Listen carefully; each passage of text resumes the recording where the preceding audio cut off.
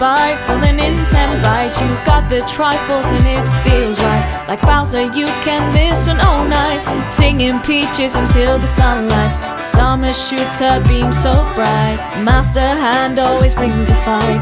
Catch 'em all and use that fire blast. Put the soul back to visit your past. Welcome to the Nintenbyte Podcast. Hey everyone, welcome to the Nintenbyte Podcast. I think we're live. I have no idea. We're big orange live in the corner usually suggests that. Yeah. Oh, okay. YouTube was just taking this a minute to refresh. How we doing, everyone? Welcome to the Nintenbyte Podcast. We actually started on time. Are you guys proud of me? Chat? Yeah. No, the chat doesn't care. All right, cool. I love the background. Oh man, we have a really big show for you guys today. Lots of people here, lots of things to talk about. Almost a packed house. Technically 9 would fill the screen perfectly, but you know, we haven't had a 9-person show yet. Maybe someday. Guys, I don't know if you heard. There's some leaks today. Uh-oh. Really? And not only that, too. Tell me more. Not only that, I don't know if you also heard. Nintendo's suing Palworld. Uh-oh. Yep. Guess they're not pals anymore. No. So obviously those are kind of what we're talking about today. Those two things, like specifically. So if anything else happens, if Nintendo tweets anything crazy tonight, we'll go over it. I don't expect there to be anything that we need to worry about. They did the NSO announcements yesterday. So I don't think there'll be anything crazy tonight. But you never know, because Nintendo can do Nintendo things. And Nintendo of Japan just woke up. It's business hours for them now. So True. That being said, we have a bunch of leaks to go over, and yes, we will address the elephant in the room eventually. Of hey, when the heck is this thing being revealed for people that thought it would be this week? So we'll talk about that too. We're gonna go around and introduce everyone to who we have here and what is going on. We'll start with Mr. Tucker Hazel. I was about to say it.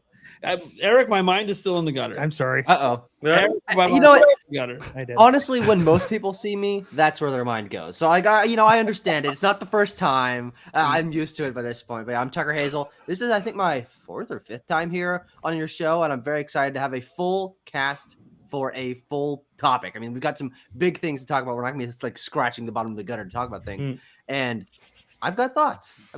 On all of this, but I have a YouTube channel called Backlog Banter, and you should watch my videos. But I'm sure we'll talk about that at some point later on. Yeah. Next up, we have Nick with no K, who's doing #Beyond. I need to change that. Yeah. #Beyond. I don't know what's up with that. But I will note before he introduces himself, the guy on his main channel over there is 34 subscribers short of 1,000. You guys need to go subscribe right now. Yes. I just dropped the link. Go subscribe. Go. Yes. On my We're way. so close. Let's get him to 1K during the show. Yeah. Let's do it. Everybody subscribe. So who are you? We're trying to get you subscribers. Who am I? Why should they sub to you, man? Well, I talk about anime on the internet. That's what I do. But every now and then I play video games. I'm currently trying to schedule another one, but I'm doing a live stream playthrough of my first Pokemon game, which is really fun. I've never played Pokemon before, so I'm doing it all live. I also have a video game collection video on there. So if you want to see all the video game stuff that I have, it's in that video. But I'm also here. I'm excited to talk Switch too.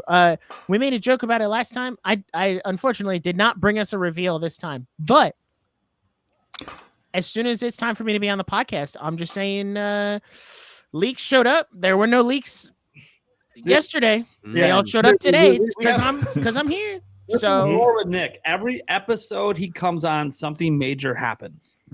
Every time. Without fail. So for a moment we were like, oh man, maybe they'll reveal Switch 2. The episode he's coming on. No. Ah. But the leakers revealed Switch 2. Decided we're going to come through for you. Don't worry about it. You don't need Nintendo today. I want them tomorrow, though. It'd be nice. Everyone started freaking out when there was nothing at 8:30 or at all the key times. And I'm like, maybe there's no announcement of an announcement. And we just wake up tomorrow and bang, it's there. Shadow drop. Nope. They're going to run on Japanese time. Yeah, shadow drop. Yeah. Yeah, they could do Japanese time because then what they could do is announce it tomorrow morning, and then they could do it at night, which would be morning for them. So they'd be announcing it at night in Japan, morning the next day. It is possible. Who the heck knows? We have Furukawa running the show. He's never announced the new generation system. So who the hell knows what's going to happen? HMK, Mr. Hype Man himself. I don't know if he's more hype for Switch 2 than me.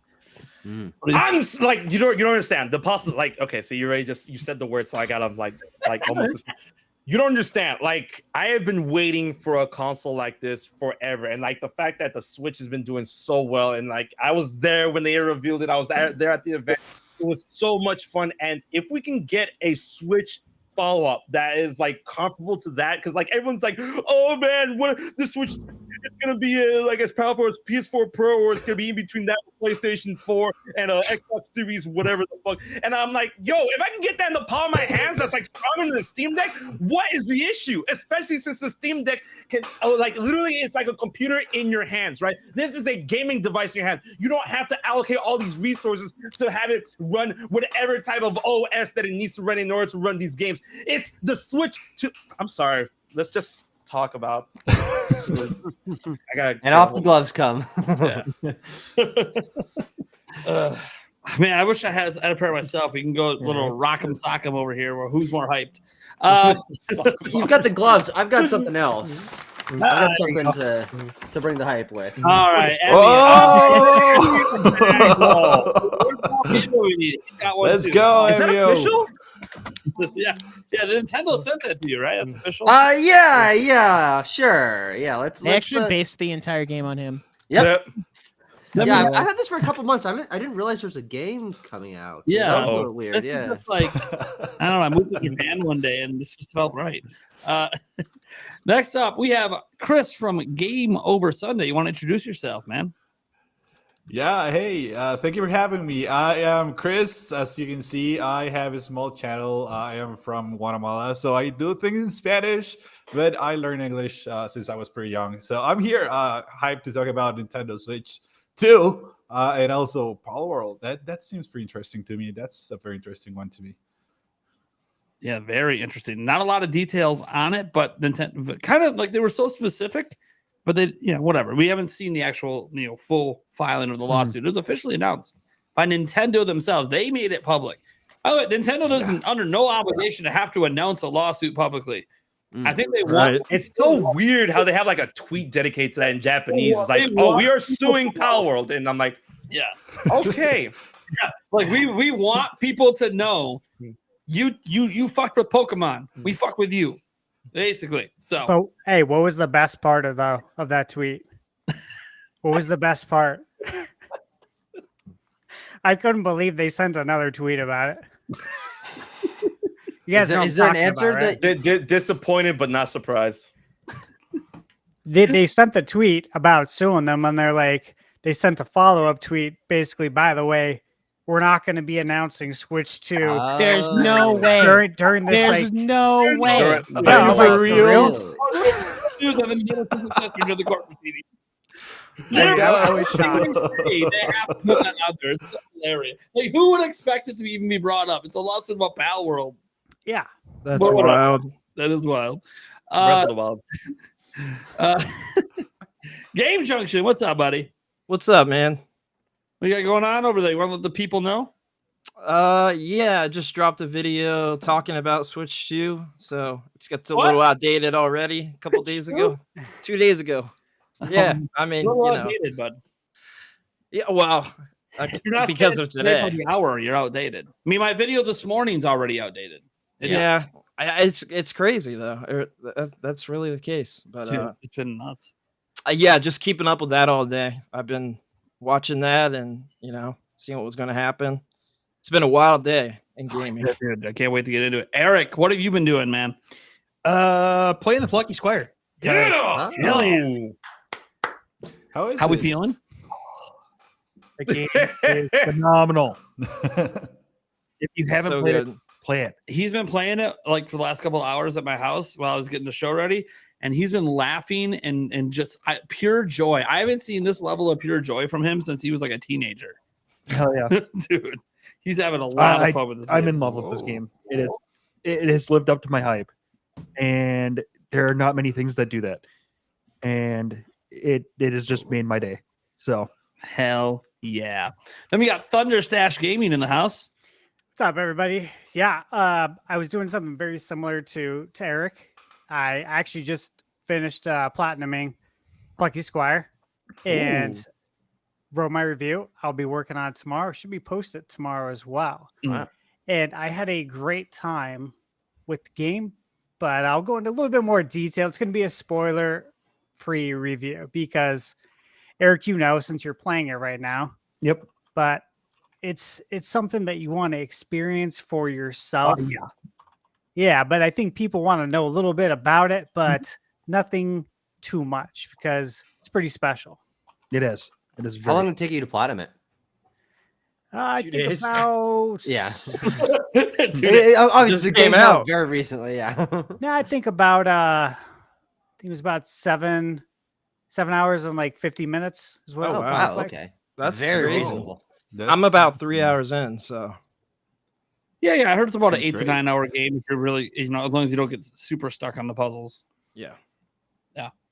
Which, by the way, I'm excited because that means when I finish Link's Awakening coming up here before Echoes of Wisdom, I'll be able to squeeze this game in right before Echoes comes out. So It'll was fit my in thought, nicely too. too. Let me say that. real nice. Did Yeah. you guys see the game breaking bug or whatever that they tweeted earlier today though? Oh, which one was it? Because I had I was recording the game footage, the whole Yeah. time, and then I go back with my B-roll and put it together. But I know you said yesterday you had it crash. Yes. I didn't twice. have any, and I'm like, oh, that sucks. I didn't have any, but then today I had 2 of them. So I'm curious, is it a Yeah. game-breaking bug? Yeah, this was something different. I haven't made it to the part where it's at, but they showed a little video of it on X, and it was throwing a crate or something on top of a moving platform. They said, Yeah, "Don't I do know what that." that is. They said, "Don't do that." Okay, I had Yeah, it crash once there. Yeah. So Yeah, I just didn't do it the next time when I got through. yeah, that's I said it could be game breaking and save immediately. Dude, So, half the time you can get through basic game crashes just by troubleshooting and doing something different that you did previously. We all know that, Sure. right? IT. Yeah, basic. Yeah, problem basic IT stuff. All right, let's get into our topic roulette with our host here. Let's have let's have Thunderstash pick first. What topic you want, bud? I'm actually going to go with the last topic, which is the elephant in the room. When is Switch 2 actually going to be revealed? Because I have an idea. I have something I'll present. Okay. I'd say present it. Eric, So I will. Eric, what topic you want? I didn't even realize that there was more than one top or more than 2 topics. Damn. Which one you grabbing, bud? I guess I can go switch to image leaks. Sure. Yeah. Okay. Dang it. Into the system. That's good. Make our second topic nice. All right. I'll go next. Make this real easy. We'll just keep all the Switch 2 topics in a row because why the hell not? All right. Let's go with the spec leaks, baby. Go with the spec leaks because we got some spec leaks today as well, dude. It's a double leak day. It's insane. There's too much stuff. I guess I'll pick Power World. Oh, geez. What? You have Paolo Game Junction? No. Who knew? I have a theory about why they decide to sue now and not before. Oh, okay. You don't give that theory because you won't be here Interesting. for that. Oh no, it's something simple. It's just that okay, we're suing Power World now. Why didn't you sue before? It's like, oh, because they saw all those sales, so they were waiting for the right time. It's like, all right, you guys have enough money to take easy. that's the They theory. just want the fat check, baby. Let's go. Oh yeah, Increase like the if we sued you back then, like it wouldn't be worth it. But if we sue you now, They could also wait. They Hey, could have done I- it today to be like, "Hey, we're suing you." By the way, tomorrow, hey, here's a Nintendo Switch 2. I know to take away Everybody the bad forget PR. about we're suing Yeah, Power World. mhm. There are people mad at them. There's some negative reactions. It's like, yeah, I get it, but also Nintendo's done that before, and there's other companies have done that before, like consistently. Yeah, sweep it under Yeah. the rug. Yeah.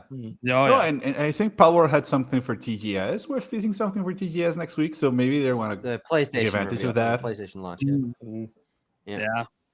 So, Thunderstash, we're going with your topic here. What are we talking about? Okay. So obviously, a lot of us, people in the gaming community, thought that it was probably going to get announced by today. Is that correct? Did everyone feel like it was going to be? To announce.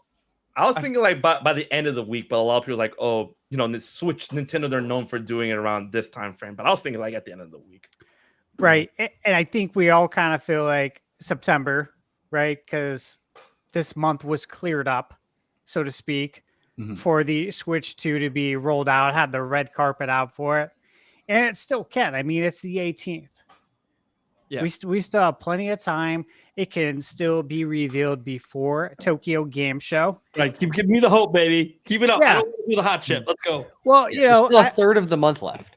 I had mentioned it before, and you got to wonder, like, again, if this was internally delayed, which I've said it before, I 100% believe it was internally delayed. I believe that rumor. It should have came out this year. I don't think they planned for it to come out 8 years later, right? So if it was internally delayed, I think you got to factor all of that in. And if Nintendo wanted to like get on the good side of the third parties that are going to be at Tokyo Game Show, it would be a benefit for the Switch 2 to be shown prior to TGS.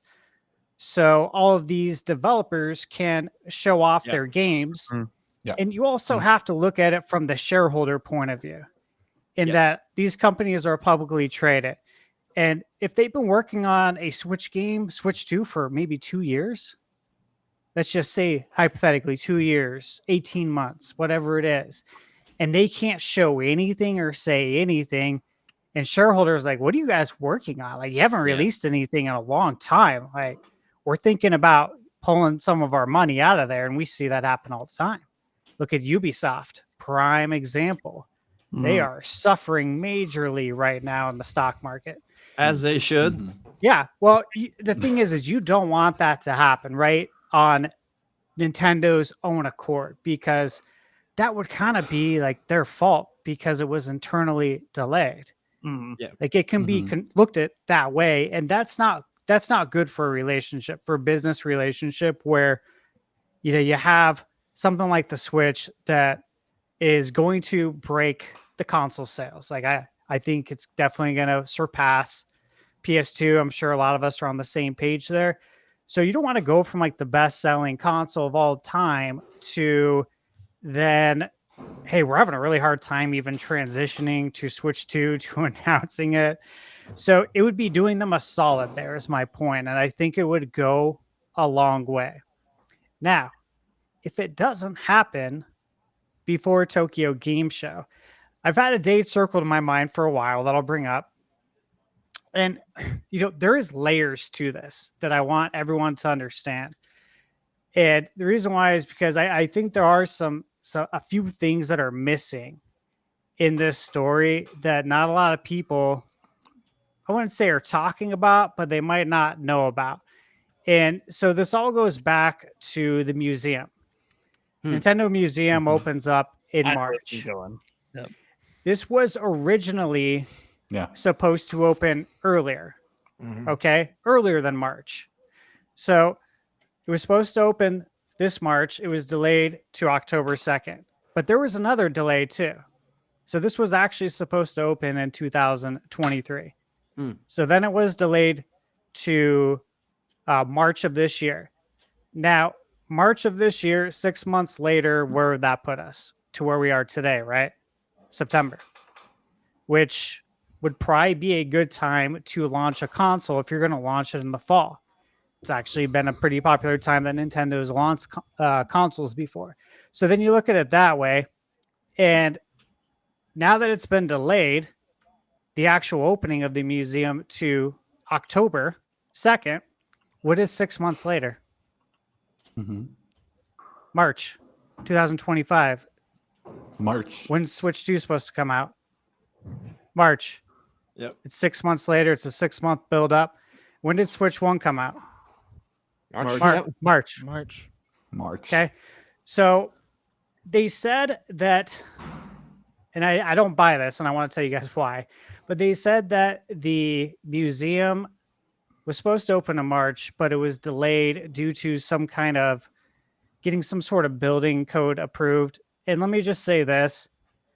when I see bullshit, I always call it out. I can see it a mile away. This feels like bullshit. Guys, Nintendo is the biggest, most respected company in Japan. They are the crown jewel of Japan. If they need something done, they need something approved, it's getting approved the same day. They're not going to have to wait a half a year to get a museum approved. Like when you step off the airplane in Japan, you're greeted by Mario. They're part of the Yakuza. Yeah, there's warp pipes in the actual no, like for real, they have warp pipes at the airport there. It's all over. Like you're greeted everywhere by Mario. So we all know Mario's the biggest thing in Japan. So if they need something done, it's going to get done. So I think this was total BS. And then you got to factor in that this building has a lot of history. This was Nintendo's building that they used to like manufacture the playing cards. And it was the same building they used to build and repair consoles. And they had the building in their name, I think, since 1969. And so they closed it down. I was looking this up. I was actually on a Japanese travel website reading up on some information about it. And it closed down in 2021. So they've been working on the museum for quite a few years, actually. And so take all that for what it is. And then also factor in that when we saw the museum direct, did we not all see the same thing? Like, did we not see open spots for consoles for a console, for one console, let me say, a Switch 2, basically? Even a whole row behind the Switch without something hanging above it. Yeah. Now let me ask you guys this. If they have something right there, like a big console for the museum, and they're covering it up with, say, like a cloth or something like that, don't you think they're going to want to have that revealed before they open the museum? Do you really want to run the risk of someone trying to pull that cloth off and expose the Switch too?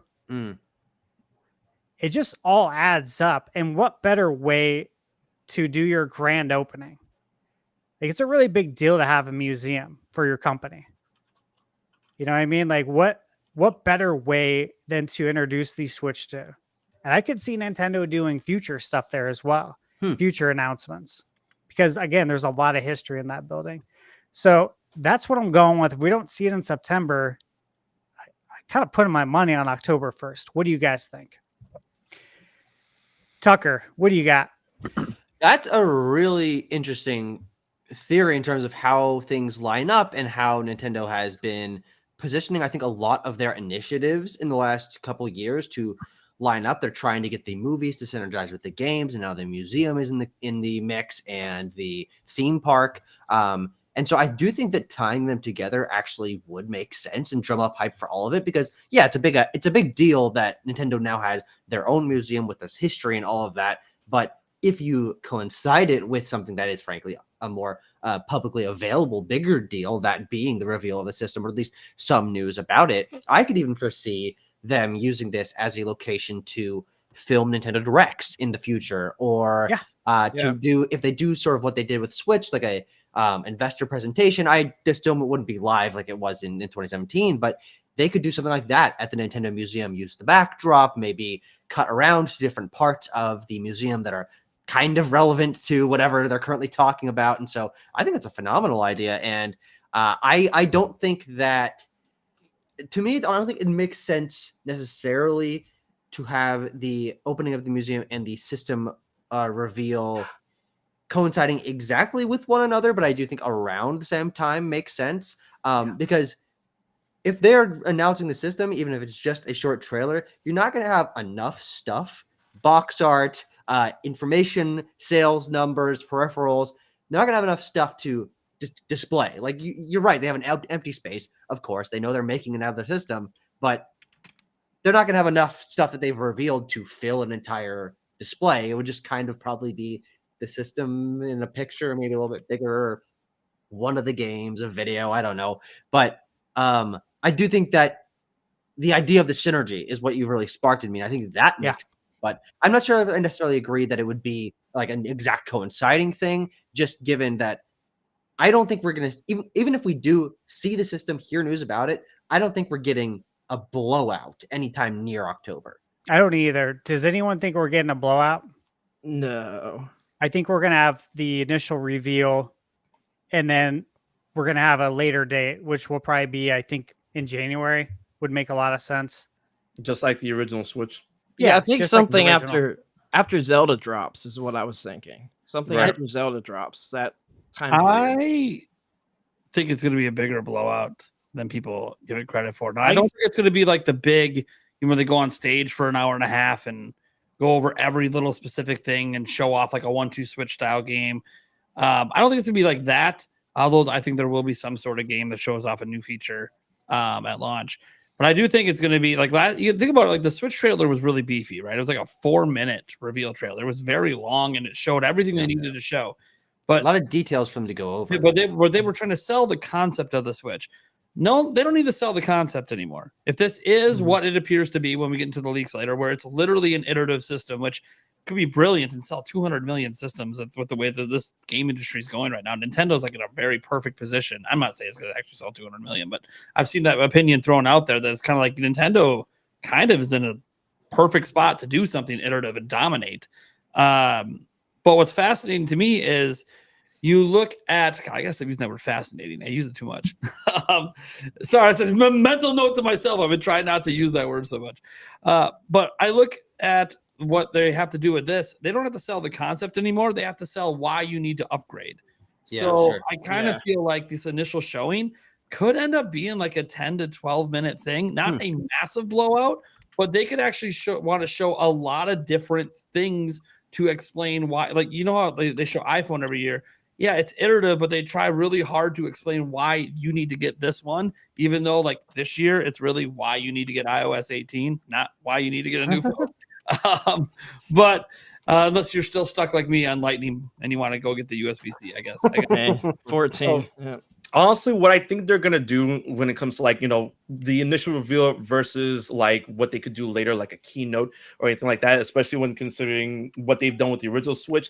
I definitely get what you're saying with like, oh, they don't have to do the concept anymore. That's a 100% true. It's just like, okay, there's the Switch 2. What can it do beyond that of the regular Switch? Yeah, I feel like an initial reveal is going to be very comparable to that of the original reveal with the Switch, but instead of focusing so much on the concept of like, oh, it's on the go, it's a console, you could take the Joy-Cons out, it'll like showcase aspects of games that maybe we didn't even like would fathom could run on this thing in handheld mode, or possibly that on docked mode. But they're going to go a lot with show, don't tell in this original trailer, that I feel, and that a lot of what they show in the trailer beyond that of its like capabilities as a console, like, okay, yeah, you can take the Joy-Cons off, they're magnetic now. They're going to be showcasing games that are like, whoa, that on Nintendo Switch, games possibly like maybe 5 out of 7 Remake and Rebirth, Devil May Cry 5, games Call that of Duty. you would think that, Call of Duty, especially since they've been talking about that not too long ago. So they're going to be that is going to be like, when compared to the entire trailer, are going to be footnotes, but Nintendo's going to position them those games in a sense that people are like, they only going to show them off so much to know that people know that, like, hey, look, Elden Ring. People are going to be talking about that. That's going to be a big chunk, a significant chunk of the conversation that's going to be had up until Nintendo decides to show off more and talk about more. And then when the keynote happens, which is like, it could be the month afterwards or a couple months afterwards, where they actually sit people down or sit the crowd down in, whatever location, Nintendo Museum, over back at the Tokyo Metropolitan area, whatever.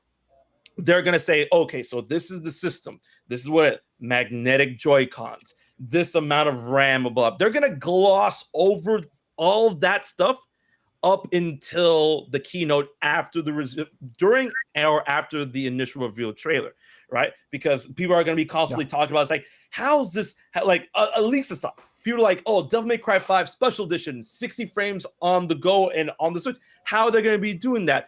Tech enthusiasts are going to be talking about, maybe the combination of DLSS with the amount of RAM that's going to be present due to leaks. That amount of conversation is going to carry this all the way to the keynote where Nintendo decides to finally talk and dive directly into, what is being provided out of the box for the Switch 2, along with the release date and then price, right?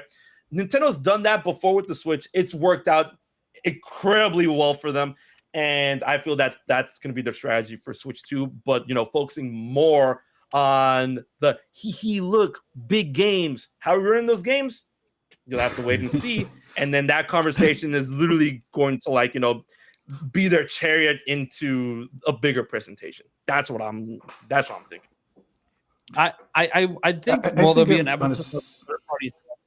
I just want to toss this one point in, and then you can go, Chris. I think while there's going to be an emphasis on third-party games, I do think that there'll be emphasis on one particular thing from Nintendo. They're going to show something that's from this generation that is updated and upgraded on Switch 2 to just show the leap in power between the two systems. I think the leap is going to be saved for the keynote. Someone tells me that this is Breath of the Wild running on Switch 2 as they're presenting, and then Breath of the Wild is just "Whoa!" I think they're gonna save that. I think they're gonna save that. I think what they would save is the idea of announcing that there'll be upgrades to Switch game. I think they'll save that for the big reveal. There'll be one game. It might not even be a first party game. They could show The Witcher 3 just running significantly better. Right. They don't even have to show anything. Just show The Witcher 3 running on it. Yeah. Look at the Nintendo Switch footage and be like, holy shit. Yeah. And that's an easy one to do that comparison for. yeah, huge. Chris, what do you think? I'm on Team October since a long time ago. I think that they showed last time that people can announce games even if they have not announced the console itself. So we already know it exists, right? So Nintendo has said, this is going to happen. They haven't mentioned what it is, but I think people can already announce games. So I don't think TGS is really a consideration for them right now. So I'm firmly on Team October. They're going to repeat the same thing again as they did 8 years ago. But I think they have an easier time if it's just the same thing, the same concept. They can just show it. Okay, it's another tablet and you can put it on your TV. That's fine. But I think they got to focus on the games. And overall, it should be pretty easy. Show Mario, show next 3D Mario, and people are in. And then show a couple of third parties. I mean, personally, I would love if they show something Final Fantasy VII Remake or even Rebirth there. And that would get people going. That would show what it can do. And it would be something that people are excited about.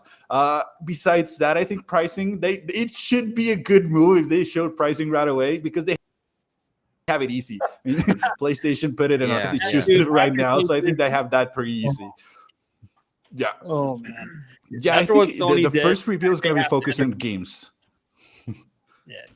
And drop the price in. Just do it, Nintendo.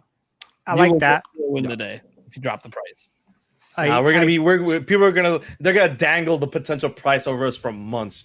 I watch how much. I don't know. I feel like there's so much scrutiny with the PS5 Pro price. They're gonna be like, "All right, $400, and we can do all of this." It's so easy for them to do this, but I think they're gonna wait. It could be a coin toss. It could be either way, but it's right. Yeah, it's so easy right now. What if there's a caveat? There's multiple versions, and they only just announce the price of the cheapest version. They usually don't sell at a loss, so that's one thing to kind of think about. Did you guys see Jeff Keighley retweet the old video from E3 2006? Reggie? Reggie. So Jeff's 18 years old, and he asked Reggie, this is about basically, were you worried about the PlayStation 3 being announced and the pricing? And he's like, candidly, no, we weren't worried. And then he goes into his little spiel, but this was when PlayStation, this is the classic E3 when they held it up. Was it Kaz Hirashi? Kazurai. Yeah. $599. So and yeah, the world with kind of like the PlayStation 2. same thing now, right? with the PS5 Pro. Like it Yeah. feels like he posted that for a reason because it Mhm. feels eerily similar. Especially Yeah. if Switch 2 is See, announced and it's 400, like you- we're you- expecting. You're forgetting Yeah. the best part of that Reggie line, man. The dude when he said that he felt that Sony left the door open and he's going to drive a truck through it. Yeah, Mac truck. Wild. He was savage. He's like, Yeah, the door, we're going to drive a truck right through it. I'm like, and He he was was the wrong. I think it's gonna be the same thing again. I do too. Chris, I just want to say I agree with you on the Final Fantasy VII remake. I'm fully expecting that. Obviously, I think we all know and probably read about Square, and Square Enix has been saying this for a while. We all know this, that for some reason they seem to not hit any of their sales goals. Or they're just internally very disappointed with Yeah. their sales figures. So it's like, hey, bring it to Switch too, man. And that'll solve your problems right there. But yeah, I'm expecting that. I'm expecting some big heavy hitter third parties. So it's gonna be a lot of fun. Hey Nick, what do you think? Where are you at on this? I think it could really be announced at any point. I'm on my hopium of like, I'm going to wake up tomorrow and as I walk into work, they're just going to be like, bang, here's the Switch 2. Here's the little overview trailer of what it is. That would be great. It would really Ooh. catch people off guard because like they didn't say anything today and everyone's like, all right, well, pack it up. It's October. And I'm like, we're only halfway through September. There's still plenty of time. Like, where it's not over. It ain't over till it's over.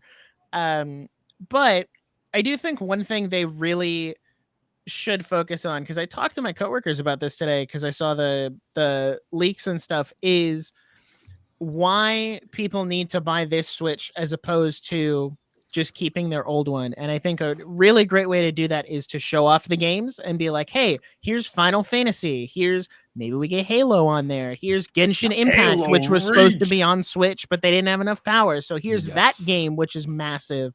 Here's Persona 3 Reload that's only on Xbox and PlayStation. Like you can bring in those games for the price point of, hey, $400, you can play all these great games plus the Nintendo games. Because something we talked about was Nintendo, I guess, is not competing with the PlayStation right now because they don't have the power. And another thing one of my coworkers brought up was like, well, I was hoping that, like, because we looked at the CAD, the CAD designs or whatever, and he was like, well, it doesn't, like, it just looks like another Switch.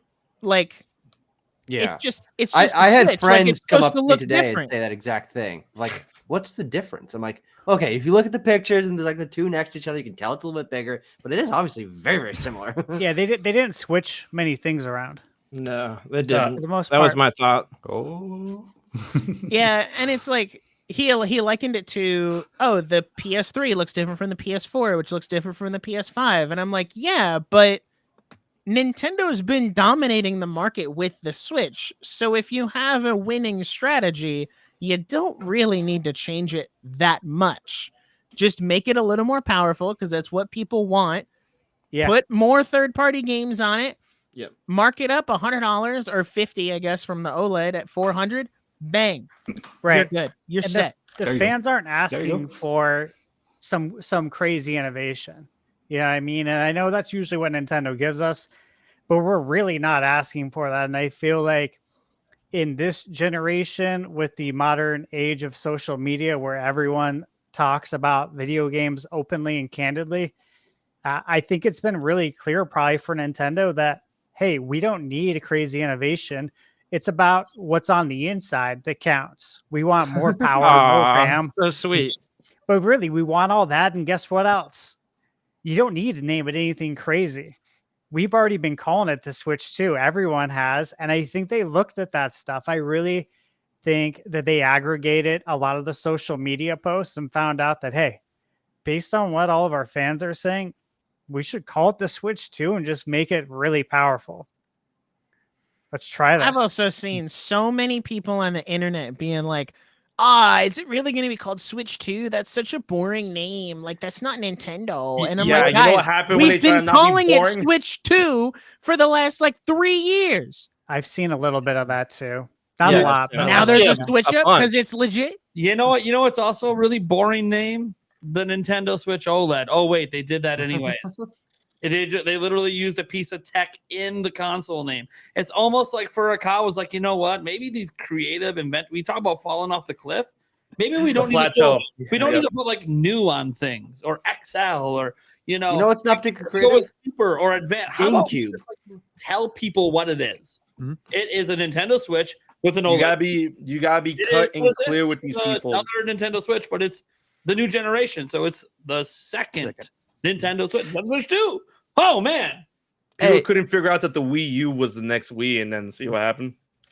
Something I just thought about. Do we think that we'll get another like Switch Lite, but Switch Lite 2? Do you think that's going to happen? Probably. Yes, Yeah. 100%. You guys, It's too light. Yeah. you guys remember the 100%. rumors? Why wouldn't it? Easy Yeah, money. do you remember the rumors of the micro Switch that went around there for a second? I do. yeah. Switch Micro. Mhm. I remember. I just Yeah. thought about that, but Why wouldn't you? yeah, Let me that's ask kinda my that. Why, thought. why wouldn't we? Look at the sales numbers. Look at how many Switch Lights have been sold. There's a It's- market for it. It's Yeah, a cheap there is, option for definitely. kids. One of my kids has it, my youngest. Like Yeah. Same. it's good. Game Junction. What are you thinking on like when is this thing getting revealed? What are we doing? I think now that we've gotten through today, basically, I think it's going to be after. Yes, hasn't gotten through today. Yet. Well- We haven't got there yet. Well, okay, hours. yeah, There's still technically time in today to get it announced. it's true. It's true. There is time. I do think I'm it's going. refreshing Nintendo's Twitter behind the scenes, by the way. No, I have been too. I think it's going to be after Zelda now, though.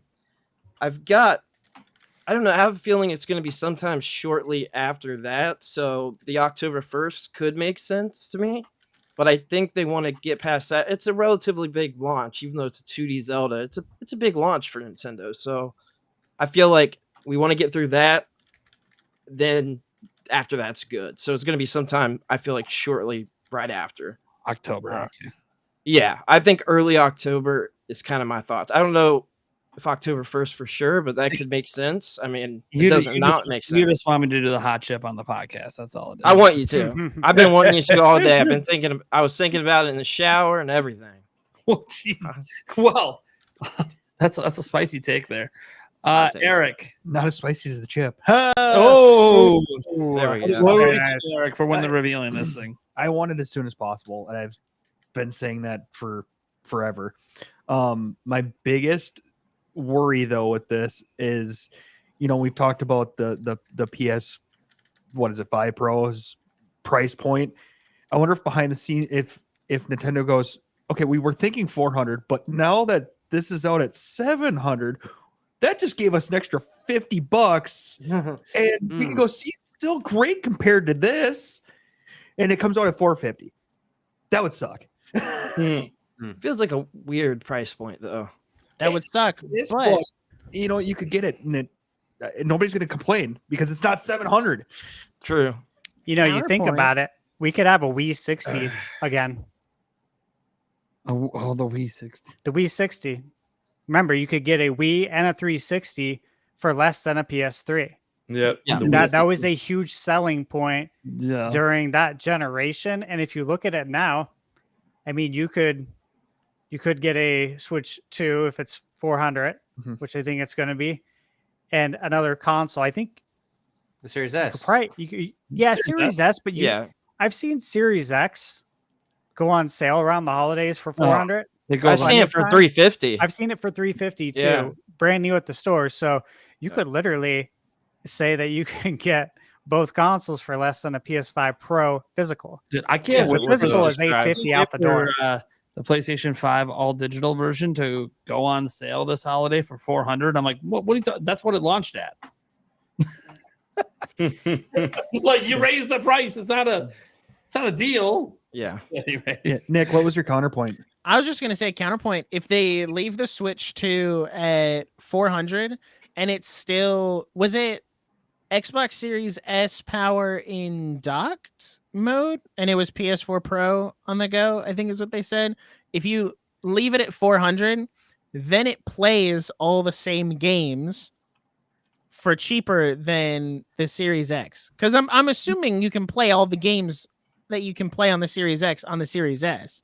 So if you come in cheaper than that, you're playing all the same games for slightly cheaper, and you can take them on the go, which would be a massive blow to Sony and Microsoft, which, I mean, Microsoft is kind of Doing they're on their own thing. last legs They're- in the they're console teetering. space anyway. They're heading out. Yeah, I totally. I think agree. so, That was too. that was just like, it wouldn't surprise me if all of a sudden Nintendo behind the scenes is like, ooh, they way overpriced this. Let's see if we can squeeze out just a tiny bit. I'm not saying it will happen, but that would be kind of shitty. Yeah. Yeah. Nintendo does weird stuff, so Yeah. you know. So for obviously for the reveal thing, I've been on Team September for a long time, and I have a hot chip challenge bet on it. So if you guys thought I was because it hasn't been revealed yet this week, it might not be revealed this week, that I was getting off, you're wrong. We're sticking with my prediction. It's being revealed this month. Look, here's the way I look at it. Right? I don't have any logical reason to think it besides for two things and two things only. One, Nintendo moved everything from September to August. Why? I have no idea, actually. I don't know why they did it. Beats the hell out of me. Could be anyone's guess on why they did it. But they moved all these directs and everything to August. I don't think they did that to announce the Mario Kart 8 U Deluxe OLED. Bundle. I was going to ask if we were going to talk about that. A anytime. Wonder OLED. I don't think they moved everything for that. I don't think they moved everything for a Australian Wonder bundle. Look, they do holiday bundles every year. I don't think anything was moved because of a holiday bundle. So There's going to be holiday bundles next year. yeah, Every year yeah, there will be. So from now until eternity. So one, there's that, right? That has been one of my main reasons that I even did the hot chip bet for this month was that there's been no specific insider that has been like, oh, it's happening this month. There was always, it might happen, but it might be October. Okay, fine. You think it's October? There's plenty of people that are still Team 2025, and that's fine because Nintendo said it will have an announcement related to the Nintendo Switch successor by the end of the current fiscal year. So they didn't say March, but March is the end of the current fiscal year, March 31st. So it could be, they could say nothing until January, February, March, right? They could wait. But also this, remember how I said there was no insider that said anything? Well, if you believe this Ryan from the Bronx person is Midori, I have clarified something with him privately about something he responded to another person, Bill Kun, saying, do you think, before Bill Kun revealed that he knew about bundles, Bill Kun was trolling people. Do you really think Nintendo is going to reveal Switch 2 this month? And he responded and said, really? Well, I talked to him today, and he said, yeah, no, Switch 2 is being revealed this month. Do not go off anything Nintendo has done previously to predict what day or what time they're dropping this. Don't look at what they did with Switch. Don't look at anything. I'm like, okay. And I left it at that because, I was going to ask, oh, come on. If you're going to be like this, the day, right? By the way, this is assuming the person knows anything. The day then. But I didn't want to go there because you know what? I want to keep my hopium at maximum and think, you know what? Maybe Nintendo is just going to do that little thing. Remember I was saying, oh, the first week of October, right? A lot of people think it might happen in the first week of October. Well, that first week of October technically begins on a Tuesday because Monday is the 30th of September. Reveal it on the 30th of September. I got to give myself hope. You're really trying to thread the needle with that, huh? Threading the needle. I'm going off a person that I don't even know if they are who they say they are. They did have a couple leaks that were legitimate leaks, but yo, I just got hit by a truck when you said Midoriya. I'm like, I did not expect to be like coming into this podcast and hear Midoriya here. I'm like trying to get away. That is that's my trump card, and I don't even know if it's even legit. But this person, Ryan from the Bronx, if you guys know that they've been portraying themselves as being Midori, that's what they said. We'll see. Pretty much, this person's about to confirm to me if they really are Midori, because if it actually gets revealed and they're the only insider saying it. Another fun note, and I'm going to throw this out there. Nate the Hate has a podcast dropping on Friday. Okay, you guys don't know who Nate the Hate is, well-known Nintendo insider. He said on the last show that he wouldn't do another show about Switch 2 until it was really close to being revealed. And for some reason, he's dropping a show on Friday. Yeah. Does that mean next week? For some odd reason, they're revealing it during the Echoes of Wisdom week. Why? Maybe. It is definitely possible. I think it makes sense. I think it might boost sales of Echoes because of backwards compatibility being revealed. Yeah, that's a huge point too that we've talked about so much on this podcast is the backwards compatibility, which is why I think they can announce it this year. I think we all think they can because it's not going to hurt the sales. If anything, it's going to increase the software sales, and we all know that that's how you make money. You don't make money on the hardware. You make money on the software. So if people buy more software because Switch 2 is announced, that's a win-win situation all day. How dare you? They're dropping Wait, that's you? I was like, wait, whose kid is speaking? That's what I was thinking for a second. dropping Switch Lite. Yeah, Nate, I thought that was your kid. You're barely understandable. Oh my god. They're dropping a Zelda Switch hilarious. Lite. That's the counter argument everyone brings up. Is they're dropping the Zelda Switch Lite next week. Yeah. So what? Yeah. They People are have a gonna buy whole it. warehouse of Switch Lights that they had to get rid of. So it's like, all right, coat of paint, easy. Zelda people buy anything. You know, I will say one thing before we move on to the next topic, and it's that, you know, we have to remember too that today wasn't the only day that rumors hit.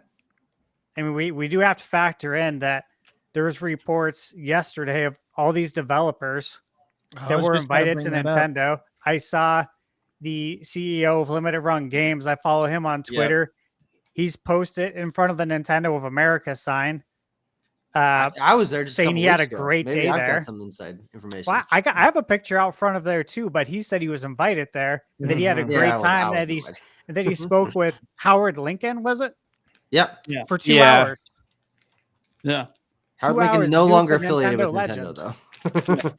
Yeah, so they were there for a long time. If he was there for 2 hours just talking to one person, I think they were there for a pretty long time. And clearly they were shown the Switch too. I mean, it has to. Yeah. Oh, 100%. So they need to announce this soon. There's also so that story obviously began with like Liam Robertson put out there that a bunch of people had gone to Nintendo of America's HQ on Monday. But RGT85 actually had something to add to the story. He knows personally certain indie developers that have been actually going to Nintendo of America HQ over the last 2 weeks. So not just Monday. Like it's been a couple of weeks. Dang. They've been trickling in certain indie devs. Why would you be bringing people to your headquarters? What is something you can't just talk to them about over a Zoom call? Oh, maybe something they need to go hands-on with. Uh-huh. I believe it 100%. Yeah. Because indie devs wouldn't have dev kits right now. Mhm. Yeah. You know, they're not going to have dev kits till after it's revealed. And that's a great point. Yeah. That's a great point. I will say that I still believe September. Like I'm more confident in September than I am in October. I think if it goes to October, it would be the beginning, but I still feel like, hey, we got 12 days. Let's go. And like I woke up this morning, I get up every morning at 4. Right when I woke up, I checked Twitter, and literally it said 2 minutes ago. And what was posted was those pictures of the Switch 2 this morning. So every morning, I'm like waking up and checking Twitter to see if anything broke while I was sleeping. Yeah, Because that's when it's probably going to happen. I do the same now. Yeah, it's fun, man. So this whole week I've left my phone. I usually have it on Do Not Disturb when I'm sleeping. No, I've left it on, and I'm just waiting. But the problem is when I do that, I get like 7,000 notifications off Twitter, and I'm just like, oh my god, every single little I'm like, oh, is this it? No, shit. It's just people liking or commenting. I gotta mute my whole thread, like every tweet I made today for me to even sleep tonight. So Hold on, before we move on, I figured out Nintendo's master plan. So remember how I said they might charge $450 for it, and then we're wondering why it might come out, Zelda week. I got it. They're bringing it out at $450, but if you purchase Echoes, you get $50 off. Okay. jeez, Ingenious. It's perfect.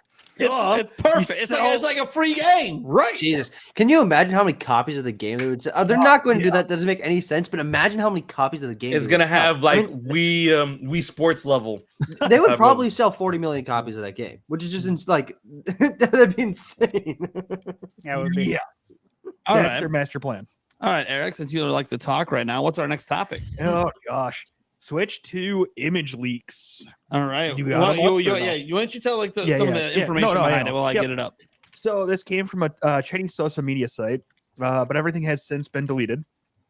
The person is a 3D modeling enthusiast.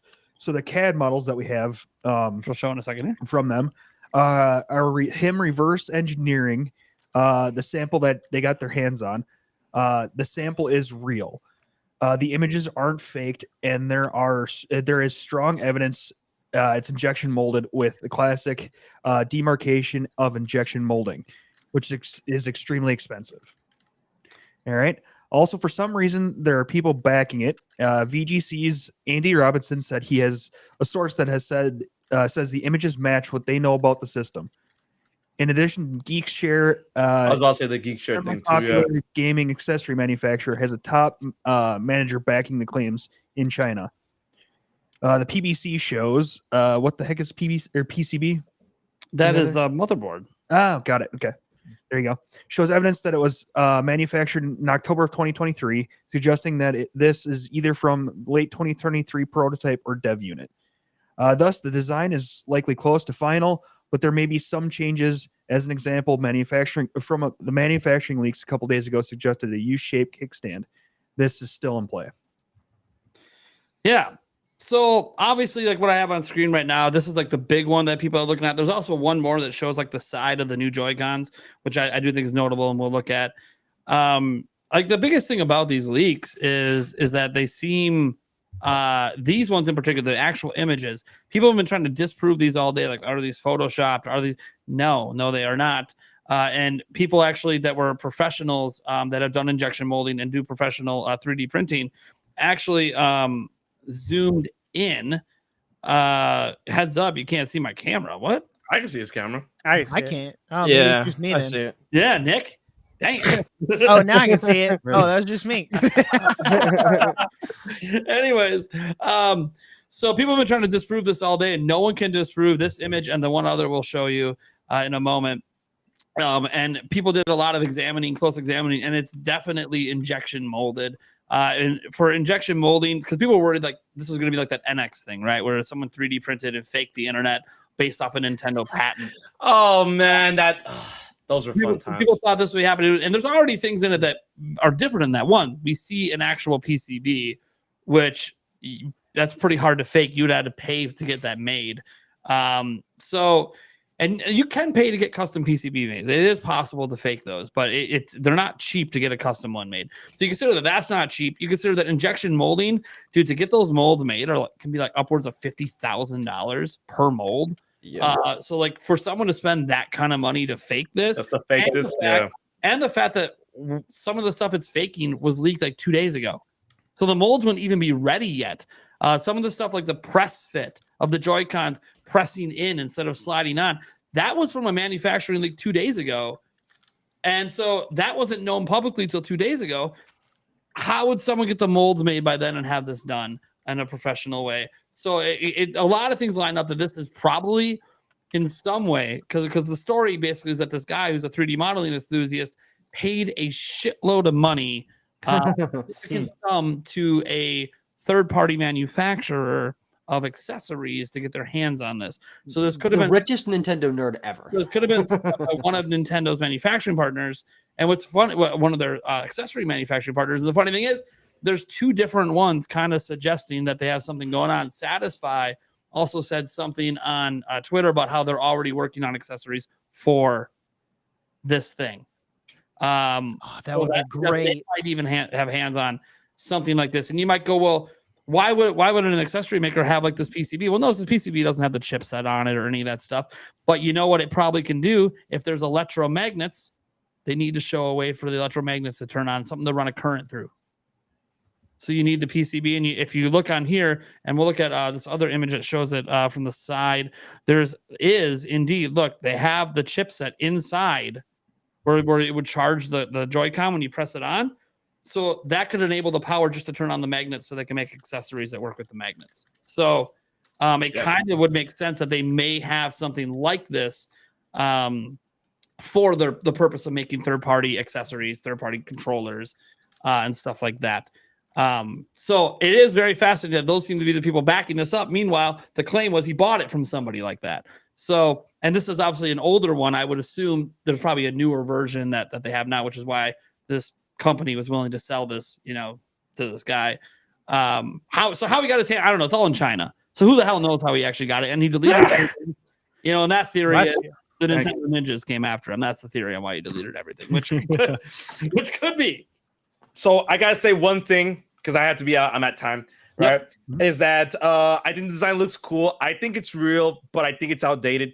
Like the actual like model that when and if it gets made and whatnot is going to be a bit updated to that, because I was talking with a friend of mine that the Joy-Cons. Can we look at the Joy-Con images? Really quick. Yeah, the real ones here. This one? No, the 3D printed one. Like there was one specific aspect. Keep going. Well, and it's is it this one? No, the next one. No, the next one. The next one. No, The next one. That one. The last one. That, bro, we were debating so much on what that ugly ass button could be, and we were like saying like, oh, that button could be like a specific like button for the Joy-Cons when it's on the side, or it could be the new release hatch. And I'm like, if that is like, if that's the release hatch, that is they need to update that. I don't like that. But with that being said, I got to be out of here. So thank you all so much for having me. I'll see you guys next time. Hopefully I'll be around a lot longer, but later. Later. Bye, man. Now let's stay on that topic a little bit, because I think that is my biggest takeaway from the new design of the system. Is the biggest change seems to honestly be the different design for the. I think that's absolutely the release hatch. It's in the same place, but I've got a Joy-Con here. Guys, a Switch OLED Joy-Con. We all know the little like nipple on the back, basically, that you press to release your Joy-Con. This thing sucks. It's not good. It's way too small. Yeah, it gets stuck sometimes. It doesn't go down very far. I think especially if they want this to be a very clean system where it's very simple and elegant to remove the Joy-Con. I think a bigger button that has a little bit more press to it, very clear when it's on and off. I think it makes a lot of sense. I think it's an improvement, frankly. You also have to think about it like if the Joy-Cons are going on the side and they're going in and pressing in, if you have a button there that you can click your fingers around and pull out, that's a lot smoother than trying to find that tiny little button and push in so you can pull out and just click, boom, and then it slides out. I was testing it at work today, visualizing in my head of click out, back in. It's clean. I'm okay with it as long as it works as it's intended. Yeah, is everyone still thinking magnetic, right? Yeah, I think still on the magnetic page, right? Yeah, so it's like a release button. Yeah, it pulls the magnet away. Yeah, essentially. Yeah, I don't think there's anything wrong with it. Do you guys? There's actually magnets that if you there's a mechanism with certain I saw. It reminds me of the Hori ones. Or if you twist something, the magnet shuts off, and it's not an electromagnet. It's just a physical mechanism. And this could be one of those things where you press that, and it turns that physical mechanism it puts it in the way or blocks the signal or somehow, and the magnets can disconnect. Now, I the reason we think electromagnets in general is because of the shipping data suggested that there's electromagnets. The electromagnets might not be on the Joy-Cons side. It might just be on the console side. And some people wonder, well, why would they use electromagnets? It costs electricity. Well, because electromagnets always work. Real magnets actually become demagnetized over time. It takes a long time. It's a long time. Well past the lifespan of what the system's going to be. But, some people are kind of rough with their stuff. Some people shove it in their bags next to cell phones and other shit that might mess with it. Electromagnet doesn't have to worry about that. But I think the electromagnet side would just be on the Switch's side. I think if there's also magnets on this side, not just metal, but actual magnets on both sides, because that actually does create a stronger connection if you have magnets on both sides, that it wouldn't be electromagnets on the Joy-Cons, especially just because, hey, battery life. Little tiny controllers. I think that makes sense. So this could be literally a physical disconnect, and that could be why the button's so big, because maybe it's actually a significant press to make it work. So they made it bigger to make it more comfortable to do it. It reminds me of the Hori. What are they called? Whatever those Joy-Con grips are. It's a little bit. Yeah, the split pads. Yeah, they're a little bit bigger if I remember. I got to put away. It's been a while since I've used them, but that's what it kind of reminds me of. Yeah. I'm also trying to figure out which direction that button is going to go. Is that going towards the on that one? Is it going towards the outside of the Joy-Con, or is it going straight down? Yeah, it's going towards the hump. It's going towards the hump, I think. Definitely. Yeah, because that's the only place where there's space to capture it. It has to go somewhere. I think it's going in and down. Into the hump. In and down. Is the way I think it's going based on. But we got to remember though that this is obviously a 3D model. We haven't seen it with the real one in. Mhm. This is just his guess at what shape that is based on the shape of the curvature of the cutout. Also, to me, I hate to say this, if this is real and legit and they keep this design and didn't move it and do something else, I think this also pseudo confirms that there is no analog triggers. Oh, absolutely. Yeah. There's no room for it. I mean, But those triggers But look basically once we identical. saw this and we saw the way these Joy-Cons look, like these Joy-Con 2s or whatever they call them, it very much looks like it's very similar to the current Joy-Cons. Couple key differences that I hope this, but we'll get to that in a bit. But what's nice about it is that it continuity. It's just they're digital buttons. It is what it is.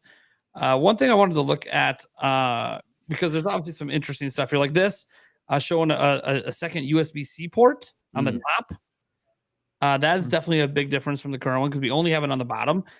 People speculate what this could be for. One, some people want to plug the cord in from the top when you're in handheld because get it out of your way, right? You don't have to bring it up through your crotchal area to charge your system while you're in handheld. Or even if you have the Top mode.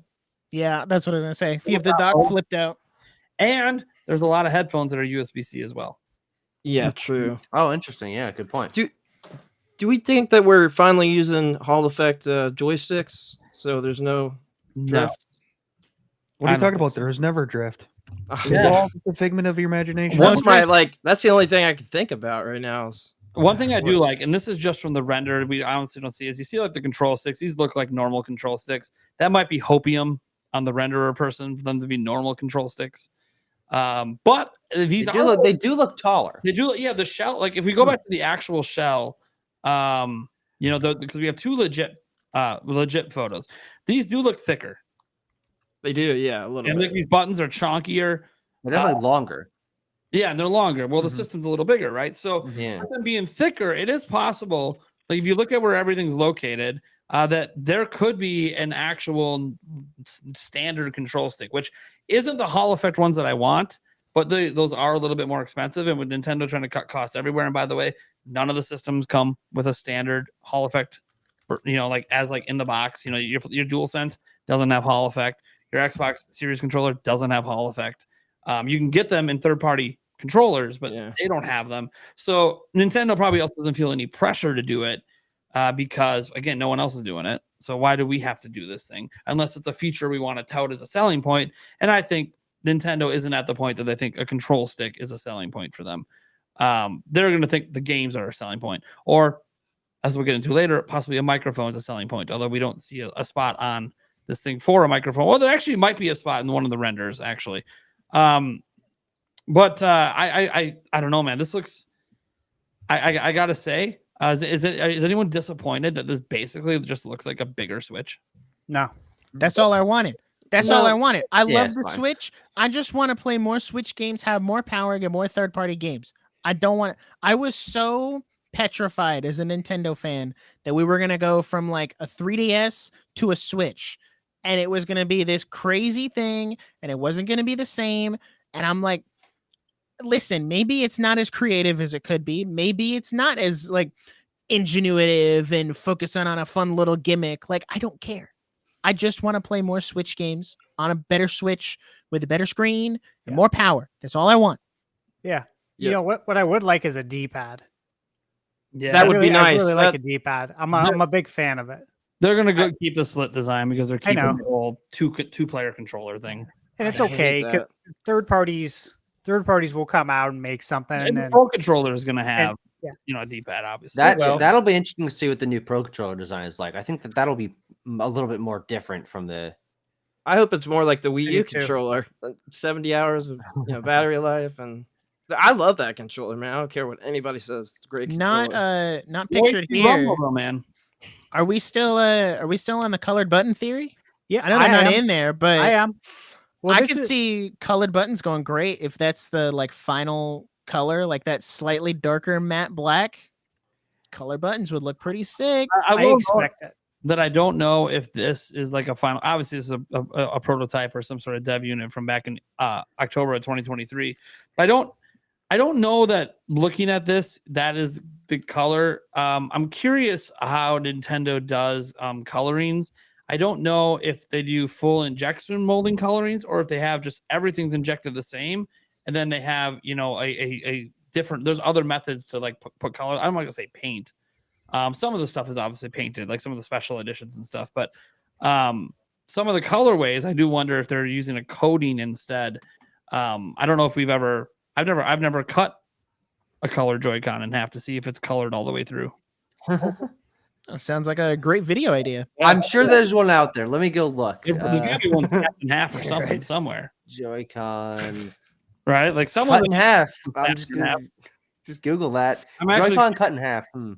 But- Yeah, looks like the shell or the whole thing is red all the way through. Okay, so Like- then they must injection mold the actual color with the plastic. Yep. So that's good. But obviously, because the reason I bring this up is there's that rumor about the black and white possible Joy-Cons. And again, this is from October of 2023. So the manufacturing rumor is actually from like 2 days ago and recent from supposedly assembly beginning. This is obviously from October 2023. So obviously things can change. This is obviously like a prototype versus, that's what we're saying. Like what we're seeing here, guys, doesn't necessarily mean it's final, but some of the basic things here are probably final, like the fact of snapping it in with the magnet. That's probably a finalized design. The extra button that you see on the right Joy-Con below the home button, see that little square cutout? That doesn't exist on the current Joy-Cons. That has been a rumor for a while that there was some sort of extra button on the controller, all the way back to the MOBA pad stuff that they put out there. Yet again, another accessory. Seems that Nintendo might have made a mistake giving these accessory people certain access to things, because Yeah, it sounds like it. Yeah. sounds like they made a mistake with this, but probably not going to do that again. I hope all you accessory manufacturers enjoyed your 15 seconds of fame. I appreciate it. Thank you for the content, but Nintendo might not invite you next time. But what's that button going to be for? It's square, just like the button on the other side. That's the share and screenshot button. Are they going to separate it out? Well, one thing that I was talking with a friend earlier today of what that could be potentially is if there is a microphone built into the system, that could be a mute button. Because other controllers that have something built in, you have to be able to toggle if the microphone's on or not. So yeah, someone just said in the chat the button is probably an on and off mic button. I think that's pretty likely. That would be great, actually. Yeah. It also depends on where the mic is. Now let's just go around the chat. Do you think it makes more sense for the microphone to be in the? It has to be in the Joy-Con, I guess. Is it in the right Joy-Con? Is it the left Joy-Con? I think it's on the Switch. That'd be a pretty powerful microphone to pick up your voice from like all the way on the couch to the TV. Oh, I think when you dock it, that microphone stops working. And you have to like get an accessory for the Joy-Con, or you have to have a Pro controller that has a mic built into it. That's a good question, because guys, like I think about this. Whenever I would travel for work, I would prop the Switch up, on the fold down tray on the plane, and then I would connect my Pro controller. So I never used my Joy-Cons, right? And I'm not the only one who games like that. So it would actually make sense for the microphone to be on the actual Switch, because there are other ways of playing it. And so if I'm not using the Joy-Cons, that means I can't use the microphone. I don't know. But then if you flip it around and say, okay, maybe it is in the Joy-Cons, and then it's also going to be in the new Pro controller, right? So it's either or, but it's got to be. It can't be flip-flop like that. They can't just be in the Joy-Cons, but not also in the Pro controller. I'll also say this. One way they can solve this is they can put the microphone on the Switch for obviously when you're using it in handheld mode. But let's say you take your Joy-Cons off to use them. Well, if you look at this press fit, there's going to have to be a new, what do they call that thing? The Joy-Con grip. There's got to be a new grip to snap those into. They can put a microphone on that grip as well. Oh, yeah, that's I didn't even think about that. Yes, you put a microphone on that grip that gets powered, obviously, when you connect, through the batteries of the actual Joy-Cons. That would definitely make it more expensive though, because that would actually have hardly tech in it. Dump that into the Hall Effect joystick. Do we think these microphones are anything other than like some 5-cent Fair enough. Like, yeah. Let's also I'm gonna let Chris come in here and talk for a second. I just want to, before I bring him in, I'm gonna get this new image out. This comes from Family Boards, where they pointed out what everything on like we're seeing here, where all the different components go, because I think that's also interesting to consider when we're looking at the layout of it and considering another topic we're going to get into a bit later. So let me just get this featured up here, and then Chris, go ahead, man. What are your thoughts on all this? So I do think that extra hole is for a mic. I think it just makes sense to me. It's easy. You have it handy all the time. Even when you're playing handheld, you just have it right there. So I do think that it's for a mic. Now, call me crazy. Is there a chance that you could actually press on the mic to mute it? It doesn't seem really far-fetched to me that something like that could happen. It's possible. Definitely possible. It's on the So PS5 controller to mute the mic, so Yeah. it would make sense. It's a good point, Yeah, I Chris. think Well, he's saying I like think pressing that's the mic definitely the mic. itself, which is not how the PS5 controller works, but it's close. Pressing the mic. Yeah. That's Yeah. the little button to mute the mic on the DualSense. It's not the microphone. The microphone is like Oh, half a centimeter. so you're down. talking about holding down a button to speak into a microphone? Well, No, he's saying I'm that thi- hole would be the microphone, and you also press it to mute it. Yeah, like I Which is know you possible. touch it or you press it to mute it. I think that could work. I mean, A mute there's a lot of button. I microphones can that see you it being yeah. a mute button for sure. Yeah. That Yeah. would make sense. Because I don't see how else maybe the thing you said about the grip, where you could have the mic on the grip and also on the console, but I think that's just extra steps. I think that could be the mic pretty easily. I don't see why not. Okay. So we have this image here. I'll make it bigger for people watching the video version.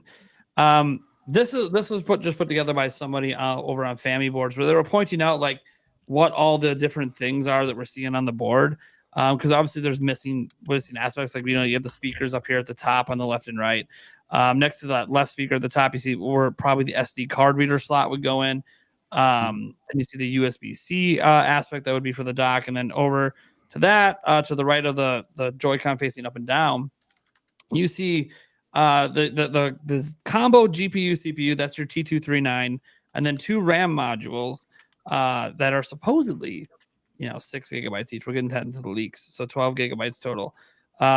What's interesting is people have been looking at this combo CPU GPU area, and they've been wondering if they can discern if this is going to be 4 nanometers or not. Or an 8 nanometer chip. They've been getting real down to like counting little individual pins and stuff on the board. It's been insane. People feel pretty confident that this confirms 4 nanometer, but we'll see on that. You see the game card connector down there, which nice thing to note here, guys. There's 1 game cartridge slot. If it's backwards compatible, everything just goes in the 1 slot. So that's pretty cool. The headphone port, yes. Nintendo's keeping it around, baby.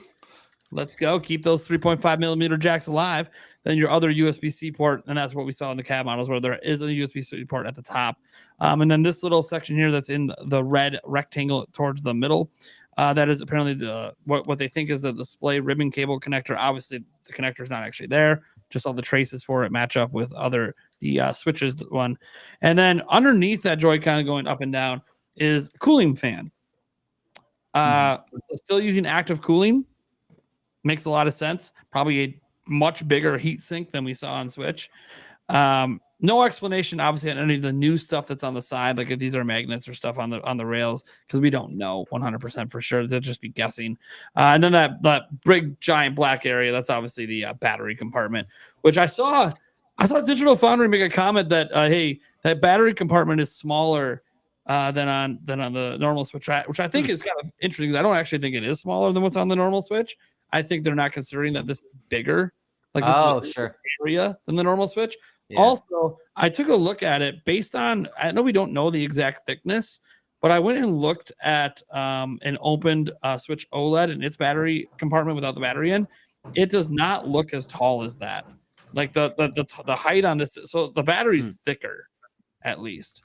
So take that for what you will. We obviously don't know how big the battery is going to be in this bad boy, but just kind of interesting, I thought, to kind of look at where everything goes on this board, because as far as anyone can tell, what we are looking at is a real prototype of the Nintendo Switch 2. Parts of one, yeah. Yeah, parts of one. Obviously, we don't have the screen, but like an accessory manufacturer wouldn't need the screen and all that stuff to get parts ready. You know, they're mostly going to be working on controllers, right? For launch, anyways. Controllers and cases to fit it in, stuff like that. Here's a question. Now that we see the game card slot, are we still assuming that there's not going to be like a little notch or something? Like, are they going to be slightly bigger? It's gonna be a I 3DS can't thing. exactly tell. Yeah, it's gonna be like the 3DS and DS. Yeah, 100%. 100%. Yeah, card reader's not there for us to know, but backwards compatibility has been like so many insiders and so many people have said it's happening. So I think it's just going to be a little notch, or if it's not a notch, it is possible that it could take two different sizes. Yeah. Either that, or you could just do something as simple as like if you take a Switch 2 game and you plop it in the Switch just says, "Hey, this is not compatible with this device." You need to go Like, back. yeah, that doesn't work. Here's a list of your favorite retailers. Go spend a couple $100. They finally Spend enabled $400. the browser. They finally enabled the web browser on Switch just to make sure you can click through and buy a Switch 2. Yeah, like I think this is great for us to be able to see this picture and everything. But again, this is by no means final. Yeah. But I think this is a correct cutout of what we're going to see. But I still think, It's as far as the color, I think we're going to get colored buttons. I think those exist for a reason. They exist in Switch game menus for a reason. There's definitely a lot of reasons why we would have colored buttons in that case, and also to differentiate it from Switch One. And then this entire board could be completely different than what we're actually getting. You know, it's not hard to redesign the board. Yeah, they could be moving the layout of things around. We're going to hear like a rumor on specs today that lines up very, very well with a lot of shipping information. And in there is this thing of two fans. In this, we obviously only see a spot for one. Maybe there is two in the final design, but there was only one at the time a year ago. Or maybe that one's in the dock. We don't really know, right? There's been a lot of speculation about being in the docks. I hope so. I'm a big that's fan a of good it. idea. I would love for both fans to be on the system, because if both fans are on the system, that means when this thing is in dock mode, they are boosting the fuck out of it. I think it's gotta be. In my mind, like there's no way it's. Well, that's why there isn't a fan. if we go back to I'll switch it up back to the CAD designs where it shows the vent at the top. What I think is interesting when we look at let's see here, let's get this one up where we got the vent shown. It is on this one right here. They would have to redesign the top a little bit if they're going to have two vents at the top, right? So if you're going to have like a fan over here and a fan over here, maybe they bring this USB-C more to the center and the headphone jack to the center, and whatever this thing is here. I don't know. I think it's a screw place. Yeah, if you look at my Switch, there it is a screw on the actual Okay, Switch. okay, so that's a screw spot. That's fine. But they could literally get rid of this, move this over here, and then have a vent here and a vent here, and then literally have two fans with two heat sinks. It's not that hard to actually redesign this top to kind of move it around. So Sure. Or you channel it all to one. Yeah, you vent, can also like- use channels to one. There's some laptops that do that where they have like little channels that push it. But I just find this all to be just really, really interesting, just looking around. Obviously, the whole point of the 3D models is trying to recreate what this actually looks like when it's all completely put together. It's not going to be perfect, and there's a little wonkiness with some of it, but it's just a guy. Like this is kind of cool looking at like the dimension comparisons to the original Switch. I mean, it's a big boy. Yeah. Yeah. And personally, I'm excited for that. I've been playing a lot of like this next to the normal Switch. Be more along the lines of the Steam Deck and stuff. I've been playing a lot of Steam Deck recently. Look at that. And it's how thick it is that makes it weigh a lot, not necessarily the size. And so I think that the fact that the screen is obviously substantially bigger, but it's not as thick as a Steam Deck, that's what's really exciting me in terms of its size.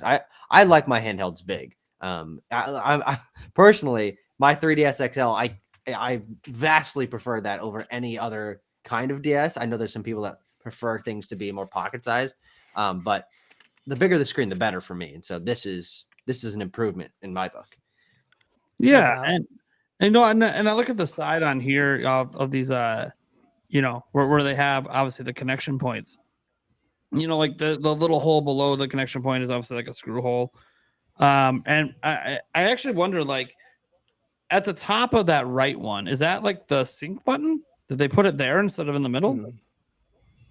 I mean, I'm looking at my Joy-Con right now, like trying to compare it, and it seems like that's the only thing that's comparable in size to what it is, which would make more sense because if you're holding it, instead of going to the middle to sync, you would just go here on the edge, I guess. Which is another question I had of like, I know the rail system isn't compatible, but do you think we'll still be able to pair old Joy-Cons with the Switch for the sake of multiplayer and just be like, oh, I have all these old Joy-Cons, let me connect them all up, but I can't slide them on. That would make sense. 100%. Yeah. Good, Yeah. 'cause these Skyward Sword ones are pretty sick, and I don't want to get rid of them. Well, guys think remember, it's they're gonna- releasing it's gonna that be- accessory charge to charge your stuff. That's true. And this could be why. Yeah, Yep. that's what it's for.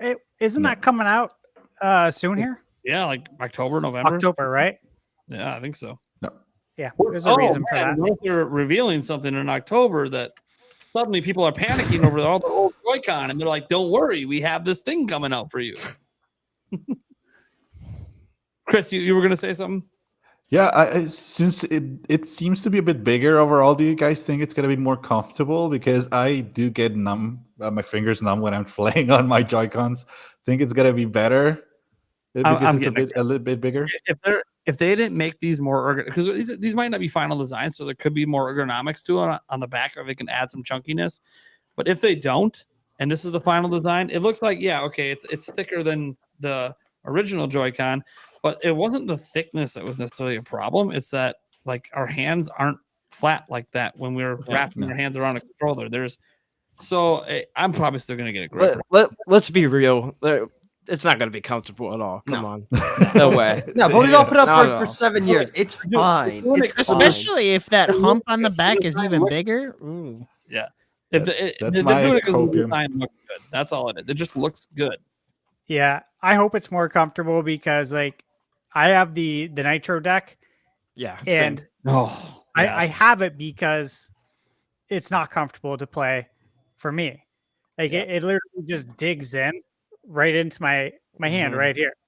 And I just don't like it between typing all day and just using your hands all day when you play video games for the amount of hours that we do too, especially if you're reviewing games. It's like, dude, I need something comfortable. And I will sacrifice the HD rumble because the Nitro deck doesn't have good rumble. The rumble actually feels like It's kind of it feels very last mild. gen. Yeah, and I'm not the only one who thinks that. I've read it on Reddit. A lot of people feel that way. So the rumble's not good, but I sacrifice it for the comfortability. So I'm hoping that they do fix this with the new Switch. I think that's a small ask for a lot of people, right? Just make it a little bit more comfortable. Yeah. I mean, I don't do. know if they're going to. I can understand if they don't, because again, look, this looks sleek. You just look at it, it just from a visual standpoint, it does look just sleek the way it's designed. But like I kept thinking, like, because I don't play a ton in handheld anymore. I'm trying to hold this. I'm trying to remember how I did it before I would put a grip on. And I'm like, oh, I think I just put it in and just let it dig into my palms. But here's the problem. If I need to use the right stick, it's like yeah. it hurts. So then I'm like, I hate It's this like for kids' finger hands. thing. so then I hold it out like this, and I'm like, well, now I just got like all this space. I need something for my hand to grip onto it. So that's why you get a grip. But I could look if they think it just looks sleeker, and look, accessory manufacturers will also be extremely happy if Nintendo does this again. And honestly, Nintendo might look at it as, hey, yeah, we know it's not the most comfortable design, but it is really comfortable when you're holding it sideways and you're using it like that. Yeah. So that's what, for maximum compatibility, it might be awkward if we throw that on there. So just let the accessory makers do it. And you know what? It didn't stop people from buying Switch. I agree. Yeah. Yeah, I agree. exactly. This isn't the days of Mad Cats making controllers. With fans. Do you remember those? Yeah, their controllers were so bad. Like when a friend comes over, you always give them the Mad Cats controller. They never get the first party controllers. We all know that. So like those days are gone, honestly. I mean, look at how many great accessory manufacturers we have. Like all of my old school controllers for like Super Nintendo and Nintendo, they're all 8-bit though. 8-bit though is great. So there's tons of good stuff out there. Dude, 8-bit though makes a really good PC controller too, guys. It does way better than the Xbox controller does. I like the Retro Fighters really? controllers a lot. Retro Fighters is great too. I got They're their phenomenal. 64 controller. But it's not even that. Like I could just start naming them off. Like like Ghoulie Kit, they have Hall sensing sticks and everything. Yep. Their controllers are fantastic. Then even the Nyko ones out there are pretty good. They're not They like a piece of craps they used to be. They're actually solid. You guys all know the Hori pads. Those are some of the most popular ones out there. They get all the official licensing from Nintendo. Like, people go and buy those all the time at like GameStops and Walmarts. And so I can see where Nintendo might not just care about the ergonomics because they're just like, hey, it doesn't matter. We don't care. You're going to put this in a grip and play it on your TV. And that's going to feel good because our grip's going to be ergonomic. Kind of funny that they made even the grip for the Switch. Notice how they didn't just say slide it on and play. They added ergonomics to the grip. It's like Nintendo knows these are not that ergonomic. They do not feel good in the hands. Yeah. But hey, that's where third parties come in. They have cheap ones for $20 all the way up to expensive ones. I just think they just go, hey, people didn't really mind the first time. And if you play for a short session on the go without a grip, it's fine. Yeah. You'll be okay. It's fine for a short session. A lot of people aren't like some of us where maybe we're in our bed and handheld for 3 hours playing a game. Most people on the go are playing it for short little 20-minute spurts, and they put it on their TV when they get home. So, and for kids, the kids have small hands. I've never seen my kids complain about the Joy-Cons. That's the thing, right? I Like, got three different age group of kids. None of them care. yeah, my daughter doesn't care Doesn't at matter all. to them at all. So, Well, let me ask you this. Same. If we get a microphone on the controller, are we going to get a remake of Seaman? I sure hope so. That would be I fun. still have dreams about that game. Or hey, you Pikachu for it. Right? Yeah, that'd be good. There you go. Odama. We're bringing back Odama. Hey, that's a deep That's a cut. good mention. Hold on, Yeah. That's a deep cut. There you go, man. we are really going with deep cuts right now. What is happening? I've got my complete All the box copy of microphone games Odama were right deep here. cuts. Wow. Oh my god, Nice. he just pulled it out. Normally it's Steve pulling out the. Yeah, that's a nice nice one to have for your collection, man. Yeah, Very so good. this is an interesting one. So I just bought like a random batch of games a long time ago, and this just came in there. And honestly, I got this like 9 years ago. I didn't even know what it was at the Yeah. time. But this is a Nintendo published game on the GameCube where you use a microphone to control a army, and there's also like a ball. It's also a pinball game. So this is a bizarre game, and I couldn't get it to work on my Wii, but there it is, Odama. Yeah, what we're looking for is Odama coming back with a microphone on the system. You never know. I mean, that kind of game feels like it could fill like an endless ocean slot in the calendar. Sure. Yeah. Sure. Yeah. Here's another thought. If we're getting a microphone, are we thinking like 3DS type microphone where you just like use it to blow into and do stuff in a game, or microphone that you can talk into and is kind of legible? Because if there's a microphone It would that have to be that. you can Nope. talk into that you understand, it would imply that we're finally getting rid of that pesky Nintendo Switch Online app, and you don't need that to talk to people to play games anymore. Nick, But I'm I glad you love brought that that app. up. Yeah, I'm glad you brought that up because when I read about the microphone, I thought about that, and I've failed to say anything, and I'm glad you said something. What do you guys all think? Because I think that would be really nice. Like if you could actually do chat through the microphone. I Yeah, mean, it makes sense, right? It's something that should already be there I in my know. mind. We shouldn't like be like, well, will it be there? So I would hope so, but Yeah, well, so we keep talking about the microphone, right? Which comes from our next topic. So we're gonna kind of transition there because there was this thing here. So the same website that had all this stuff, right, which was a social media website in China, also had some specs. Now it's not from the exact same person, so the accuracy may vary as it says. But the thing is, they provided all these little things here, all these little demarcations of like what the parts are and the numbers and all that stuff, and it actually lines up with real shit. So That's why people are like really excited about some of these specs, because it seems like this stuff here, like the game console, the left Joy-Con, right Joy-Con, the dock, the HGU. This is in the shipping data information. So like we know that that's what these are. So that's really interesting. Obviously, could have took it from that shipping data, but some of the stuff we didn't know.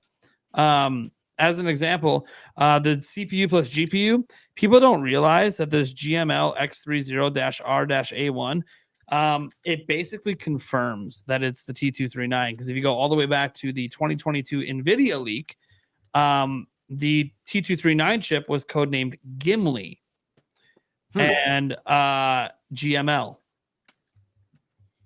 Just like the Odin chip for Switch 1, the Tegra X1 was codenamed Odin, and in all the reference material for the actual system, it's called ODN.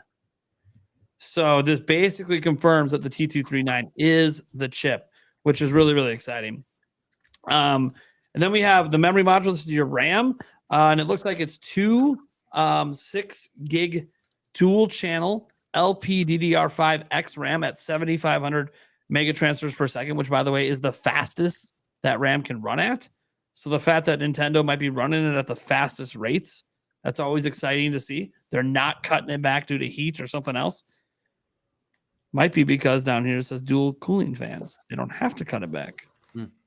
Possibly. The copper gaming heatsink, of course. This is where we get to some of this reconfirmation of something we've heard before. 256 gigabytes of internal storage. I think that's okay. I'd like more, obviously, but keep it realistically at a price that's not $700. We should have the 256. And it's running at 2,100 megabytes per second, which I do think I did some research. It looks like the Switch's internal runs at 300 megabytes per second.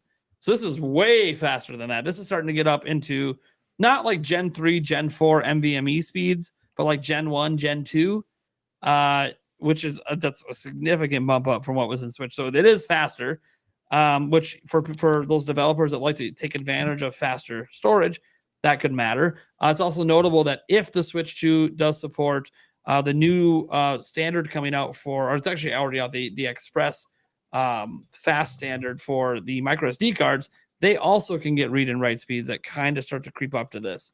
So that might be not required, but it might be suggested by Nintendo that you get those ones, but they are more expensive. Obviously, it's a newer technology. They see the audio chip, NFC reader. Hey, Amiibo supports back, no surprise. And this is where we got the microphone thing, built-in microphone. And this is the model of the mic. Then you got your cooling fans. They're using DisplayPort to HDMI. It supports HDMI 2.1 output, so that's like 4K.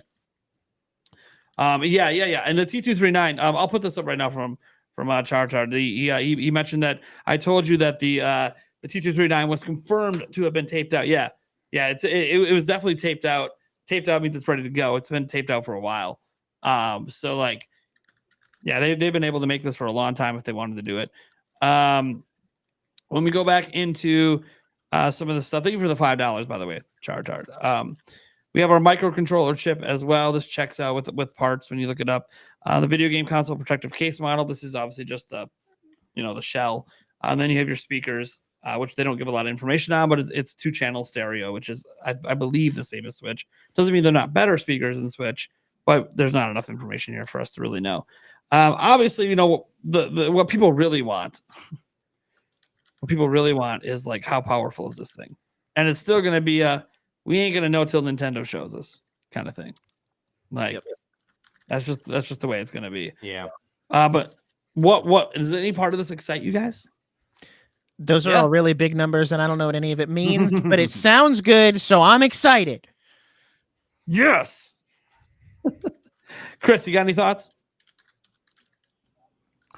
It has more RAM than the Series S. Yeah, I've heard that. Yes, it does. And it's using like the fastest that's version exciting, of that RAM, actually. It actually is really exciting. Yeah, they've been having some issues. The Series S, as people complain about some of the RAM issues, because you guys don't know, these consoles use a shared pool of RAM for system RAM and for the GPU. On a PC, it's different. You have dedicated GPU RAM, so you have your VRAM, and then you have your system RAM. They're two separate things. So consoles have to share a pool. So it's kind of interesting how they kind of swap all that stuff around. I think obviously the microphone's like the biggest new thing we saw on this whole thing was obviously, hey, it's going to have a microphone. We've been talking about a microphone. There's obviously lots of uses for a microphone, whether it's voice chat with the NSO as we were bringing up, or whether it's like, certain game things. There's going to be a game where you suck and blow. It is what it is. That's what she said. Yeah, I was about to say it, man. Somebody had I got- thought that someone's gotta was say it. every Come on. game that you played. Oh, okay. Well, no, that's lick. I lick before I put it into my Switch. don't do that. Dude, I'm worried about my kids. I'm worried about my dog. I want to make sure there's extra layers of disgusting. I'm concerned for you. Oh, slightly off topic. Are they going to change the flavor of the Switch 2 cartridges? That's a great question. Ooh. give it that a is little, good give it a question. little, just a little something extra. Add a little Apple spiciness cinnamon. to it. A little spiciness to it. Yeah, instead of just being gross, it burns your tongue. Yeah, they just swath it in Carolina Reaper juice. I got a little bit of thoughts on the specs there. Sure. What do you got? 12 gigs. I mean, who's not excited about that? That's Series, good. Series S is 8. Yeah, getting dude, 12. 12 gigs and hand. Like, I know, guys, people are gonna be like, but the Steam Deck is 16. Okay, cool. Good for them. Yeah, They're using exactly. Like, they're literally not using ARM and NVIDIA. They're using a completely different tech. Yeah. So. Yeah, it's A completely whole different architecture.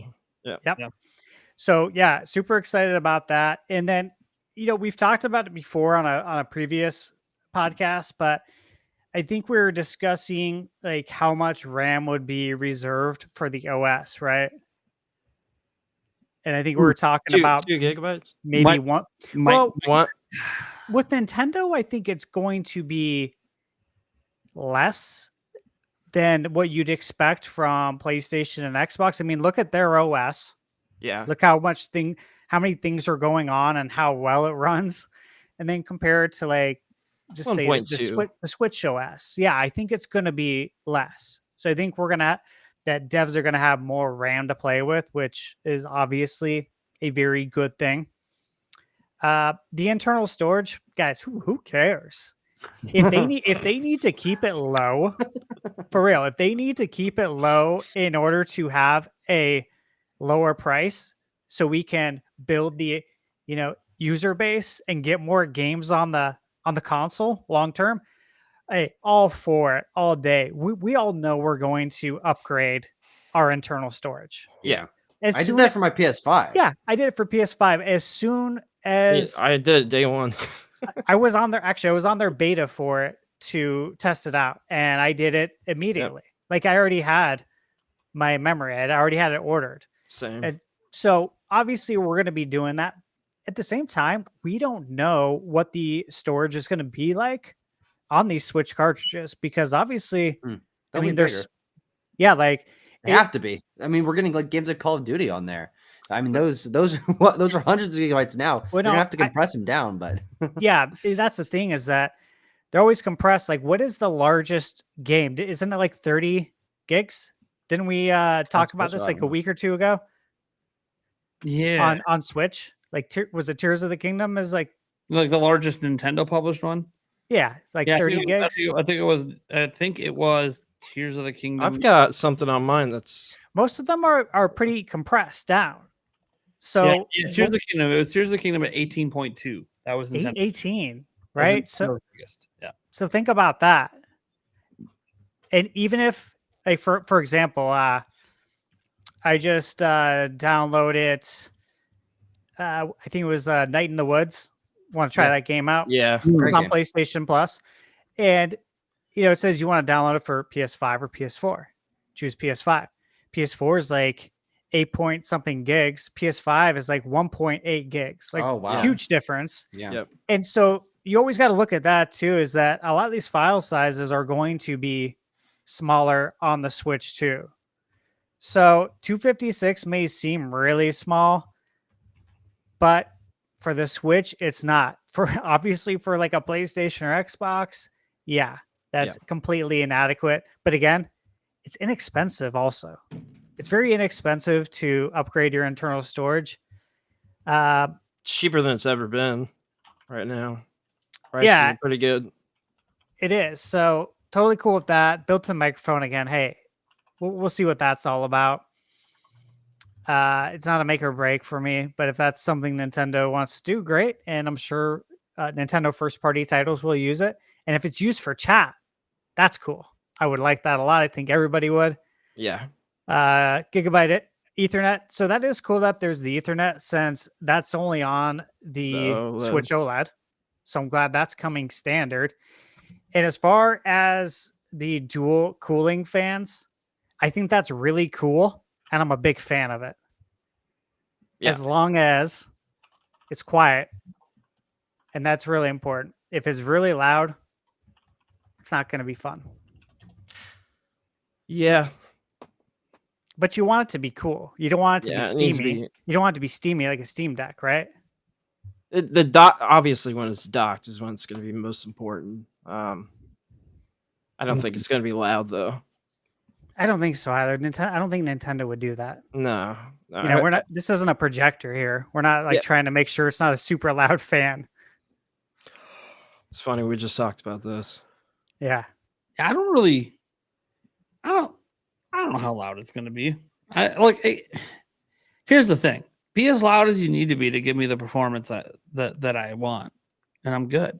Like, the biggest thing with this platform is something that isn't even part of these leaks or anything, is that DLSS. You know, we brought this up before. Like, that's going to be the game changer. And I know some people try to down talk it, and I'm like, I don't think you understand. There's never been a platform in existence designed specifically where every goddamn game's using it.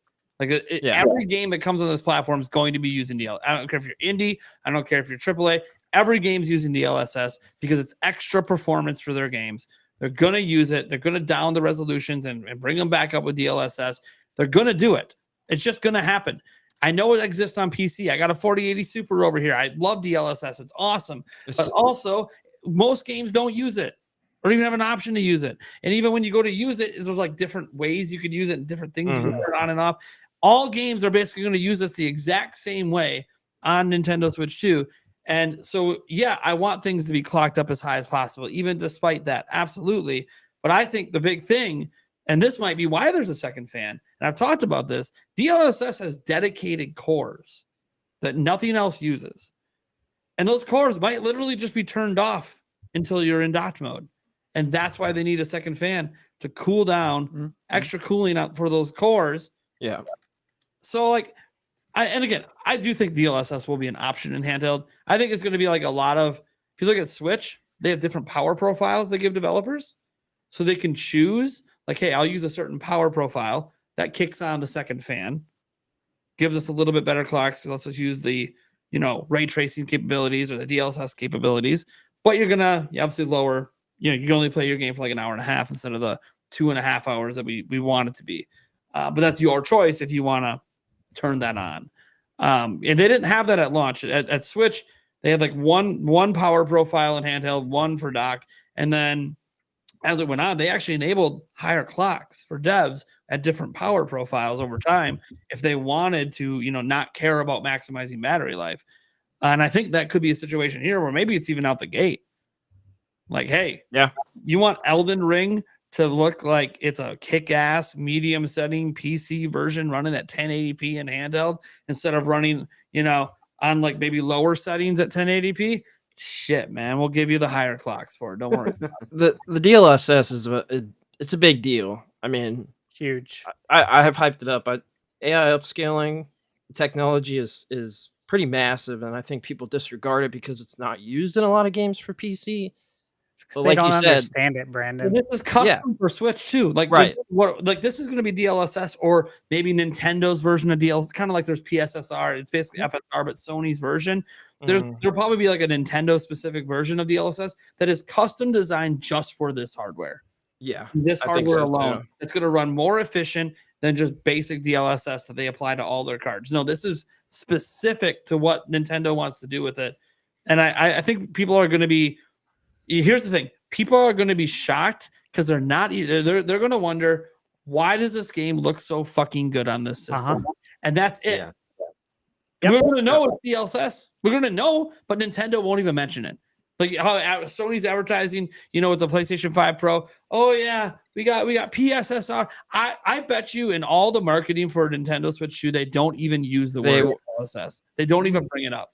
I guarantee 95% of Switch 2 users won't even know what it is. They'll just say Switch 2 upscales your Switch games to 1080p or 4K. They'll just tell you what the result is. They're not going to tell you how it happened. Yeah. This is what we talked about before too with DLSS and AI. I think a majority of people are not going to understand AI and its capabilities and what it's all about for a long time. And it's going to be very similar to how when the internet came out, America Online, and it took people a long time to accept it and to understand what it meant and to understand why I can't pick up the telephone if I'm on the internet right now because I'll get disconnected. There's a lot of hurdles there. And if you live through it, you know what I'm talking about. And I'm seeing so many similarities with AI. And it's like that quote from, and you guys might have to help me with this movie quote, from Batman Begins, talking about how you always fear what you don't understand. People fear AI because they don't understand. They do. Yeah. And also because it will take jobs, and it already is. Yeah. So there are some legitimate reasons for it. But so did the internet, Yeah, they disregard AI though. And I think what we're going to get with DLSS is going to be huge. And how long's Nintendo been working with NVIDIA on this? Haven't we known about this for like rumored for a couple of years? 2 years at least. Yeah, at least I've talked about it since. Yeah, like 2 years already. Yeah. Yeah, It feels proprietary. NVIDIA leaks in summer of 2022 is when we had our first oh shit. Yeah. But they probably were working on it before then, right? So I think so too. Oh, I'm sure, 100%. So like you were saying, Nate, and I just want to say I agree. I think this is going to feel very much like proprietary DLSS for Nintendo in the same way that Sony is calling the PS5 Pro, the super whatever it is, resolution, super spectral resolution. I think it's very much going to be similar, but Nintendo has been working with NVIDIA on this for a while. I think to have it customized for their console. This isn't just like their normal DLSS. It's not the DLSS that I'm using to play Ocarina of Time and Majora's Mask on my PC. No.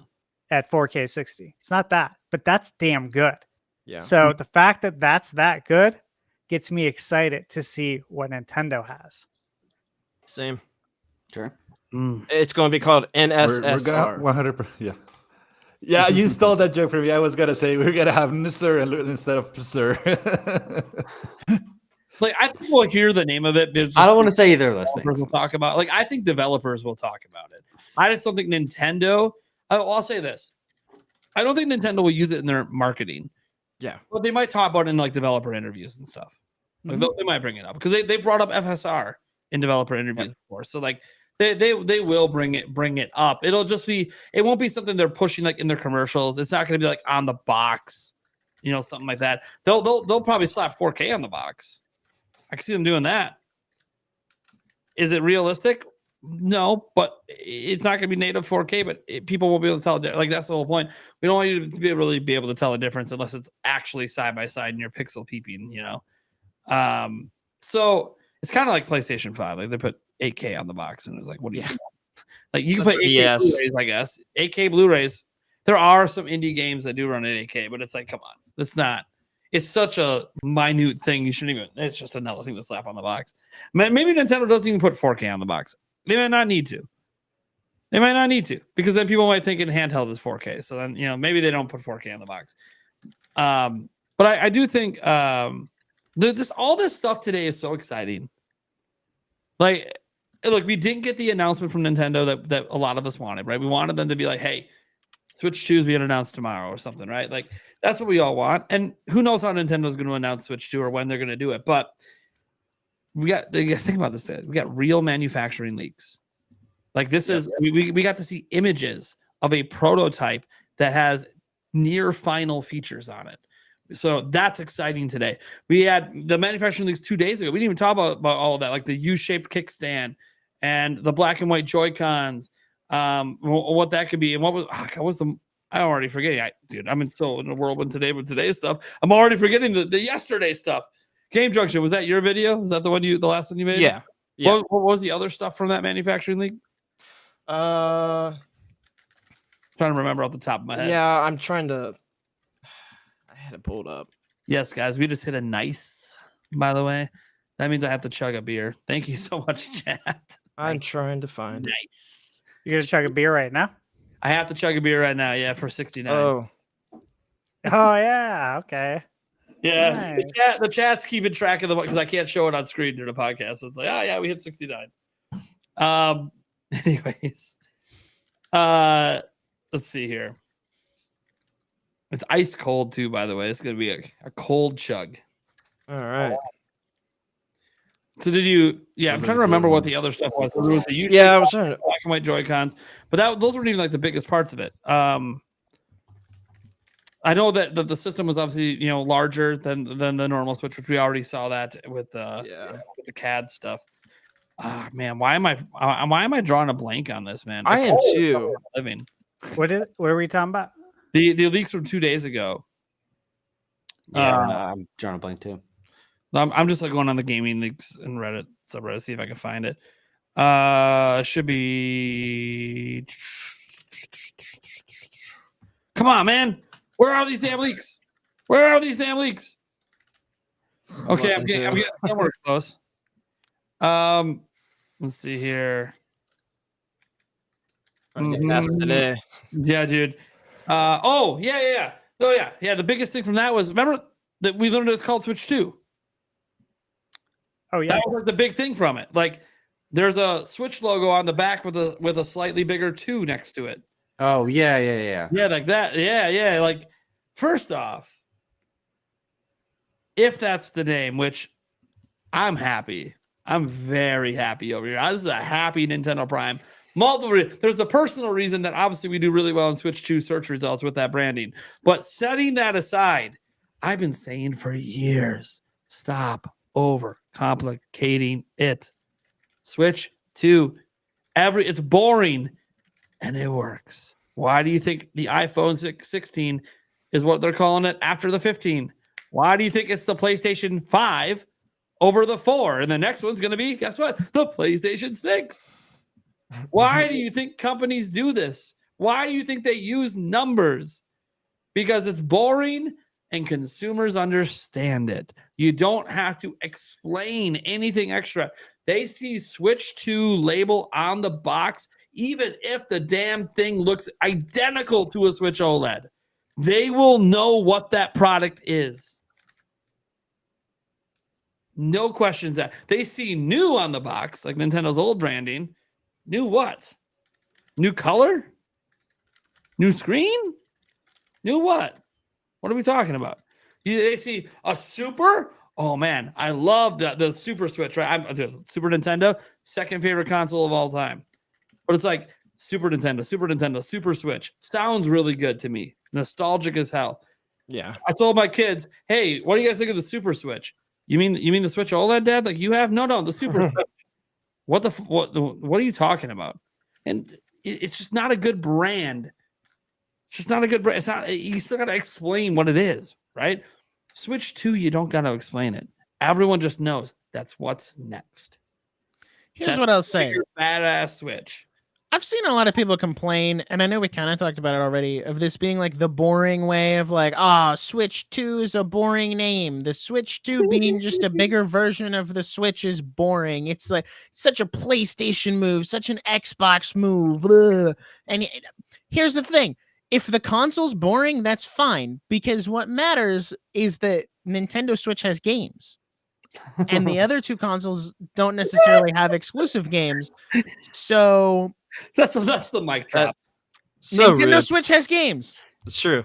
That's what I got. Switch 2 is gonna have By the way, a lot of- Nintendo average publishing one game a month the entire Switch. It's not a year. Not for one single year, the entire generation for nearly 8 years in a row. It's really amazing. I Right. mean, like their Like, catalog of games is crazy. Because my only goal was to collect all the first party games. which And turned I out to still be a don't- big goal. It's a pretty big hard, goal. yeah. So I'm doing I'm that about myself. halfway there. Yeah. And with Switch 2, with better AAA third-party support, Yeah. you get twice. Nintendo Switch 2 has twice as many games, times 2 games. I hope so. Yeah. I really hope the library goes up. You know, for all of Yeah, it us just makes who sense. were around for, let's say the N64 era, right? And you look at how many first party titles we got over those years and how spread out they were. I mean, you guys could literally just take a look at it, look at the calendar. To go from that just to what we have now with Switch is insane, to get a Nintendo published title every month for how many years? Yeah. I mean, it's gonna be 8 years in March. Like, this is insane. So just going, like, we had really, really great support during the Super Nintendo era, right? But gaming still wasn't as mainstream then. Yeah. But from the Cube, or from 64 to then the GameCube, where we had a lot of third-party support fall off, and we did with 64, because again, Nintendo decided to go with cartridges instead of CDs. Again, why we didn't get Final Fantasy VII, but that's going to be made right with Switch 2. I'm almost positive of that. But there was just so much fall off, and same thing with Nintendo, man. Like, we'd have these huge pockets of time where we just wouldn't get any games, and it would be like radio silence from them. And I think what's really helped, and I'm sure you guys will all agree, is the fact that, you know, they joined the handheld and the console. It became one. You know, they closed down the handheld development building and brought it all under one roof. How many years ago was that? Do you guys remember?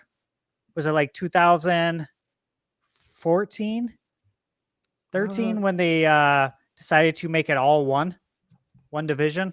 Yeah, it was around. Oh, from maybe- EAD to Yeah, EPD? 14, 15. Or what are you talking Yeah. about? Are you Yeah, talking about 14, 15, right? Held and Yeah. home consoles together, same building. Yeah, when they decided to put it all under one roof. Yeah, I'm not sure about that. Yeah, It was around that time. Yeah. It was around that time. Yeah, I don't remember the exact year, but they did it during the Wii U era. Yeah, that was a huge move. Like, very, very forward thinking. Like, Nintendo, it seems like they knew what they were going to do, right?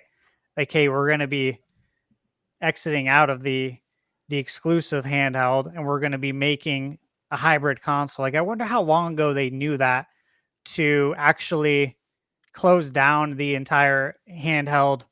When I say close it down, but move it all under one roof, right? Yeah. It's interesting to think about, but I think that has really helped to make what we're seeing today, where we're getting a game a month from Nintendo. Which is Because that would crazy. never happen if they had to support a handheld too, an exclusive handheld.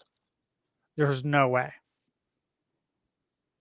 Best case scenario, we'd get a Nintendo DS game a month and a Switch game a month.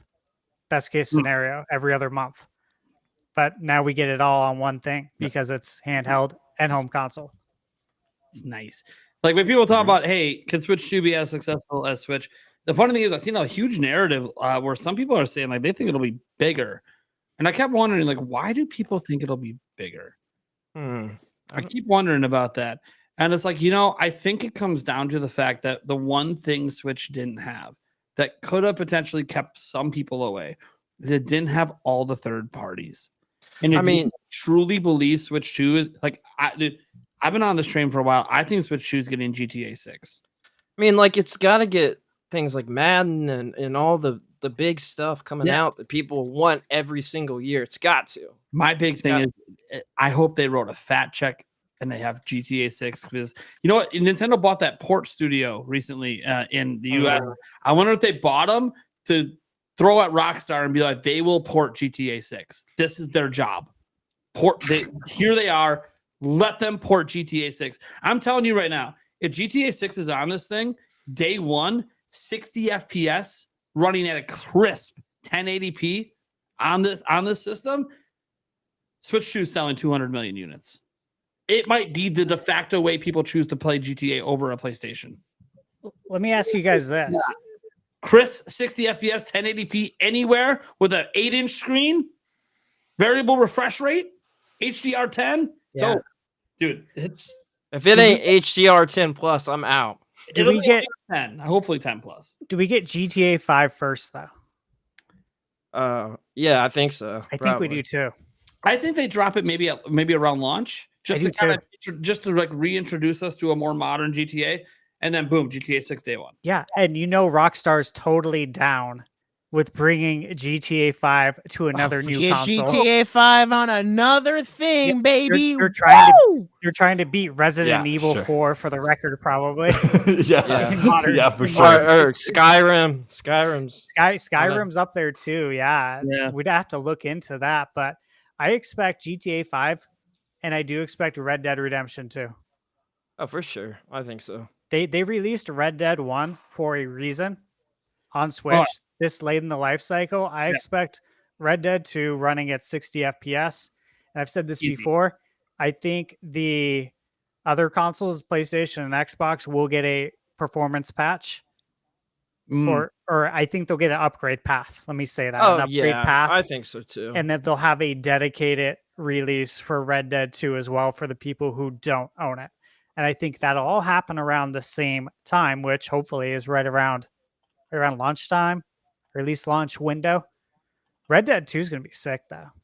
I'm Yeah, a that'd big be fan awesome. of Red Dead. Me too. I live in the Old West. I literally do.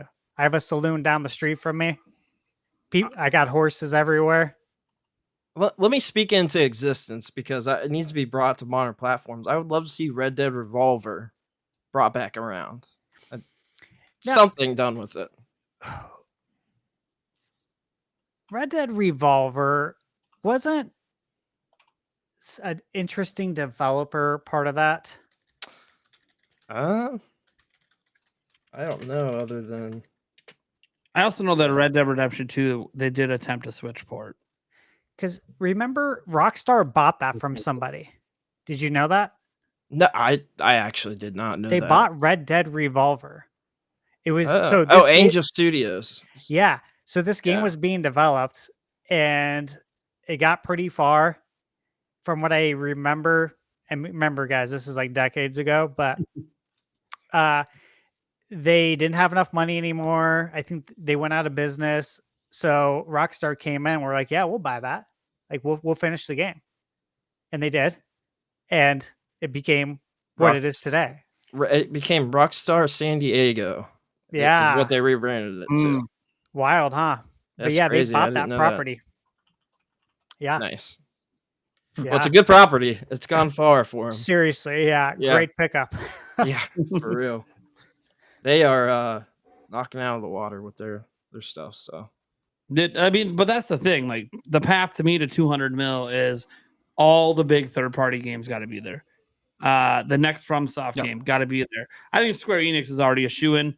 They've already talked about how, we brought it up earlier. They're so disappointed. yeah. They are not happy with the sales of their AAA games right now. They're just not. And you know what? You're not on the industry leader. Can I just say that out loud right now? Switch is the industry leader. I don't know why we pretend is. otherwise. Why are we pretending? 100%. Like, every time I bring it up and like people act like I got to be like quiet about it and silent a little bit. No, Switch is 143 million by the time we're done with this fiscal year. Over 150 million install base. What are we talking about? That's almost three times as large as PlayStation 5. Like, can we stop pretending that Nintendo Switch is not the industry leader when it comes to consoles?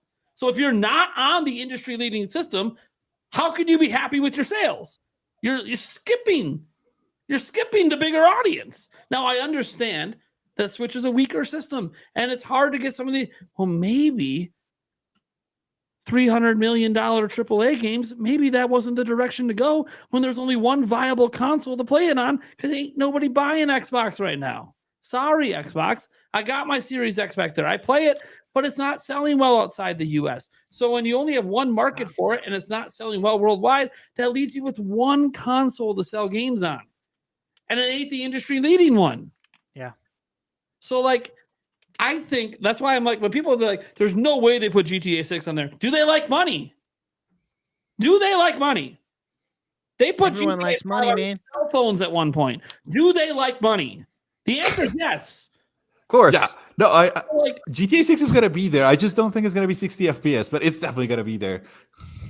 well, I only give the 60 FPS shot because of DLSS if it's enabled in handheld. Yeah. Like if they do like they run it at like a native 480p upscale to 1080, that might give them enough headroom to hit 60. I doubt it. It sounds like it might even be 30 on the PlayStation 5 Pro, for crying out loud, based on some reports out there. I read those reports too. Yeah. Like it's possible that like it's really a pipe dream to hit 60. But then again, the resolutions are targeting on PlayStation 5 and PlayStation 5 Pro ain't no 1080p. They're trying to hit 4K. They might even be trying to hit 4K native on the PlayStation 5 Pro to make it seem look, because they God, I would hope so at that price. I want shit. Like, here's the thing: like, you got to remember, they're not launching on PC day one. Okay, so I don't think day one they want to be like, "Hey, we're only on PlayStation 5." Like, I just don't. I don't.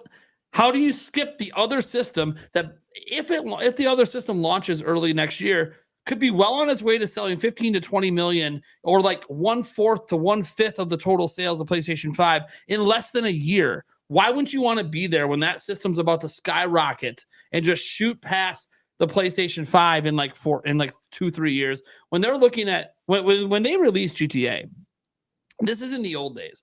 Or when we used to get like GTA 1, 2, 3, 4, San Andreas, they were kind of releasing them kind of quickly. Yep. No, Yeah, they did. it's a service game now. Their online's massive. They make billions, maybe trillions of dollars off that online. So this GTA 6, this is their GTA game for the next decade. Yeah. They're not just looking for, which system has the most install base right now. They're thinking, where do we want to be? Is what system's going to drive our sales for years to come. It is an evergreen title for them. It is. Yeah. Like that kind of game can build an install base. Yes. They don't need everyone else to build it for them. They can build it and everyone else will also come. It would be huge. I mean, that's a third party killer app. Yeah. No doubt. 100%. Easy. One of the biggest. It's going to be one of the biggest game launches, I think, probably of all time. Mhm. It will. Now, Oh, what it's do gonna you break guys think about these prices they've talked about? Oh, dude. Yeah. The price. What do they want? 100? Yeah, I've heard that. I've For heard like it. the- Often. I've heard 100 too. For the standard. They're not even talking about the bonuses. No. The extra content, No. extra currency, and $100 at launch. I mean, people are spending $100 in a week on GTA No, Online. no. I will say this. If any game can get away with it, it's them. But they will price cut it over time. It will be cheaper. Yep. But the only reason I think they can get away with it, twofold. Hardcore fans will say, well, guys, they spent over $1 billion to make this game. Like, you want to talk about quad A games? Look, I know that Ubisoft tried to pretend that Skull and Bones is the first quad A game. They tried to pretend that is a quad A game. A game that's like a side mode in Assassin's Creed 4 is now a quad A game. Yeah. Don't be wrong. Yeah. There's a little bit more to it than that, but it's actually really lacking content. I was in the beta for it. I'm like, man, this is what you guys got. I mean, it's fun for like an hour. What a letdown. But that's a quad A game. No. GTA 6, I will believe, is a quad A game. When you're spending $1 billion to make a game, you're a quad A game. You are in a whole new category of spending money on games. But here's the thing: that sounds insane. $1 billion, guys. The kind of money 2K and Rockstar have made off of GTA is insane. Mhm. It actually justifies that kind of budget. I mean, So, you consider that kind of budget, you go, okay, hardcore fans will justify this is the most expensive game made ever, all time. Okay, cool. That's their justification. That's worth 100. Everyone else is just going to go, I really fucking love GTA and it comes out once every decade. What the fuck do I care about a hundo once every decade for the amount of time I put into GTA? That's the point I want to bring up too, is that GTA 5 came out in 2013 and GTA 6 is scheduled to come out in 2026. Yeah, barring no more delays. Barring no more delays. So I think a lot of people are going to say, hey, It's a the decade. last GTA came out when, like, if I were to look at it right now, So 2020 in 2026, I will be 41. So that will be 15 years. Think about that. I don't want to think about 2026. I turned 40. I don't want to think about it. Well, yeah, I'm turning 40 soon. I mean, but think about it. Like 29. Turning you're 20. going to be 15 years older from when it came out. A lot of people are going to say, I don't care. I don't care. I'll spend it because we've had to wait 15 years. Yeah, man. Yeah, that's what people are going to Wild. say. And Yeah, I was gonna say it's worth it because it doesn't come out. It's one of those games that doesn't come out that often, and it usually spans multiple gens. and people are going to talk about hours spent playing it. By the time this game comes out, like if it comes out next holiday, sweet. But if it doesn't come out till early 2026, guys, this is going to be the GTA game of the PlayStation 6. There's not going to be another one on PlayStation 6. This will be the PlayStation 6 GTA game. So it's like by the way, I don't want it to be $100. You stick with the standard 70 for the standard edition, do 100 for a deluxe edition. I'm cool. I'm okay with that. You know, you get your digital currency or whatever at 100. Here's the problem. Okay. Like Nick, you were totally out at 100, which I don't even know if you were going to buy GTA anyways. No. So like, I wouldn't pay $100 for a standard edition of any game. That's just too much. so what if the next Zelda game blows your fucking mind? It is like the greatest thing you've ever seen, and they say, but it's $100. No. I mean, I paid that for That's too collector's much. edition. See, if it's a collector's edition, that's different because Well, I'm yeah, getting like extra stuff with it. Yeah, But if it's just the standard of you just won't do it. standard, that's too much. So a Let me- video game can never be worth 100 for you. No. Look, Yeah. I'm not for it either, guys, but I do want to bring up a point, okay? And I want to make it crystal clear to everyone in the chat too. I am not for that. But No, none of us I- want $100 price tag on any game. Yeah, any I- event, dude. For I a think single- a lot of people will look at it and say this. I've been playing GTA 5. This is what they're going to say. I'm not talking about me. They're going to be like, I've been playing it for like 10 years.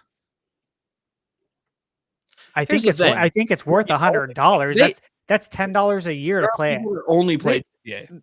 They There don't is. need to do it though. They don't need to do $100 for a standard edition. I think it's called taking advantage of early adopters when they know we're about to be the biggest game launch in gaming history. I think I it's think so. crazy, absurd. I- There's they're no gonna lower way. the price. 6 months later, it's going to be $60-$70. They're going to lower the price, but I think they take advantage of early adopters. They know they're like the most anticipated game of all time. They will.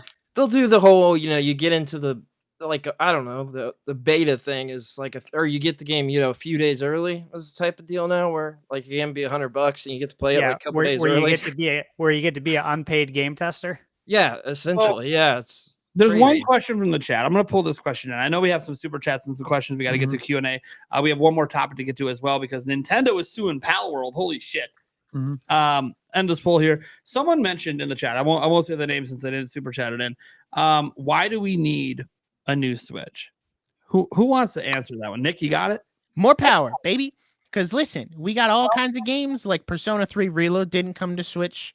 Genshin Impact, they've said it was supposed to come to Switch, still hasn't come to Switch. We're not getting games like Final Fantasy 7. We're not getting Halo. We're not getting Black Ops. You got to think of what you're not getting. To get that on Switch too, though. More power. Yes, it's about third party bringing in more power is about bringing in the third party, but also think about what Nintendo could do with that power because they've already been maxing out and making games look incredible on the Switch. You thought Tears of the Kingdom looked great? Imagine what they could do with more power. Imagine what Monolith Soft could do with more power, man. It's gonna go crazy. I think the next 3D Mario game that's probably at launch is going to make. I honestly think it's going to make Odyssey look like a tech demo. Oh yeah, I think so too. Like, Yeah, I you can see don't that. know what Nintendo. Look, everyone's like, "Oh, Nintendo doesn't care about power." Have you seen their games? They just don't talk about it. They definitely will use it. Oh, if for it's sure. available. It's not even that they don't care about power. It's just they have not been marketing in the purposes, same Yeah. graphic chase that all of like Oh. PlayStation and Xbox have. They don't It's care about always about Here's on the- art style and gameplay and Yes. how that goes, as opposed to, hey, we got 4K 60 FPS. We got How many pores on the skin can you see? No. you can see you can see every single piece of dirt and grime on Master Chief's helmet. Yeah, Nintendo makes $70, please. gameplay innovations, not graphic innovations. That's what they've Even always then, done. It's been about the Mario Party, gameplay. Mario Party Jamboree looks insane. Like they put all the money in the It world in does. that game. It does. It looks super fun. Dude, they have a whole mini game where you're like cooking and cutting a steak, and when you zoom in on the steak, it's like the greatest meat grilling graphics in any. It's video. amazing. Like, It's why- amazing. Why they put so much effort into a single mini game and the way it looks to cook a steak? Like what? It literally looks like I'm outside grilling up a steak right now. Like what are we doing? This isn't a Mario Party game. Why We is got photorealistic steak in Mario Party before GTA 6. Yeah, like so. Yeah, the whole reason is because to get the things we don't have and to have the things that we do have, say old games, Breath of the Wild, maybe it runs better. And so we don't have to deal with the choppiness and Korok Forest and stuff like that anymore. So like it could potentially make old games run better. Nintendo is gonna do incredible things with it. Like I think we all just know. The thing is, it's one thing to know, it's another to see. We're all just imagining. We don't have to imagine third-party games and how good they can look because we've already seen it on other platforms. But Nintendo games, we've seen them with mods. Obviously, we've seen them, emulated. But that's a lot different than Nintendo themselves doing it. Because somehow, when a fan creates, as an example, those Unreal Engine Ocarina of Time remakes, they look good. They do. But when Nintendo does it, if they ever do an Ocarina of Time remake, it's going to make those things look like a grain of sand in the desert. Like, why do we think that looked good? Look what Nintendo did. Unless they pull a Majora's Mask 3D out of their ass and ruin swimming again. I don't care what they do. You ruined the gameplay element. Oh, man. I love Majora's Mask 3D, but God, they ruined the Zora Mask. Zora Mask was like one of the most fun masks to use, and then they just ruined it. Ruined it, Nintendo. Grezzo, you had a good thing. It's not even about the guidelines. You ruined the swimming. Look, hey, The mask doesn't swim, and you ruined it. Anyway, do you think that we'll get an Ocarina of Time remake? 100%. I think so. over there Yes. just like losing his shit. Yes. In my veins, Yeah. please, right now. Yeah. Yeah. I'm gonna say this: if an Ocarina of Time remake exists, it's happening year one. It's a system seller. It'll be year one. Mhm. If it's happening. If it's not, Like holiday game? I think we get back into the cycle of third-party games, a warrior game, and another remake of a top-down game, and then we get to the next one. Just give me Oracle of Ages, baby. That's what I want. Look, Someday. Ocarina of Time is the highest reviewed game of all time. Mhm. Still, go look it up. Still, and you'd be crazy to not revisit that game and fully remake it. Give it the Final Fantasy VII remake love. Give it the same thing, only add to it. Don't take anything away. Just add a lot of content to it. People would be so happy. Yes, it's a system seller, but I gotta ask, does that game in some way factor into the Zelda movie? Oh, I don't think a gotta ask Ocarina of that. Time remake. I think a brand new game would, yeah. but not Ocarina of Time.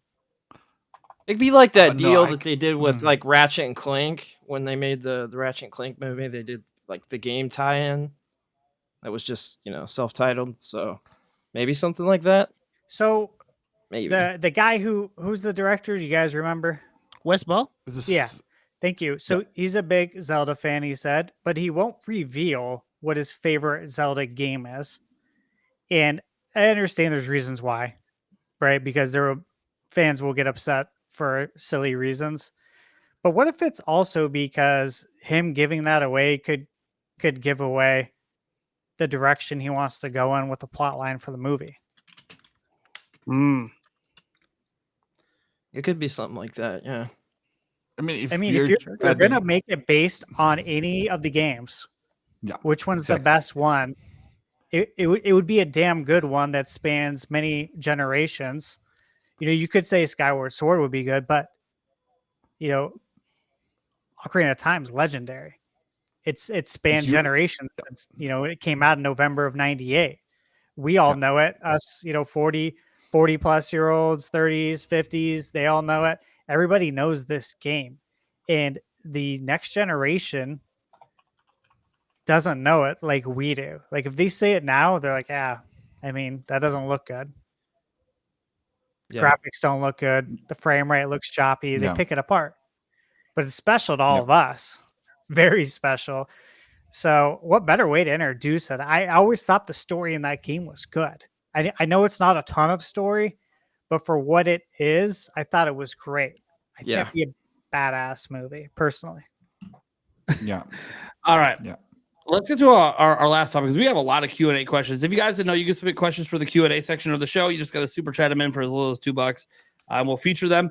Heck, if you're watching on one of our other channels, like I know we had a couple people restreaming this out, like Thunderstash Gaming, Game Junction, etc. Even if you super chat there, I can still feature it. One of our questions actually comes from one of your guys' super chats. So thank you guys so much for the support of all of us on the show. Let's go ahead and get to Game Junction. What is our final topic, man? So we are talking about the Nintendo Pokemon Power World lawsuit. Oh man, Getting this pulled up here. So Yep. we're on the official Nintendo website here. Yep. So I'll share it in a second. yeah, says Nintendo company together with the Pokemon company filed a patent infringement lawsuit in the Tokyo District Court against Pocket Pair, which is the company that owns Power World. This lawsuit seeks an injunction against infringement and compensation for damages on the grounds that Power World, a game developed and released by the defendant, infringes multiple patent rights. Nintendo will continue to take necessary actions against any infringement of its intellectual property rights, including the Nintendo brand itself, to protect the intellectual properties it has worked hard to establish over the years. So it's definitely very interesting timing. I think that's a big thing a lot of people are bringing up, the timing. I don't know a particular reason why with the timing. I think somebody on here said that they have an idea about it. I Any would ideas think on- TGS because Palworld's teasing something for TGS. We all think it's like coming to PlayStation, so that would imply a final like version 1.0. But yeah, it's weird. It's definitely weird. A weird timing. Yeah, like TGS, I think is going to be the big PlayStation reveal, which could reinvigorate the game because obviously it blew up on PC. PlayStation could be another boon for the game to kind of bring the population back up. I don't know if they're trying to rain on it in that way. I kind of think like, if you remember when Nintendo and the Pokemon Company were asked, "Hey, are you going to do anything?" and they said, "Oh yeah, we'll look into whatever," and everyone just thought, "Oh, they're just saying what they have to say, right? Like we'll look into anything and protect our IP," and everyone thought nothing was going to happen. I think like they've obviously been, thinking about doing this for a while. They feel like they've gathered up a good case. Whether or not like what I'm more interested in is like, yeah, okay, is it a good case or not? I don't know. I'm interested in like, how do you guys feel about it? Because I've seen reactions all the way. Like some people saying, yeah, screw these AI creations and non-original ideas and stealing, but I've also seen people go like, oh, Pal World doesn't play anything like Pokemon. Like, what are we doing? I'm kind of in the camp of I don't think it's affecting Pokemon necessarily. I mean, we did get Scarlet and Violet, pretty rough launch and still a rough game. I love the game, played it all the way through, DLC and everything, but it's definitely one of the roughest Pokemon games that we've ever gotten. So I don't know. I don't really have much to say. I'll just say this, and then I got to dip out because I work in the morning. But I don't think this will affect Pokemon at all. Like, the Pokemon is such a big franchise. This is also like kind of how capitalism works. Like, you have thing, and then someone else takes that idea and does it better, makes money, encourages other thing to do better because they see what this thing did and it worked. So it's just like healthy competition, and I don't think Nintendo needs to get so up in arms about it. I understand why, because they're very protective of their IP and they gotta be like, hey, don't touch Pokemon. I get it. Pokemon's a big thing. But at the same time, it's also just healthy competition, and that's how it works. So that's my 2 cents. I'm gonna head out. Been like great that. talking to everybody. Talk about Switch Go 2. subscribe to this channel. He's 14 Yeah, subs. right. 14 away. We're so close. 14. Right? Let's Let's go. go. Hopefully, next time I'm on, I can bring us a Switch 2 review. Ow! I'll talk to my uncle who Cool. works at Nintendo you go. and see if I can pull some strings. So That's all we want to hear. That's all we want to hear. Later, man. Yeah. So my thoughts on this whole thing are just Pal World is a game that I don't think really matters. Yeah. Just throwing my 2 cents out. I don't think Pal World is doing anything that matters to me. It's clearly not coming on Nintendo Switch or Nintendo. I mean, look, if Nintendo's suing them, they're not going to let the game come out, right? No way. Yeah, That would be wild. that would be a little wild. But I kind of look at this as Nintendo realizes they made a lot of money because the creator has been very forward that they've made more money than they know what to do with. And Nintendo's like, well, we know what to do with it. If we didn't exist, you don't exist. Give us the money. So Yeah. Look, I honestly don't think Nintendo should be suing. But I want but it depends on what they found. Like they're not claiming copyright infringement. This is the biggest thing. They're not claiming they stole Pokemon designs. That's what everyone's mad about. They're not claiming they did that. They're saying it's patent infringement. And I'm very curious, like, what patents do they think they violated? Well, here's something I wanted to bring up. So Power World tweeted on the 14th. It's kind of a little bit of a lengthy tweet, but basically they said they're changing their game's business model. It will remain buy to play, not free to play or games as a service. Okay. And they kind of get into it. They said Power World was never designed with that model in mind. It would require too much work to adapt the game at this point. Additionally, we are very aware that this just isn't what our players want. We'll always put our players first. We are considering skins and DLC for Power World in the future. So, I mean, they're basically saying they're going to expand it, right? They want to expand it. Maybe it's got a big enough user base. I don't know. I don't keep up Power World, but it is interesting. 4 days later that we get this news after this tweet about their business model.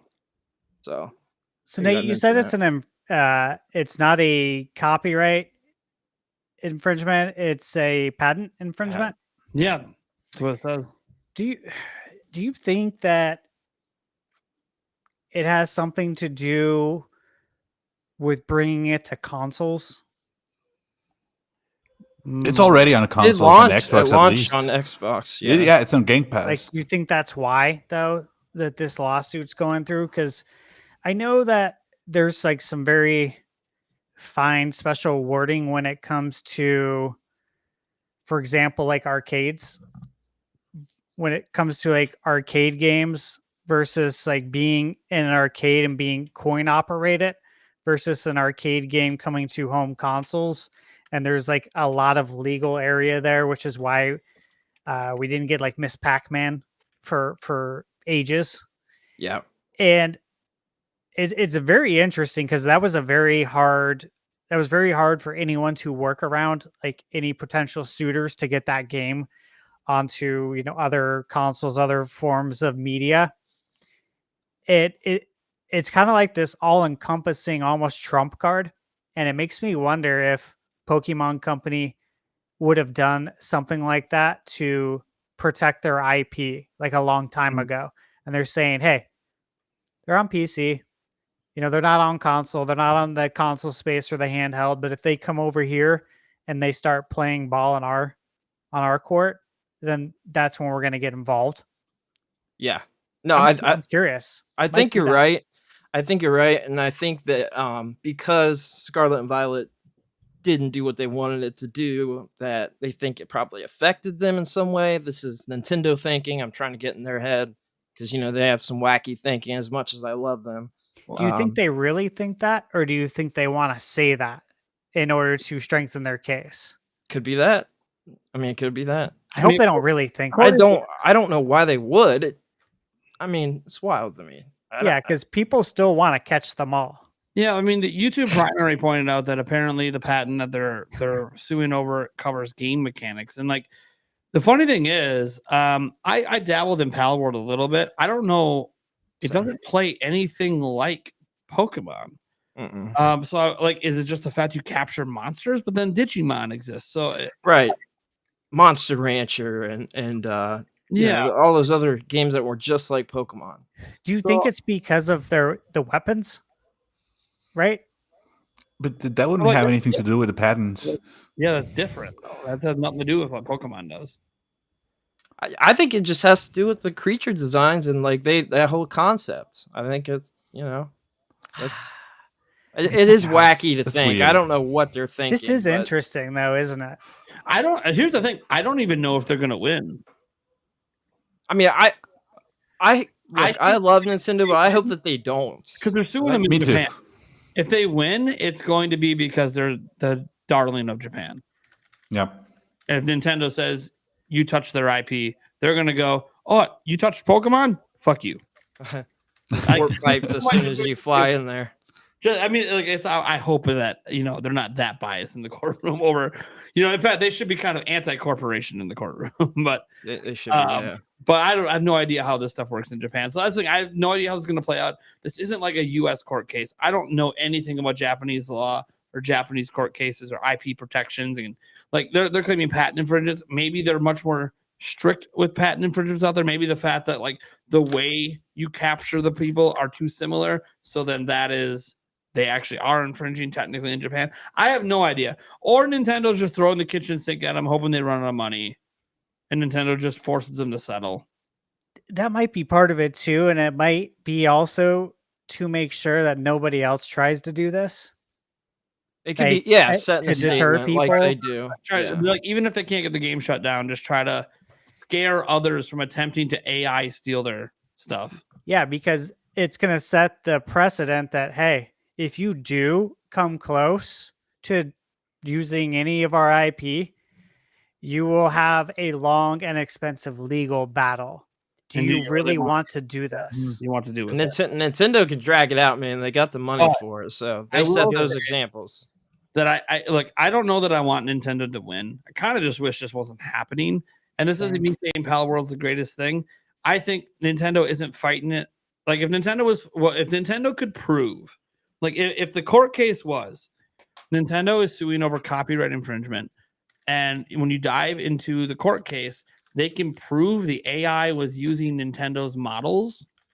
Mm-hmm. That is something Nintendo should sue over, and I think should win. If they stole Nintendo's assets and used that as the model for their AI to design the creatures, yes, that is copyright infringement. But that's not what Nintendo's suing, because right now they can't prove that happened. So they're suing over something they think they can prove. I think the lawsuit's truly just about the designs. It's about the designs and how there are certain aspects of the creature designs that are very obvious that they are heavily inspired by, heavily inspired by Nintendo's creations. But we now know, it's been self-admitted, that the designs were mostly done by AI. So Nintendo, without having proper access, probably can't choose. I wonder if this court case isn't because Nintendo thinks they can win. What if they just want to, in discovery, be able to find out if they stole assets? Mm-hmm. And this is really about setting up a second lawsuit. Ooh, that's a good point, Nate. Yeah. I like that. Because it is pulling from all the Pokemon. It's pulling from everything. They want to force Digimon. They want to force them to hand over the asset base that was used for their AI to see if they actually stole Nintendo's assets. Because that's a smoking gun. If they can prove Nintendo assets were stolen for their AI, it's over. That's the thing with new. That company won't even exist anymore, because that's literally that's stealing. Yeah. Look, Mon, I wish we just lived in a world where we could all be pals. You know what I'm saying, Mon? Yeah. Finesse. Chris, you got any thoughts on this one? Yeah, I don't like it. I did enjoy Power World. I played it on my Xbox, and it's on Steam. It's doing pretty nice. I mean, it's like 13K right now, so it's not too shabby. I just don't like what they're doing, but it makes sense that maybe they're setting up for something else. Like if you look at all of the other Pocket Pair games, they're just this other game. Their next game is just what's the name of this thing? The little bug thing. Wait, that's a Metrovania. Oh,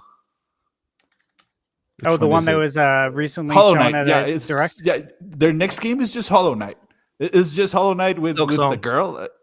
So maybe there's this thing in Japan where they don't like Pocket Pair, and Nintendo just decided, okay, this is my chance to bring them down.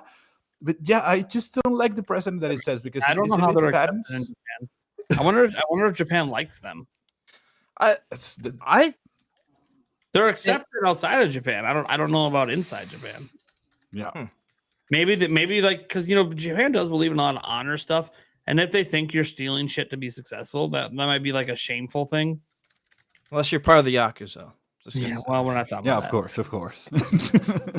But yeah, I just don't like it. I don't like if the precedent is that it says it's about patents. The only thing that's similar between Power World and Pokemon, besides the creatures, is capturing them in balls. But that brings a lot of other games into it that I don't like where they could go, like Cassette Beast, Temtem. There was a what was the daggone games that came out before Pokemon that it was just like that. I mean, it was the same concept of capturing the monsters, and you had a crap ton of designs. I'll have to look it up. Yeah, I don't know off the top of my head. I recall that though. Eric, I do recall this. Yeah, so this is going to be brought up. He's looking up the game because he's never played Power. Dragon Quest Monsters. Dragon Quest Monsters. Okay. Yeah. Eric, yeah. I reviewed Dragon Quest Monsters: The Dark Prince on Switch. Yeah, great game, really by good. the way. Yeah, really good game, right? Yeah, that is where I read it. Actually, I think someone on Reddit actually said that, no pun intended, but that is where I read it. And they were comparing the monsters from Dragon Quest Monsters to Pokemon. So close. And I was like, looks like they stole, right? Looks like they stole designs. I mean, yeah, I think you could make a case for it. Yeah. Like I didn't have to probably too late use much imagination to see. Yeah. But it's going to be brought up. I mean, it's got to be. They got to have some kind of defense, right? Like, we can't make creatures too. I think it's an AI thing, but I also think it has something to do with this model of the game because it says that players want it to go free to play. They don't want that. They said it's too late in the game to do that, but they still want to bring DLC and they want to be like a real game. They want to actually, be a legitimate game that you just buy. I mean, it feels like, maybe there'll be a Power World sequel, and Nintendo doesn't want that. Maybe it'll be a crap ton of. It means it sounds like they made a lot of money and they just want to make more. I mean, who knew? Yeah, I mean they did. It had a great launch, very successful launch. So, like, oh man, it's like me being like, hey guys, I have a successful YouTube channel. My next YouTube channel though, I hope it bombs. Hope it just tanks.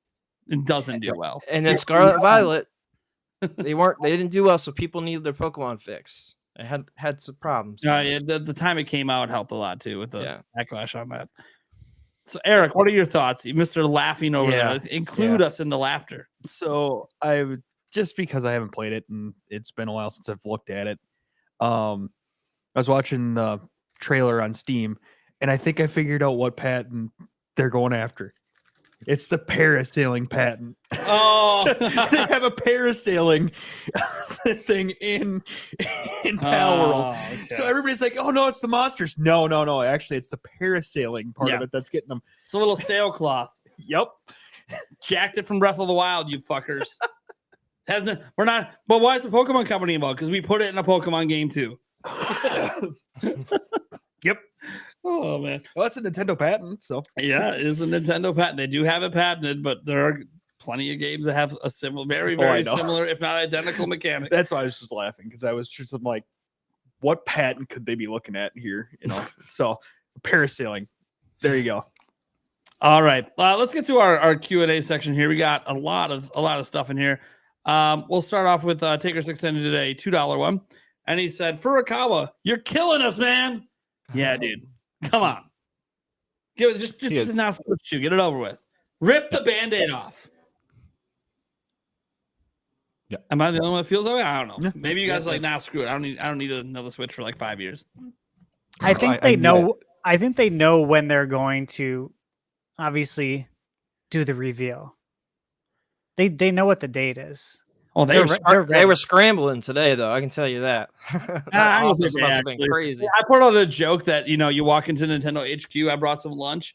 I did the community joke and everything's going wrong and there's a fire and something's broken. Like, Yeah. it was a joke. People thought that I thought Nintendo was actually panicking. I mean, no, Wow. Nintendo didn't panic over these leaks one bit. These weren't final designs, so like it's old design that's not going to be identical to what they show. And by the way, there was no games or anything like, major leaked yet. This is a big leak in terms of us just wanting anything, Mm-hmm. but it wasn't a Nintendo panic leak. So it's kind of why were they quiet all day on Twitter? I don't know. They don't do that very often, but they've been doing it a bit more lately. Maybe it's because all hands are on deck to prepare to show Switch 2, and that includes their social media team. I agree. Yeah. And leaks are always looked at in a negative light, but Some of them are sometimes- planned, Yeah, they are. And I'm not saying this is planned at all. What I'm saying is sometimes Very there can be a lot of positives there. And is it a positive that I think all of our hype levels truly naturally increased this morning? Like, I flew out of bed. I'm almost 40. Flying out of bed's dangerous. We all know that. The older you get, man, like you might have, like, seriously, your back might be killing you the whole day. You might pull a muscle, like dead serious. So it's Lord. exciting. I think everyone's excited. It's natural. It's natural hype. It's a good thing. It's like a natural high. It's free too. It's free. Usually this costs money right here to be marketing. getting excited. Marketing, yes. To be trending on every social platform. Yeah, and Yeah. you didn't You spend didn't a even do dollar. What's Nintendo trending for? They didn't do shit. They did nothing, and they're the conversation of the day. Yep. Yeah, it's fun because every time there's something Horizon that's related, like from PlayStation, something else overshadows it, and this time was the Switch 2 leaks. Oh, with that's the a good Horizon point. The remaster. The remaster thing. It would be funny too. What if there's like another Horizon thing in the state of play that's supposedly happening next week on the 24th, and then that same day Nintendo reveals the Switch 2, and just nobody Please. cares anymore. Please do that, please. I like the Horizon game, so I want it to stick around, but that happens every time. There's It always does. something It that does. Nintendo, overshadows for it. some reason, always overshadow. The thing is, Horizon's a great franchise, and I'm Yeah. really excited for the Yeah. Lego one coming out. But it's just kind of like, man, like every day. I mean, they can't buy a Nintendo something break when they have an announcement for Horizon. even the Lego one got kind of overshadowed a little bit. So And even then, it's coming to Switch. yeah, Well, it is good going for to everyone. switch. Pretty wild. All right, our next one here, $5 in from Ludeman03 says, "Hi, I'm new here. Well, welcome. Thanks. Hope you enjoyed the show. Let's see. What do you all do? And I love the HyperX Quadcast mic on the top, man. All right. So, what do we all do? I'm easy. I'll go first. I'm a full-time YouTuber. What I'm doing now is part of what I do.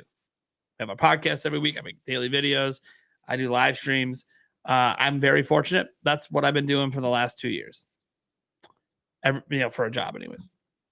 That's what I do.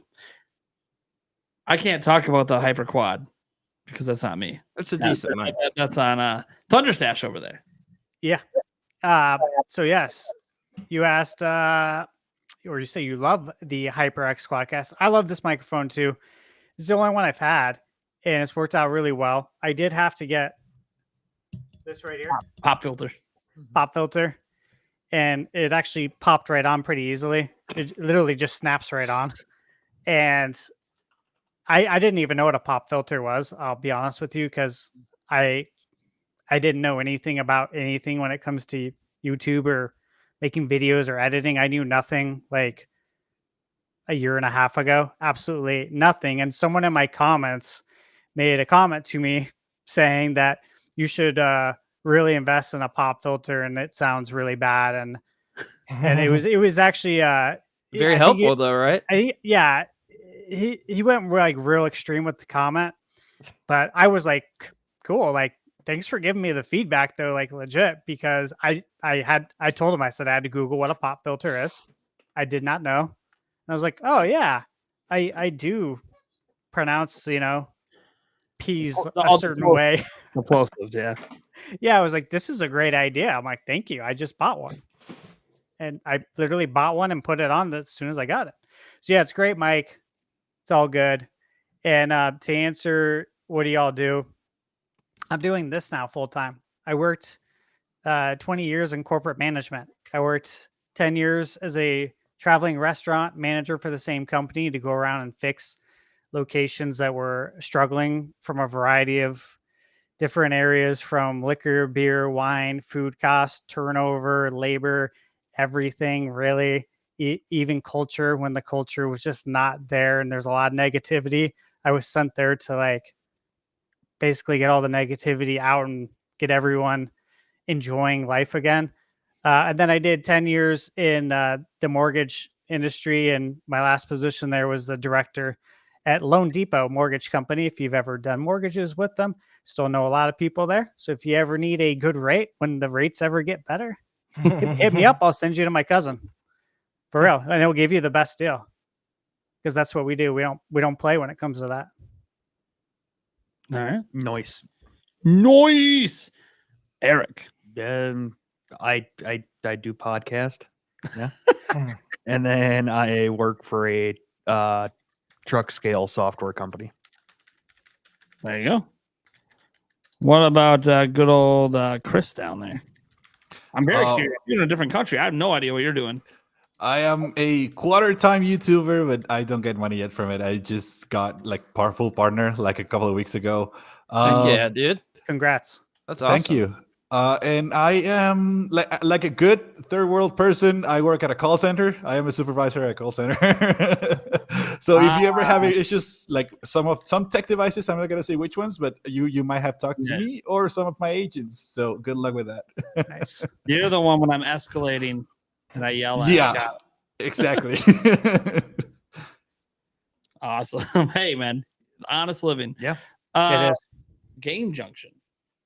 Yeah, I do podcasting this, and I work for other YouTubers. So I'm doing YouTube all day. 3 people just doing YouTube. Crazy. YouTube 24/7 for me. Crazy. All right. Let's see. Next up, we got this one from Christian's second account. I wonder what you did with your first account. That's a question I have. Anyway, it says New Super Mario Bros. Wii is the best Mario game. Is this one of your friends over there, buddy? No? Nobody? No. Crickets? What? I need a cricket button. Yeah. Wait, who is it? Christian's second account. hell yeah. Anyways, That's hilarious. That was a jam. Hell yeah. Anyways, this Super Mario Wii is the best Mario game. I disagree. You know. Yeah, I agree. but it's a good game. I like it a lot. It's not bad. I don't even think it's the best New Super Mario Bros. Game, let I alone agree the with best that. Mario game. But that's all right. Everyone's gonna have their opinions. We grow up with Yeah, that. it played its role. Yeah, It's a game of the time. Yeah. You know? It's fine. It's multiplayer is really good. I try to respect people's like personal choices like this because like Mhm. a lot of things that are our favorites are like things we have really fond memories we grew up on. Yeah. And that might have been like his even first Mario game for all we know. So Yeah. Zelda 2. You and me. No one else really likes it. I like Simon's it. Quest, Castlevania 2. I like People hate Simon's that. Quest. I love I'm it. for all that. But Yeah. that's the thing, man. Different strokes for different folks. It's okay. yeah. We got TARDIS 76 coming in here. Said I saw a few predictions. People think Miiverse and Street Pass will make a return. I did Street Pass. What do you think? I wish I could remember the names of the channels, but they had good size subs. I know Andres Restart talked about Miiverse. I don't know about the bigger channels. I don't watch, I don't get to too busy making content. I don't get to unfortunately watch a lot of the video game channels. The ones I play in the background. I don't want to play other video game channels while I'm working on video game stuff because then I get distracted too much Or massively So influenced. I listen to like sports stuff while I watch a lot of sports YouTubers while I'm working. But that being said, man, what do you guys think about a potential Miiverse or Street Pass coming back? I would absolutely freaking love it, man. I think it would be fantastic. Both of them. Same. Well, Same. at least one of them. I think it would be great. I loved both. Miiverse was very underrated. I think it was fun, man. It was a fun time. Same. Miiverse was just hilarious. Oh, by the way, I still do Street Pass. I do this thing where every convention I go to, I get people together and meet up for Street Pass. So I've been doing that since Nice. 2021. I don't think so. Street Pass, I think, can come back. I think there's a realistic chance it can come back. They have, they know the Switch is going to be a popular system after Switch. People are going to be around in person. You could build, a inbuilt software games with like you did with 3DS to pass your Miis around. They could even do a more advanced Mii Maker, which would make some people happy for it. That would be really cool. And I think there's a way to build a community with Street Pass. Miiverse was actually one of my favorite things on Wii U. Yeah. But I don't think Nintendo has any interest in moderating a social media. Because that's what it was. It was interesting, man. I just don't think they have any interest in moderating. Like I think they learned with a very tiny audience, by the way, using Miiverse, that there was a lot of inappropriate stuff that they had to keep trying to take care of. And so I just don't think they have any interest at all in running their own social media platform. This is so true if you think about it. Like, guys, so Miiverse, when did it start again? 2000. Launch with Wii U. Launch, yeah. So 2012. 2012. 2012. Oh, 2012, yeah. Yep. Sorry. Okay, 12 years later, let me ask you, and I'm being honest, I'm not trying to be mean, has society improved? Morals, values, the way people speak to each other, the things people say out loud, the way people act on. Here's a better question. I don't know. You don't treat me very nice on social media. If you very nice. No. Here's a better one. If you play Splatoon 3 and you're running around the plaza area, you still can see people draw pictures and show up. How often do you see an inappropriate adult something that just shouldn't be there? Now imagine it's millions of people doing it. Yeah, exactly. You want to police that? You want to babysit that all day? I don't think so. And they'd have to because it's Nintendo. This isn't Twitter. Disney of gaming. Heavily policed. I mean, you just look at Pirate Software and him talking about TTP. You give anybody a chance to do anything, and it's going to take milliseconds for them to draw a male organ. Yeah. Yeah, I mean, kids. This is what kids do, right? Yeah. So I would love for Miiverse to come back personally because I'm not offended by any of that stuff. Some of it I even find to be funny once in a while, and I'm cool. But then I gotta imagine then I know my kids might try to use it, and I just don't know if I'm cool with them being on it. Yeah, parental app prevents it from getting on. I'm like, I get it, but I think about it from Nintendo's perspective. It's not a good look when people are tweeting out funny shit they see on Miiverse that is inappropriate, but is okay on Twitter. So I just kind of think that Nintendo wants to avoid all of that and not deal with any of it. In fact, there's people think the large reason that Nintendo doesn't do local voice chat is because they don't want to be responsible for the shit people say, even though they're not actually. Your terms of service can make you actually not be responsible for. They could break the laws in what they're saying, and Nintendo doesn't have to be responsible for any of that. Nintendo just has to hand over. If they have any recordings or anything, they'd have to hand it over to the authorities if it's requested, but they don't have to actually monitor it per se. But I don't know. I kind of think that maybe we get local voice chat just because it is so standard and so frequent. And look, it's not like they don't allow it on the platform to exist. We have it in third-party games. We have it in free-to-play games. So I could see them maybe being like, yeah, maybe we should just get over that because we used to have voice chat too. So screw it, just bring it back. Miiverse, though, I think is one of those. It was a really neat idea.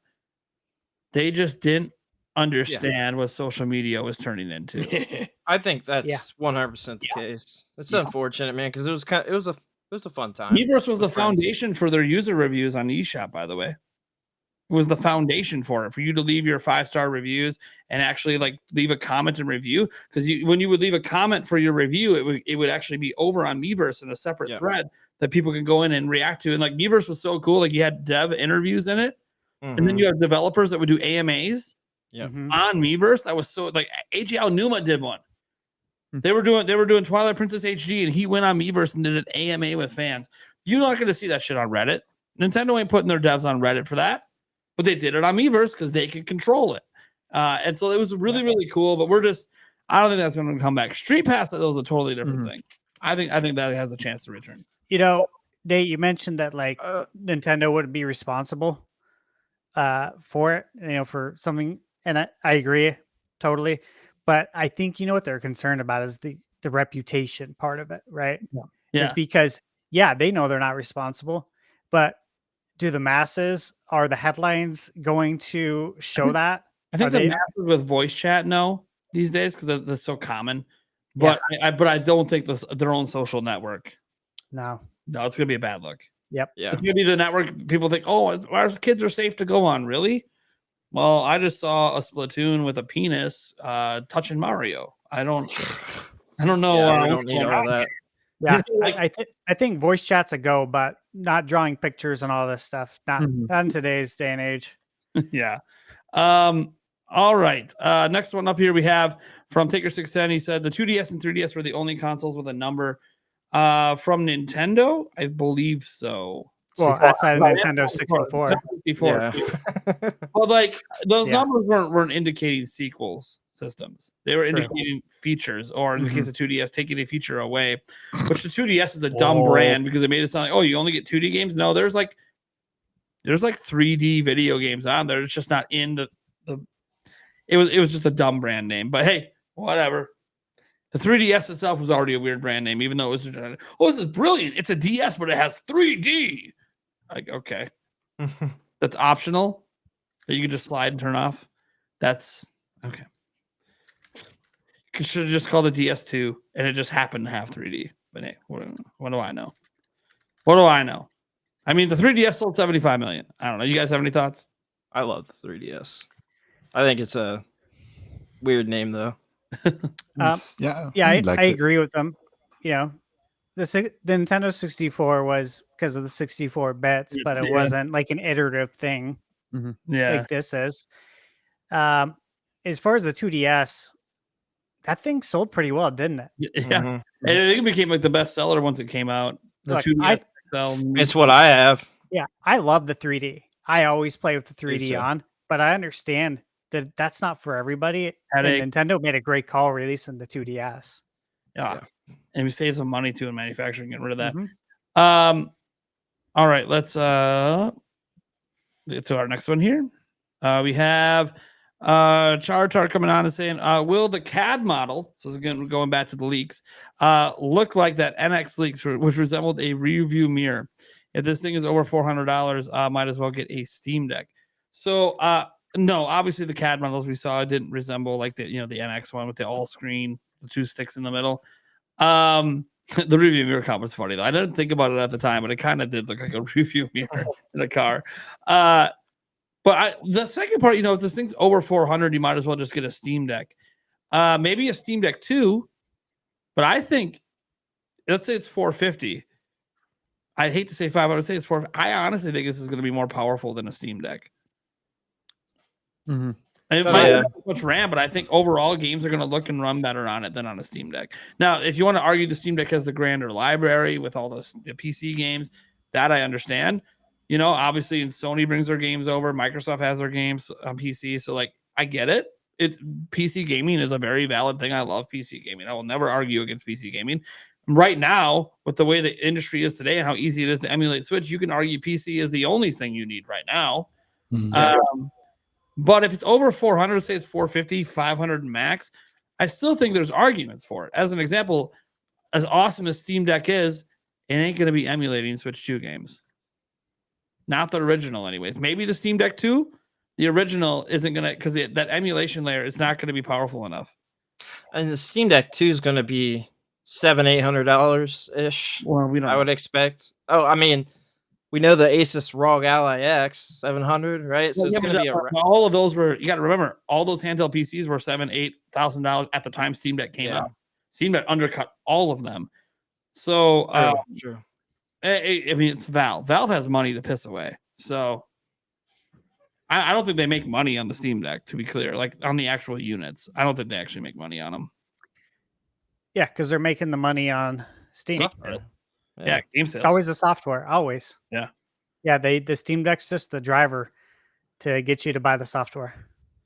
Yeah. Yep. Well, I don't know if they'll, Steam Deck 2, I can see them maybe trying to launch at 500, but then I also think Switch 2 will be cheaper than that anyways. Yep. So Yeah. There will be a lot of comparisons, but at the end of the day, you got to look at the IP also. Yeah. and if I Steam think- Deck 2 and if Steam Deck 2 can't emulate Switch 2 games, then that's Nintendo's trump card. Our trump card is, hey, all these handheld PCs can't play our games, and not just legally, they just literally can't play them. Yeah, that's true. That's a big point. Yeah, the Nintendo IPs there is just so separate to me. They're like, the handheld PCs separate. Yeah, I mean that's the number. Look, In I'm my a mind. Nintendo guy.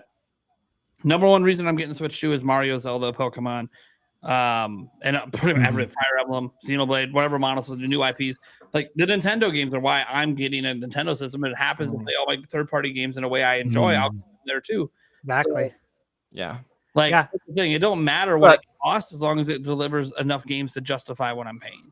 Yeah. Yeah, And I no, have the- Steam. You guys all have Steam, right? Yeah. Yep, I got Steam. It's good to have options, man. You can have, Mhm.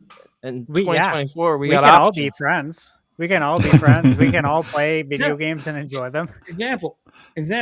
Eric, what were you playing that game on today? Little Plucky Squire. What system No. were you playing it on? My Switch. What system were you playing it on? Thunderstash? PS5. PS5. And yet you both There you had go. it in time. Mm-hmm. Yeah, and we both had a great time. Doesn't matter. It's that Platforms easy. don't matter. It's the game. Life is that easy. That Yeah. easy. Don't have to eat console war bullshit. All right.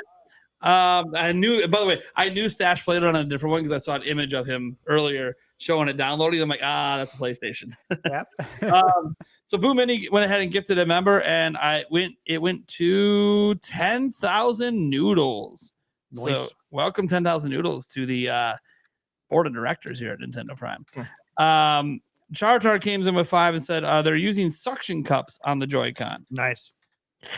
Oh. That's big brain. Sorry, I gotta stop sucking so much. Wait, Oh, so man. Oh, What no. is this podcast again? No, it's If the anybody gets that reference. Nintenbyte Podcast. We had to take a bite out of crime. If anybody even gets that reference, I'm gonna be Scruff McGruff. laughing. Scruff. No. They're saying they're using suction cups. I said so they're using turtles. I thought you meant taking a bite out of No, no, crime. I'm like, no, of no, course no. I know Scruff. We Suction should cup. we should have got a Scruff McGruff NES game. Yeah, we should have. for That'd have real. been sick. Kitsune used their member chat. Member for 26 months, by the way. Thank you so much for that. Says some electromagnets have an on and off stage. They can change the magnetic pole so they don't have to constantly use power. Yeah, you're correct on that. I know I should have brought that up earlier, but yeah, you are correct that even if it is all electromagnets, like when they're not attached to the system, they can just have them all turned off. You're right about that. Thank you for bringing that up. Should have brought it up at the time. TARDIS 76 says I was AFK.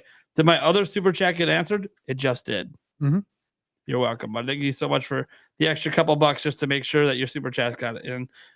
Kitsune 84 then did a €5 super chat saying, "What is kind of confirmed? 2 RAM places. Yeah, on the PCB. Mhm. Yep, they had 2 RAM spots.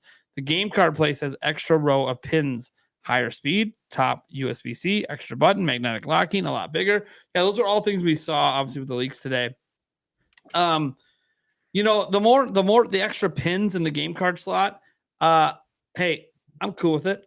Like, yeah, it's gonna be faster. Like, I don't think that's a shocker to anyone that they're gonna use faster cartridges. Do you think? Oh, that wouldn't work. Never mind. What? No, I had a thought, but then I answered my own question because it's not going to work. What I was But thinking, nobody so- knows. It's okay. No one knows your thought. Nobody knows what I'm talking about. Yeah, right. We just had a random 99-cent super chat from Frank Sweet. May. Thank you for the support of the show, man. I appreciate it. Free Metroid Hat came in here with $10. So what kind of Switch 2 accessories do you think there will be that use the extra USB-C port, if any? So that top USB-C port. Interesting. I'll tell you one right now. If they could figure it out. But On Switch, there's an accessory when docked that plugs into the cartridge slot that enables you to have multiple cartridges physically ready to go for your Switch. Can't remember what that accessory is called. But Oh, I got it. Yeah, I have it right here. They sent it to me. yeah. So Haven't opened it yet. use that USB-C slot to add an accessory to let you have multiple physical games ready to go. That's just an idea. I don't know. Yep. Latency-free earphones. Sure. Oh, latency for earphones. Yeah, that's why USB-C took over for 3.5 because there was some latency. This is what it looks like. Yeah, there you go. That's Yeah. cool. This one. There's other, I think there's a few companies that There's do a- it. Yeah, there's a few of them. You know what I'd like to see as an accessory? It's a weird one. The scent.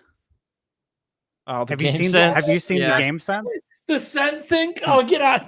Dude, how funny would that be though? Especially Yeah, because hilarious live it's on stream. your controller, so it's like right in front of your face. Dude, I almost want to get that thing, that scent thing, to do it on the live stream and find a way for chat to control it. Oh, that would be fun. That would be very interactive. Very Oh, a $5 super chat came in. Fart spray. Fuck. God damn it. Right. and a shot of tequila. And a shot of tequila on top that smells like fart spray because it Yes. settled in it. Duh. Yeah, that is such a wild accessory. But I don't know what else would be cool that we could plug into that. Greatest accessory Wait, ever look. made. Look, I'm just going to put it out there. External GPU. Interesting.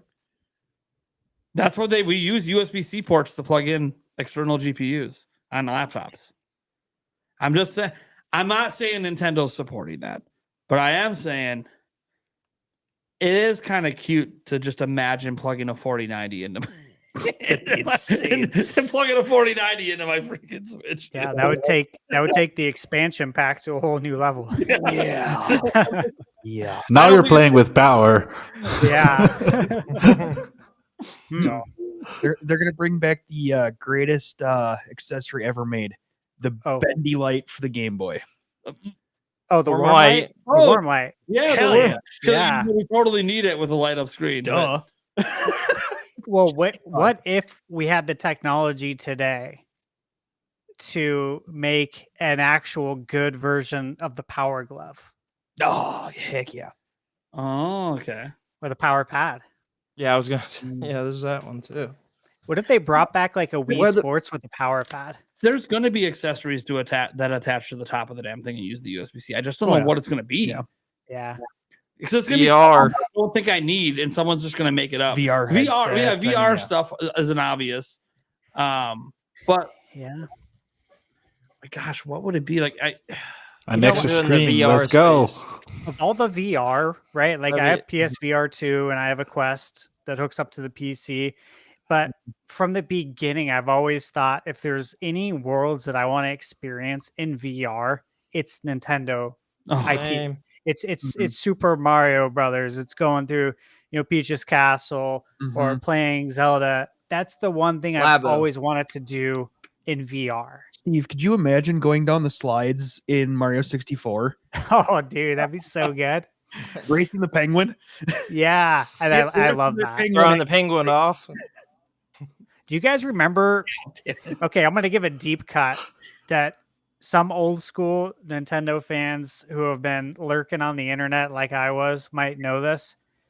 Do you guys remember when they showed it was like a console mock-up? It was a huge rumor back in the day, and it was called the Nintendo On. Do you remember that? oh, Remember that the headset? that was coming up. Yeah, and I was like, dude, I like so bad. I wanted that to be real. I tried to Google it. I swear to you, like earlier, I think less than a week ago. That is complete. If anyone can find it, You can't find props it to you. I can't find it. It looks like it's scrubbed from the internet. For real, I can't find it anywhere. It like I went probably like 4 or 5 pages into Google. A lot of what comes up is like Nintendo web pages about how to Eric might turn have something found it. on Eric or might have off. found it. Just ON. No, not. What's it? What's? I just googled Nintendo on. No, two. Yeah. No, I single, got no, you. Not videos. I know non-videos. Well, Welcome, yeah. videos. welcome to YouTube. I want normal Google. Frank in chat said it Mandela effect. He might be right. This might be a Bernstein Bears moment. Shows a lot of the PvP No, it was headsets. a hoax. It was a hoax. Yeah, and it was the best hoax ever. Yeah, hold on. Right? Because we all want it to be. No, I'm gonna share it. Like my mind went crazy thinking about how cool this would be back in the day. Right here. You found it? Hold on. The second you can turn it on here, yeah. Oh. There it is. There it is. Do you remember the video? Yeah, but the video's gone. The video's gone. The huh? video's gone. Yeah. This Yeah, might be the only I bet it's- surviving fake image of it. Yeah, but guys, the video that came out. So this is like a a meme image, right? That was basically made after the fact. But when that video hit the internet, it was convincing. It was like very high quality. It was a very high quality hoax. Let's put it that way. Hold on. This might be it. Right up there with Sonic and Tails being in Super Smash Brothers Brawl. Yeah. We might have it. We might have the video. Or not Brawl, Melee, right? That was a big April Fool's ish joke back in the day. If not, I think I found it too. Might have the video here. Oh my god, I haven't seen this in so long. It is.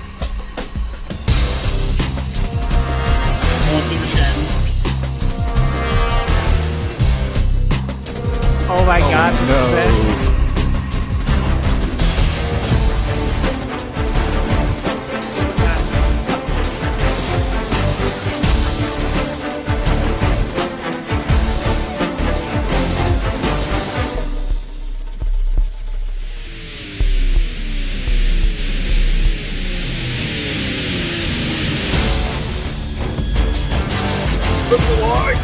Here it is, coming. I'm ready.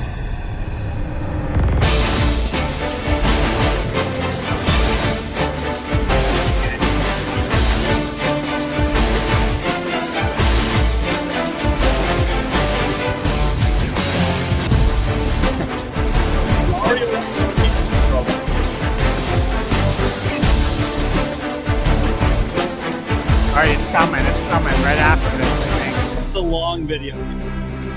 Here it is, I think.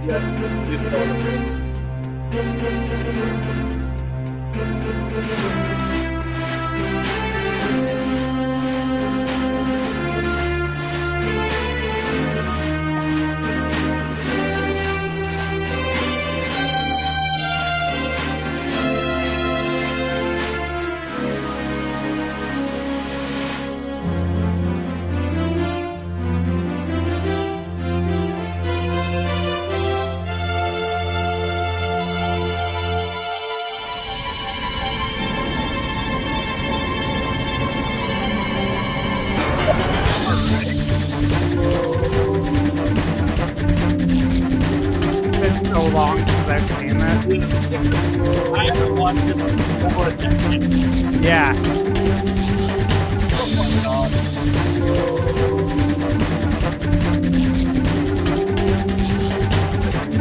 I watched the review a lot. Yeah. I feel like I'm tripping. I don't know well.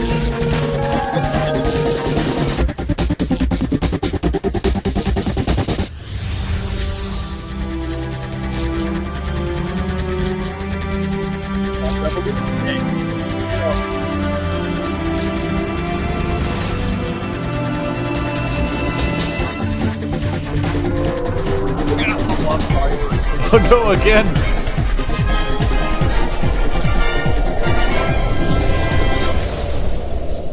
All that stuff. Oh, Horrible logo. Wait. You're going to show the headset, right? Yeah. Yes. There we Here it go. is. Guys, remember, this is 2005, so like, this looks really good. Yeah.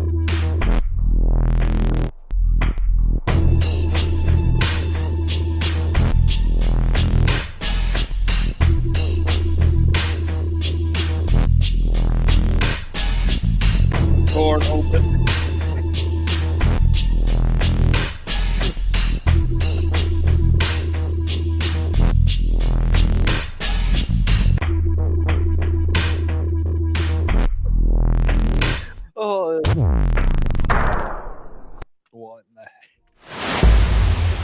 Good lord.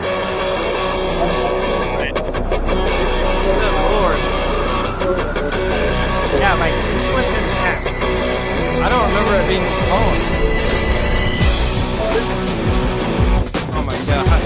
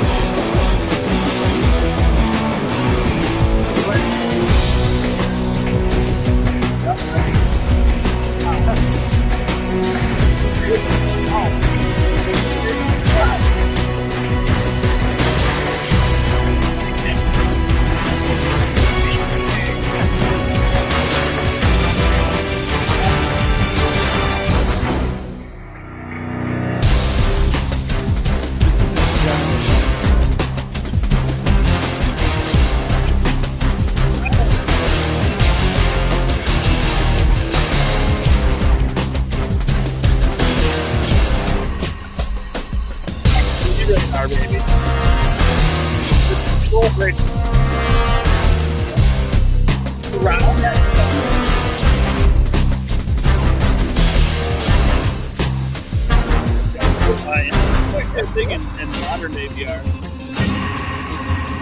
Baby.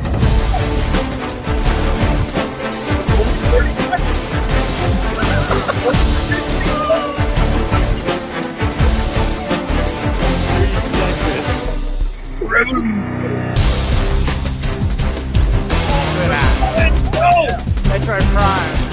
What's the Prime Star, baby?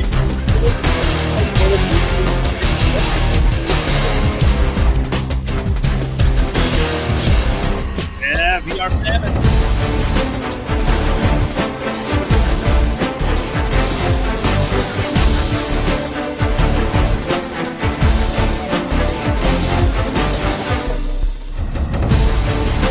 Whoa, no!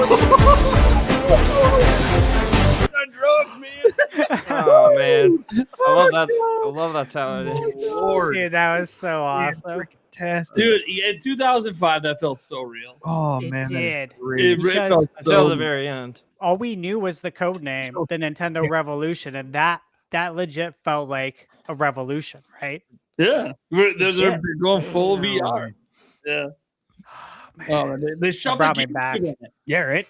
You could build games and make games and Yeah. burn your game in 30 seconds.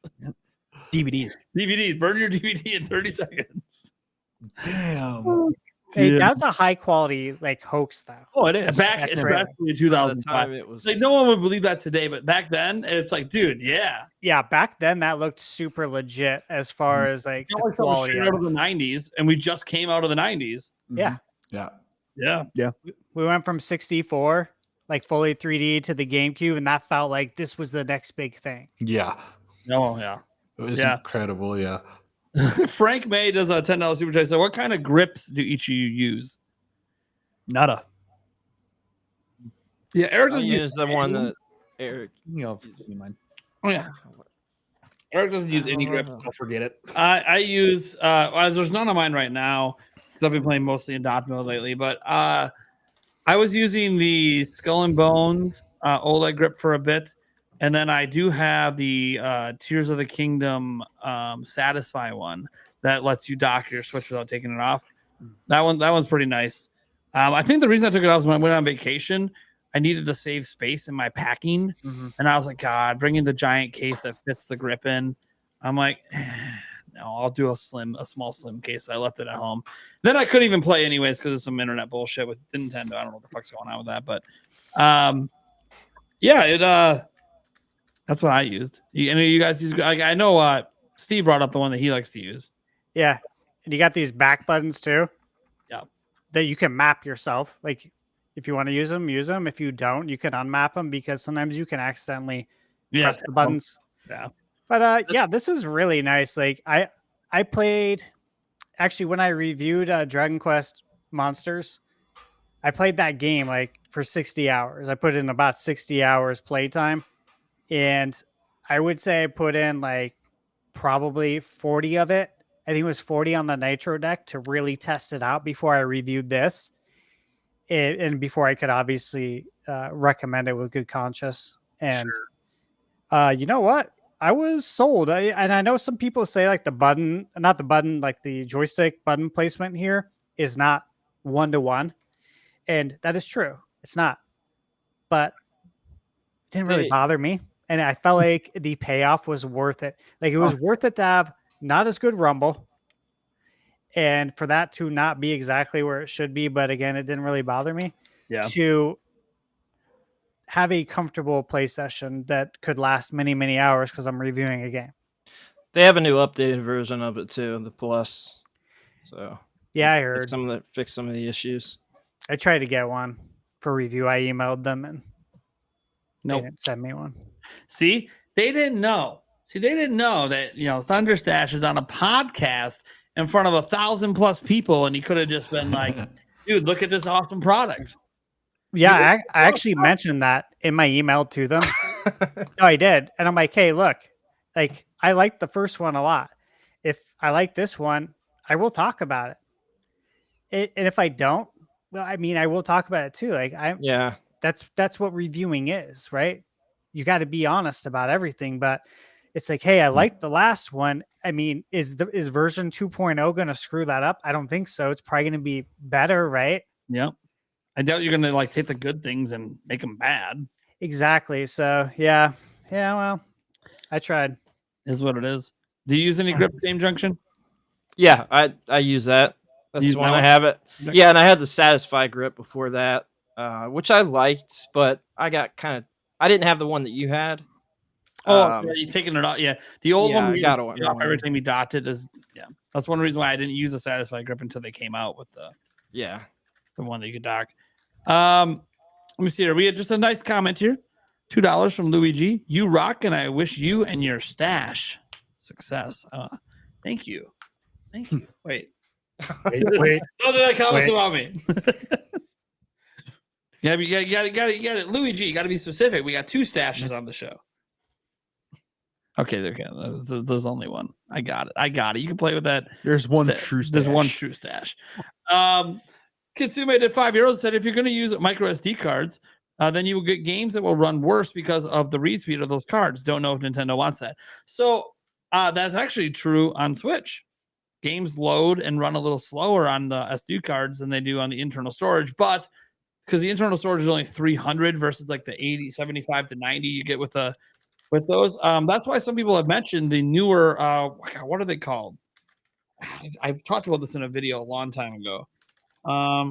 Fastest micro SD card. What do they call them? No. That's not it. It's a new standard coming out. Fastest type. Yeah, maybe it's fastest type. I can't remember. I thought it was like Express or something. I know what you're talking about. I saw that too. Yeah, I don't remember what it is though. I don't think it's actually out. I don't think so either. Coming out, I believe. So it was like announced. Yeah, but it wasn't out yet. So, anyways, I don't know. New micro SD cards bring high performance from Samsung.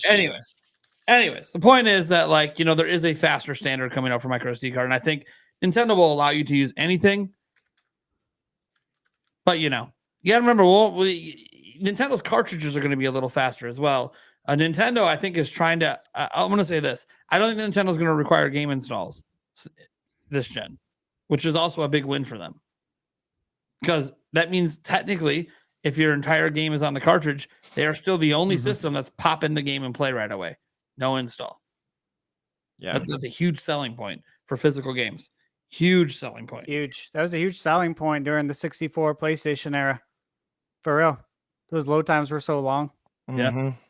I don't think people are going to mind a little bit of extra load times by being on an SD card store. And Nintendo might have a quick way to swap between internal and external. That's faster than re-downloading games. They might have an internal swap you can do. You were right though. It's called the Express. That new standard. Yeah, that's what I thought. Yeah, that was a newer one coming out. It's gonna eventually take over as the standard, but we're probably a little bit away from that. Can you guys tell me about it? Just a little bit. It says Samsung's new micro SD cards bring high era performance and capacity for the new era in mobile computing and on-device AI. Industry first 256 gigabyte SD Express micro SD card, boasting speeds more than 4 times faster than the current interface. Sick. So I was Googling Up to 800 about this up stuff. to 800 megabytes per second. So that's like more than double Crazy. the 300 meg Yeah. max right now. So I saw like Wario64 put out a tweet about a really good price on a, I think, I got that last night. Yeah, Was like, that last on a- night? no, it was a while back on Oh. it, just a huge card, right? And I'm thinking, forward thinking for Switch 2, right? But then I'm like, but is there going to be better tech by the time Switch 2 comes out in that field that would be better suited for the Switch 2? Like, I want to make sure I'm making a good purchase. Sure. And then so I did a Google search and I found a couple of things, and that's why I was so interested, Game Yeah. Junction, and you letting me know what the details are, because I feel like that's what I would want, right? Yeah. Yeah. This was just a silly one. Charged at $2 to say Nintendo Goofy Goober resolution. Noise. The Goofy Goober. Jorge FT did $9.99 saying, what can Nintendo do to avoid the pitfalls of developing for more powerful hardware that everyone else has suffered with 4K games outside of staffing and money? I think they're already doing it. And they do have one studio I'm a little concerned with. But if you look at what happened with Astro Bot and the way it's being praised for, smaller studio, long-term developers that have worked together, means a smaller budget because they're not bringing in hundreds of outside developers to come finish the game. They're just using internal developers. That's Nintendo's MO. Mhm. And PlayStation just did that on their system with one game. Nintendo pretty much does that with all their games. Not all of them. There are select ones like Zelda that uses a real, like the 3D Zelda games use a really massive team, but it's team members they already have. Yeah. It's not, they're not bringing in a bunch of temporary employees. And when they are bringing in temporary, they're just borrowing from their other development teams to do that. They're not just bringing a lot of outsiders in. Like when you see hiring posts for Nintendo, especially Nintendo Japan's development teams, they're not looking for like a temporary hire for 3 months. No, they're looking to add you, hopefully for life, if you're good at your job. Like that's what they're trying to do. Keep their quality talent, keep them happy, pay them well. Don't let them go when times are rough. Hello, Iwata. Didn't let people go when times are rough. And it worked out for them and helped lead to the massive success of Switch. So I don't think Nintendo is set up to be like that. Now, Furukawa admitted games are going to be more expensive to make. But I mean, look, when Nintendo is rocking, $50 million budgets, putting out a 3D Mario Odyssey that sells $25 million at $60 a pop, the profit margins on that are absolutely astronomical. I don't think Nintendo's worried about having to add a little bit more to their development budget just because it is more expensive to make games. So I think how they avoid it is just don't get away from the way you set up your company. But there is a caveat to this. Retro Studios is not ran that way. Retro Studios is ran like a traditional Western. I think the budget for Metroid Prime 4 Beyond has ballooned to a crooked number that I don't know if Nintendo ever wants to admit publicly, that I'm not sure Metroid Prime 4, if it doesn't blow up, can make back. It won't. I just recently looked at the sales on the podcast, and God, what's the name of the? I don't know why it slipped my. Oh, Dread. Dread is the best-selling one. I think it's just because of the Nintendo Switch install base. Yeah, a little over 3 million. 3.2. And you think about that, like if Metroid Prime 4 Beyond only sells 3 million, which I think it'll sell more. I hope it sells more. But if it's only like a 3 to 5 million seller, I'm not even sure that Nintendo made their money back on the game, because this game's been in development hell forever. Yeah. They rebooted development, so they lost investment already to reboot development. And then Retro Studios, they had to rebuild the whole team and bring in all these big AAA names. And these big AAA names, guess what? As soon as this game's out the door, they're out the door. So, and Retro Studios is ran like a modern triple. And I think Nintendo is seeing the pitfall with that right now with Metroid Prime 4 Beyond. They are seeing that, God, we put a lot of money into this game. That's not Zelda. It's not Mario. This is not a guaranteed 10 plus million seller. We're not guaranteed to get our money back on this, but we have to do it because we promised the fans in 2017 this was coming. So we have to deliver. We have to do it. And maybe this is the game that Breath of the Wild is the series that becomes big, but maybe not. And if it's not, You know, I don't know. I am a little worried that Retro Studios might get closed if this game bombs. I sure hope not. What's crazy is Dread was announced during the DS era. I remember the announcement yeah. of it, and they talked about Nintendo Power for years. So Yeah, I just don't think Nintendo likes the way that Retro Studios runs, but they also know what are we supposed to do about it? yeah. Like, we can't force people to stay because the kind of money they're asking to stay full time, they're asking for these numbers that we don't pay anyone. Like, you have more money than Miyamoto gets paid. Hey, our CEO doesn't get paid like these other company CEOs. So I don't know what you're at. Like, to keep like, we really value you. We're already paying you 100 to 200,000 a year, and you're asking for 800K to stay on for the next 10 every year. They might go, hell, that's like 75% of what Furukawa makes. Why are you asking for that kind of money? Nintendo ain't giving you that kind of money. They don't give their CEO that kind of money. I mean, they give them more than that, but Nintendo's corporate guys aren't like these other companies. They're not making hand over fist hundreds of millions in their pocket every year. So, like, that makes it very hard to even think about trying to keep some of these high quality Western devs on that are only going to stay because they're there for the payday. And they can get a sign-on bonus at another studio for their talent for a Call of Duty project, make a quick 300K, move on to the next one. And, like, it's hard to get a Western studio to operate the way Nintendo's Eastern ones do. The closest they have right now is probably Next Level Games. They've been together for a bit, and I'm a little worried at some point that team's going to break up. I hope not. But at some point, I'm assuming money's going to get involved, and those devs are going to want a big raise, and Nintendo's going to be like, well, yeah. You guys aren't bringing in that kind of money.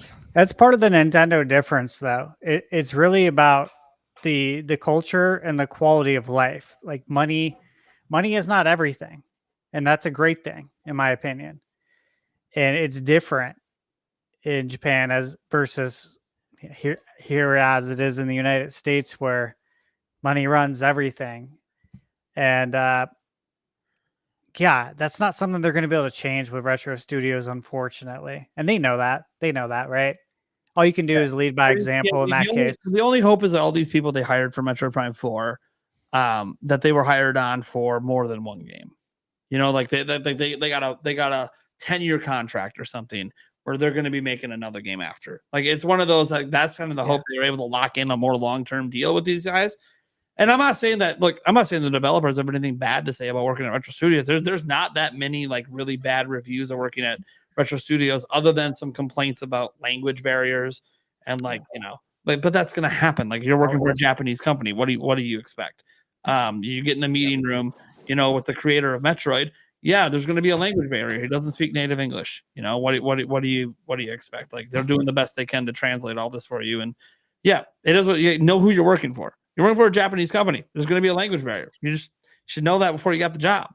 Like, it's pretty obvious.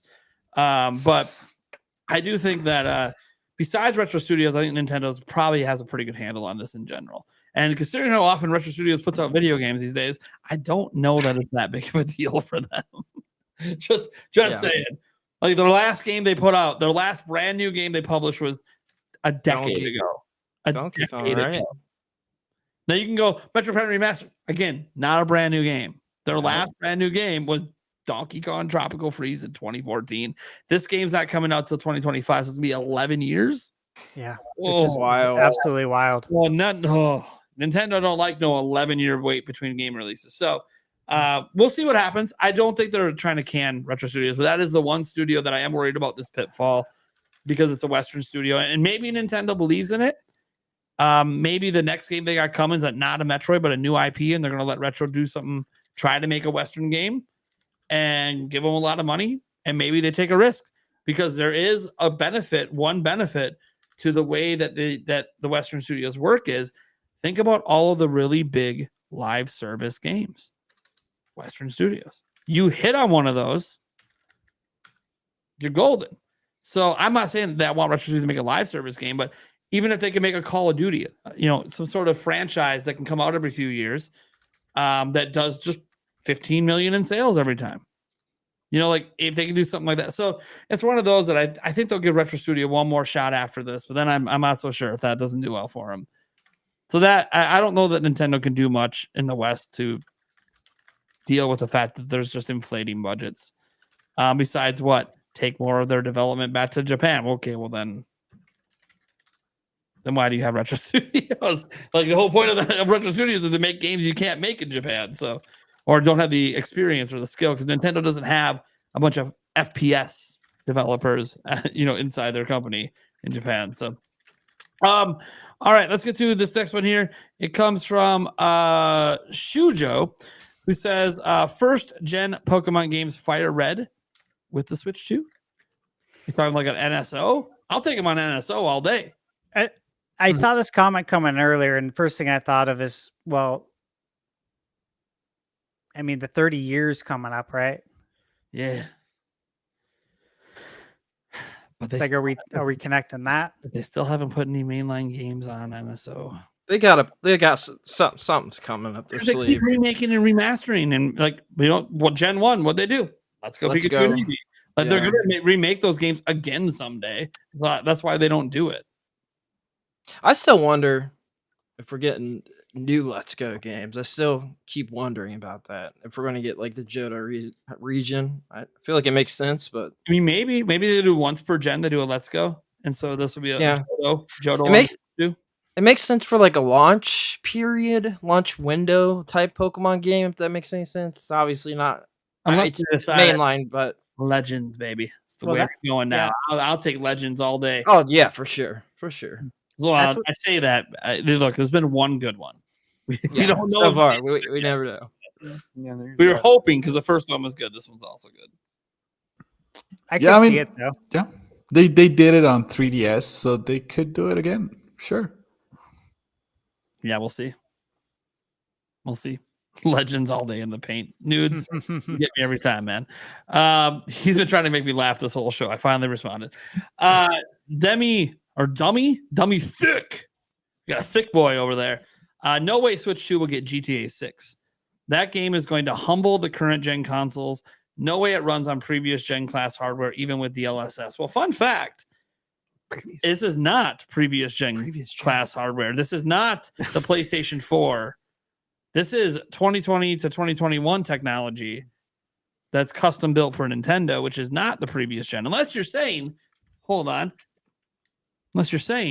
Switch was the first next generation system that started off the current gen that involves PlayStation 5 and Xbox Series. So then Switch 2 is the beginning of the next generation that's using the prior generation's technology. So basically what you're saying is the PlayStation 5 can't run this game. Essentially what I'm putting out there. Because by the way, I'm pretty sure at some point GTA 6 is going to run on hardware that's less than a PlayStation 5. If it ain't the Switch 2, I don't know if it's going to be the Xbox Series S. I don't want to go that far, maybe. But it's going to be something. Because while we talk about how much this game's going to humble, right? We talk about how much it's going to be that humble pie game. I bet you it's going to be one of the most scalable video games they've ever made. I bet you this scales in a way that you can't comprehend. Because, one, GTA 5 scaled in a way that people can comprehend. GTA 6, while sure, it's going to look visually stunning on your PlayStation 5 Pro, it's going to be amazing. It might be 30 FPS. I guarantee you the engine they're using is going to be massively scalable because they want 200 million. You're not getting 200 million on just PlayStation and PC. You know what I mean? You know what I mean? What do you guys think, though? GTA 6. I'm gonna die on the hill until it doesn't. It's gonna be on Switch 2. I mean, the everything, the technology on Switch 2 is just more modern technology than on the PS5 or Xbox Series. So it's probably gonna punch far above its weight, or what one would think. So yeah, it's gonna be there. I'm pretty sure it's gonna be there. You don't want to miss being on the biggest console ever. I think Rockstar has a dev kit right now. They know what the hell this system can do. They know 100%. What this system can do. You can't tell me this is the company that I already know factually attempted to put Red Dead Redemption 2 on Switch. They tried. Yeah. You can't tell me that they're not trying to put GTA 6 on Switch 2. with the dev kit. Guarantee they've taken that dev kit and they said, let's see what happens if we slap this build on here, we recompile it, let's put it on, see what happens. And you know what? If it sat there and said, okay, it's running at, we got 1080p right now, it's running at like 15 FPS. Hey, we haven't even customized this to run on DLSS yet. Mm-hmm. Like, I'm telling you guys, they were that close with Red Dead Redemption 2 of actually putting out a Switch 2 version. So, like, if they were already, like, doing that, like, God, they're going to attempt.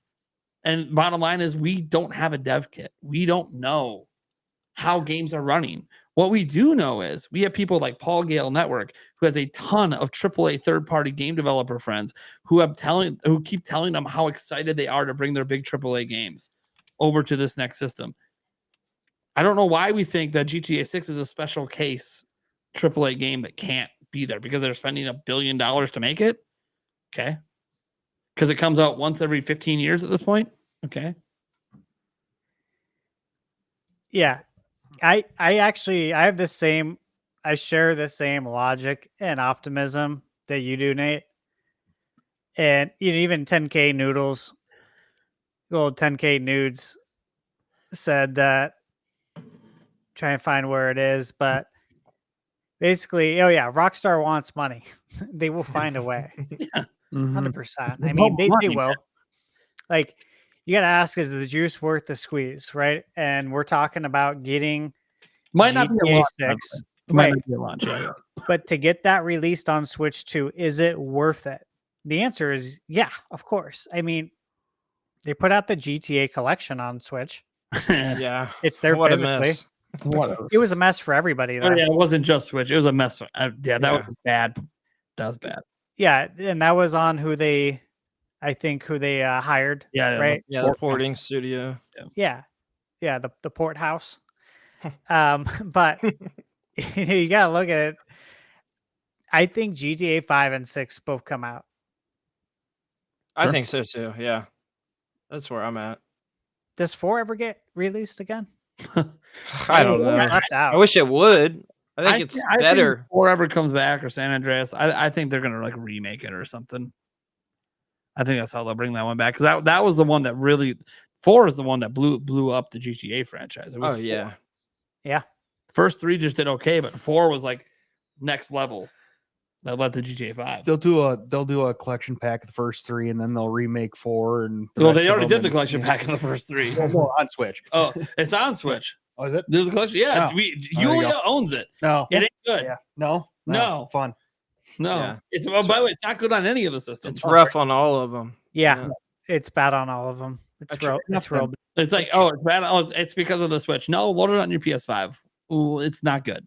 Yeah, try it on the Series X and the Switch. But I have it. I can like vouch and speak from using it, and it's not good. It's not. They messed up the most basic stuff. The PlayStation 5 can't handle these games. Like, come on, it's just a bad port job. Yeah. Optimization is a big deal, guys, and that's why I'm saying people forget. If GTA 6 only comes out on PlayStation on day one, it's because they put all their effort into optimizing for that specific console. They are going to bring it to PC later. That's already confirmed. And if they bring it to Switch 2 later, it's because they're going to put a hell of a lot of time into optimizing specifically for that platform to make it run well. So we'll see what happens. We have Anthony Nelson comes in with a 10. Says sunglasses perpetually fall onto video game controllers. Proud face. What? Okay. I don't understand it. I don't understand it either, but I do appreciate the $10. I understand cash money. Cash money record. That part I get. I understand that part. Last super chat. Let's do the gifted member quick. Michael Lorenz, the second gifted a member, and it went to Voriki. Got it. So welcome, Voriki. Our last super chat we have right now, it comes from Red Delicious. It says first party character you'd add to Smash. Tethu for me. Okay. First party character I'd add to Smash. Emio. Add Smiley Man, baby. Tucker's not here to put the thing on. By the way, for those who want to know why Tucker just mysteriously disappeared, he doesn't hate us. His entire Wi-Fi crashed and he couldn't get it to turn back on. Yowzers. So that's why he's out. Birdo. Bro, it would be cool. Birdo. I feel like I want Tingle. Yeah, there you go. It is what it is. Dude, he's like my mascot for life. You guys see how excited I get? That's how excited he gets over rupees. I'm just saying, I get so excited for Switch 2. Oh my God, guys, can you believe it? And that's Like- every time. Woo-hoo-hoo-hoo! Thank you for $20. Here's your map. Jesus. Gee, I feel like we need Gino since we You got the know Super what? Mario RPG remake. do you not watch my videos? Come on. Um, Ah! Brandon, I'm Ryan, actually you all right? I'm with you. That's who I've always wanted, and I was Yeah. looking up. I've been And I'm very like, oh yeah, Yeah, Gino, Gino. Gino, Gino. Yeah. It makes Gino, sense. yeah, Yeah. totally. Gino. Malo. Gino. People get mad at me in my videos too. Does he ever not yell? Everyone's like, no, it's every video. Yeah. I get excited, guys. Let me enjoy my inner child. You know what I mean? I gotta let it out sometimes. Damn. Like I said, I Damn, I don't want to be like, I don't want to look, no offense to a lot of adults that are really like this and enjoy it. But I just want to be like, man, yeah. Have you heard about that Switch 2? Yeah, it's kind of cool what they're doing over there, right? Yeah, man. Yeah, it's all right. Yeah, all right, cool. Oh man, dude, don't you think they're gonna have that? No, I want to be guys. Have you heard about the damn Switch 2? This is so fucking exciting. Like, I want to be excited. Mhm. I want to be the N64 kid every day. You saw that level of pure happiness Hell when yeah. he opened that level of pure joy. Mhm. I think as we get older, we forget about that pureness of that level of joy. And I feel that like, why am I so glad to do YouTube for a living, man? I get to feel a little bit of that every day. It keeps that a little bit of me alive, and I love it. I don't want it to die. I was just talking with someone today about that on Twitter in the DMs this morning. Yeah. And we were talking about your video too. And I actually said almost verbatim what you just said. And how you have that. And like I play all the consoles. I love them all. But Yeah. nothing can replicate that feeling I get with Nintendo. Just it just That's how I can't. feel. I've tried. I would like it to, but it's special. It's different with Nintendo. It always will be. And yeah, it's exciting. It feels like Christmas morning with Nintendo with a new console. It does. Yeah, it's just special, man. I don't know if it's because we like grew up in the 80s and like it's part of our DNA now. Nintendo. I don't know. But yeah, it's different. It's special. But yeah, Nate, you always have it. Dude, I saw it with Eric today playing the game. Playing the Plucky Squire. Yeah. I'm sitting over there like trying to get the notes done and trying to get everything ready so we can launch on time. Here's Eric over here just smiling away and gimping out and laughing. And I'm like, oh my God, I haven't seen him this happy playing a fucking video game since we were in high school. How many times did I Holy say shit. this game is amazing? Yeah. He couldn't stop. I'm just like, oh my God, Eric's inner child's coming out. That means the Plucky Squire is the bomb.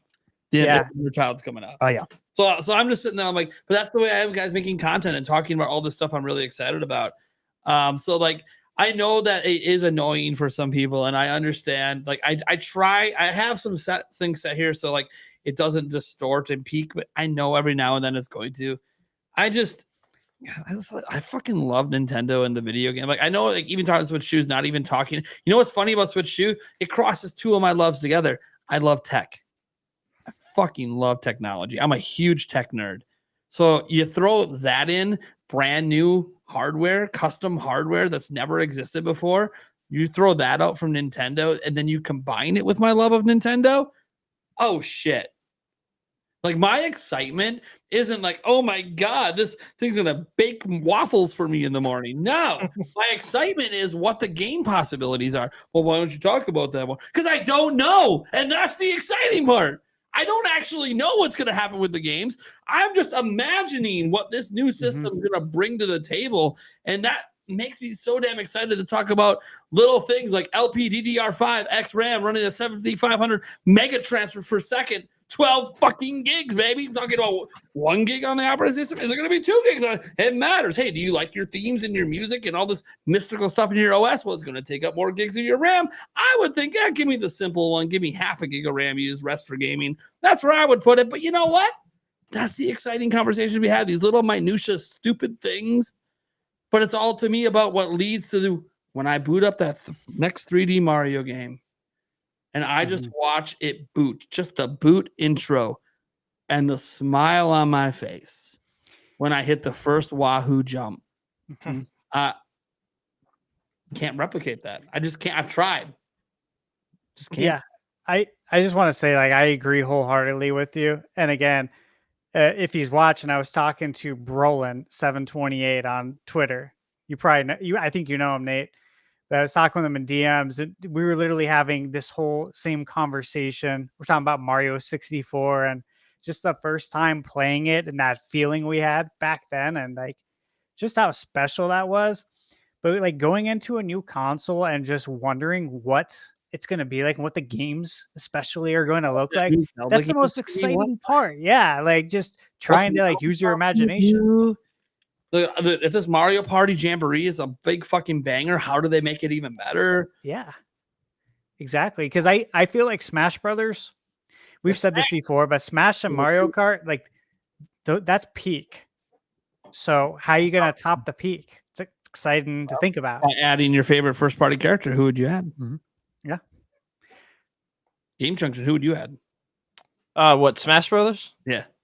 First, I mean, like Waluigi and Gino need in there. I mean, we've kind of wanted them forever, right? Yeah. Okay. Chris, how about you? I want Mio from Satellite 3. I need her. Oh, that's a good one. Oh, that's a good one. I think I got a good one. You got one? What do you got, Steve? I think so. I was thinking King Hippo earlier because that's a deep cut, but I don't see that happening. I think a different one, and his weapon could be a cane. You guys know who? Cane. Cranky Kong. Oh, yeah. Dude, that'd be cool, right? Get the crank in. Get the That crank would be in. funny. We need Funky Kong in there. Yeah, Nice. I love Cranky because he's like us now. Yeah, why haven't we got Donkey Kong 64 on Switch Online? That's what I want to know. Yeah. I was thinking about that today. Maybe they're saving it for when they launch a 3D Donkey Kong game. There you go. Little Maybe. build up to the hype. Build the They hype. announced a 3D Donkey Kong game, same day, drop Donkey Kong and N64. Hell yeah. That'd be a cool move. Yeah, we'll see. We had an extra super chat come in from Rafa Barros. It said Discord on Switch 2 or Nintendo own voice chat. X was kicked off. Well, X was kicked off because you have to pay a monthly fee to access the API. Everyone basically kicked X off because none of these companies want to pay that monthly fee. And it's not that Nintendo can't afford it. It's not a question of that. It's just like a principle thing. Like, hey, we don't really need you. So, like, sorry to our fans, but like, we don't really need you. I do think, by the way, X getting kicked is one of those. And I'm curious if Nintendo supports social media on the next one. I think they'll let you take screenshots. But the whole point of like what was fun about that is posting on Facebook and X. Okay, well, what's it going to be on the next system? I think it's going to be more so they'll let you download it to your phone, and then you can do what you want with it. I think it'll just be a seamless transition of screenshotting game to your phone, and then you can post it wherever you want from your phone. I think the app, like the Nintendo NSO app, will allow you to socially share from there to other social networks. Because I don't think they have to pay the fee for that to do that. Because it'll just boot you out to the X app, boot you out to the Facebook app, yada, yada, yada. But in terms of like the voice chat, personally, I think Discord solves a lot of problems for them. It takes a lot of things off their hand. We're not responsible for any of this now. It's all on Discord. And all the other platforms support it, but they also support their own voice chat. They don't just have Discord; they have their own system, their own friends list. So, for Nintendo, obviously, we have a friends list, but we don't have voice chat or messaging. You could solve that with Discord. As a content creator, Discord would be great. I'd love it. Yeah, I think so too. Like I have a bias, kind of like, oh, it would be great. But I'm kind of interested in a Nintendo localized system. Like Nintendo does some interesting things with their local system. Like if you guys remember, the original idea they had way back, Reggie talked about this back in 2017, was with the phone app, we were supposed to be able to schedule play sessions and our friends could come in and sign up for those play sessions on a calendar. Never got to do that. It's never existed. So I'm thinking like I want to see what Nintendo's ideas would be if they actually execute them, doing their own local system. Just like I want to see them add in the ability for us. By the way, Nintendo, I don't know why you took this away. We should be able to review games on the eShop. Yeah. If you bought the game and you know how many hours we have. So you can say if you've bought the game and you've played it for at least 2 hours, you have the ability to leave a review. You leave your 5-star review or whatever review it is. If you don't want to allow messaging, fine, but at least allow the star system. If you don't want to let us write written reviews, at least allow the star system. Bring it back, please. Please, because like if you're not going to make eShop organization better, which you better, at least let us review it. We gotta have some way to filter through the shit. So you got to make it better. Anyways, eShop's rough right now. Anyways, really, all they'd have to do is just bring back the star system and then show how many hours they've played on the game. Sure. But anyways, Discord's better for me.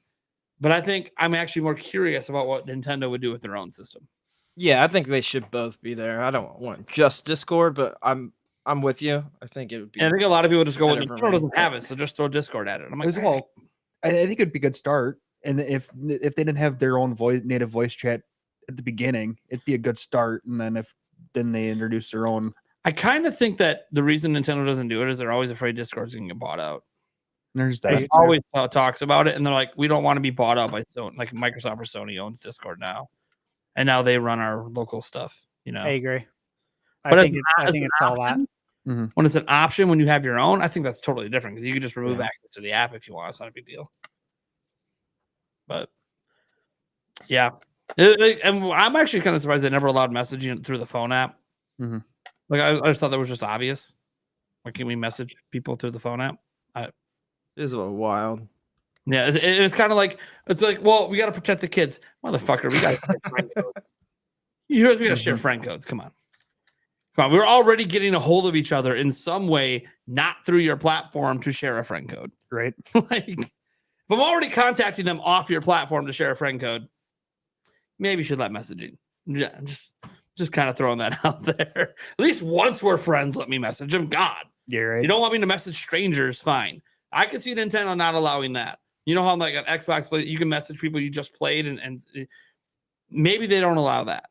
But once you become friends, come on. There's no reason. Dude, when I play 2K and when I beat somebody, I get a message like half the time right after. Yeah. And it's literally just tons of cuss words. Oh, yeah. They're always fucking pissed. Like, what? Yeah. What do you want from me? It's like, what, you fucking your grandma over there? I'm like, dude, I beat you in. You just know what I just did. I just beat your ass. And I mute that. I mute my controller so Like I can't hear them. Because Yeah. when it's unmuted, it's like just nonstop, like cussing. We're too old for that. Yeah, it's No, we just I gotten too old, enjoy it a little bit with Madden, and people get on voice chat, and I don't have my headset plugged in, and like they get a little like I throw a thing, and it went between two defenders, broke a tackle, touchdown. They're like, "What fucking bullshit is you? You don't fucking even know how to fucking play." And I'm just laughing there, and I'm just like, that's a little different with that way. Yeah, we all other know than the the bullshit, but. That's Romeo fucking Dawes, motherfucker. Did you watch him make that play in the last game? He can make that play in real life, bitch. He can. I'm like, did I think he could make that play? No, but he can. So there you go. When I watch the crazy shit that happens, hey, you know what? You can do underhand passes for pick sixes. Just ask Will Levis. Yeah. They should put that in the game.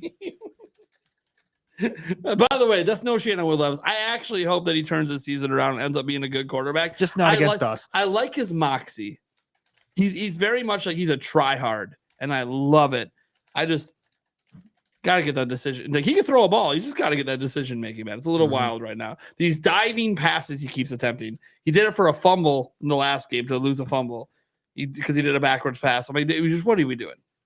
You're not Patrick Mahomes, all right? Yeah. Like, Patrick Mahomes completed a behind-the-back pass in a game. All right? There's levels to this. All right. What do you guys think? Eric, Discord or local? Both. Why not? Everyone's going both.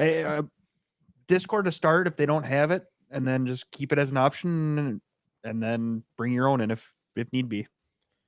All right. We'll make this our last one of the night. We got Michael Lorenzo, member check quick. He said, which one do you see first, GameCube NSO or DS NSO? Ooh. Oh, that's a tough one. That's a good question because, you got to ask, are they still digging in to the GameCube backlog for remakes? Right. But I might say they might be done with that. Right? Yeah, maybe not. I don't know. What? I mean, Like, if they did a 1,000-year door, I feel like they opened the door to everything. You're right. Yeah. well, I mean, Wave Race Blue Storm, I would love to get. That'd be awesome. That's what I'm saying. Like, That's still a great day one drop. That's I know, but jet skiing is like, it feels like it peaked in the 90s.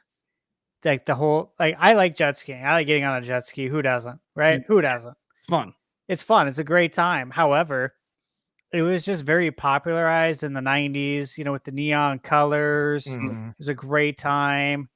Maybe some Bud Ice down by the lake. It was a good time back in the day. That takes me back. Yeah, but nowadays it's just not the same, and it's unfortunate. I don't agree with it. Sure. And my God, I would love to have it again. I'd love to see that water in 4K at 60 FPS. Yeah, That'd be cool. I think they're going to do DS. One, because I don't think they're going to remake a lot of the DS games. So they don't have a lot of like inherent value there and like resale value. But also it adds incredible, and not having the resale value doesn't mean there's no value, and that value could be NSO. And I know we could talk about how like, oh, well, they can't, we don't have the 2-screen thing, and you have to turn your Switch sideways and maybe get like an accessory to do it.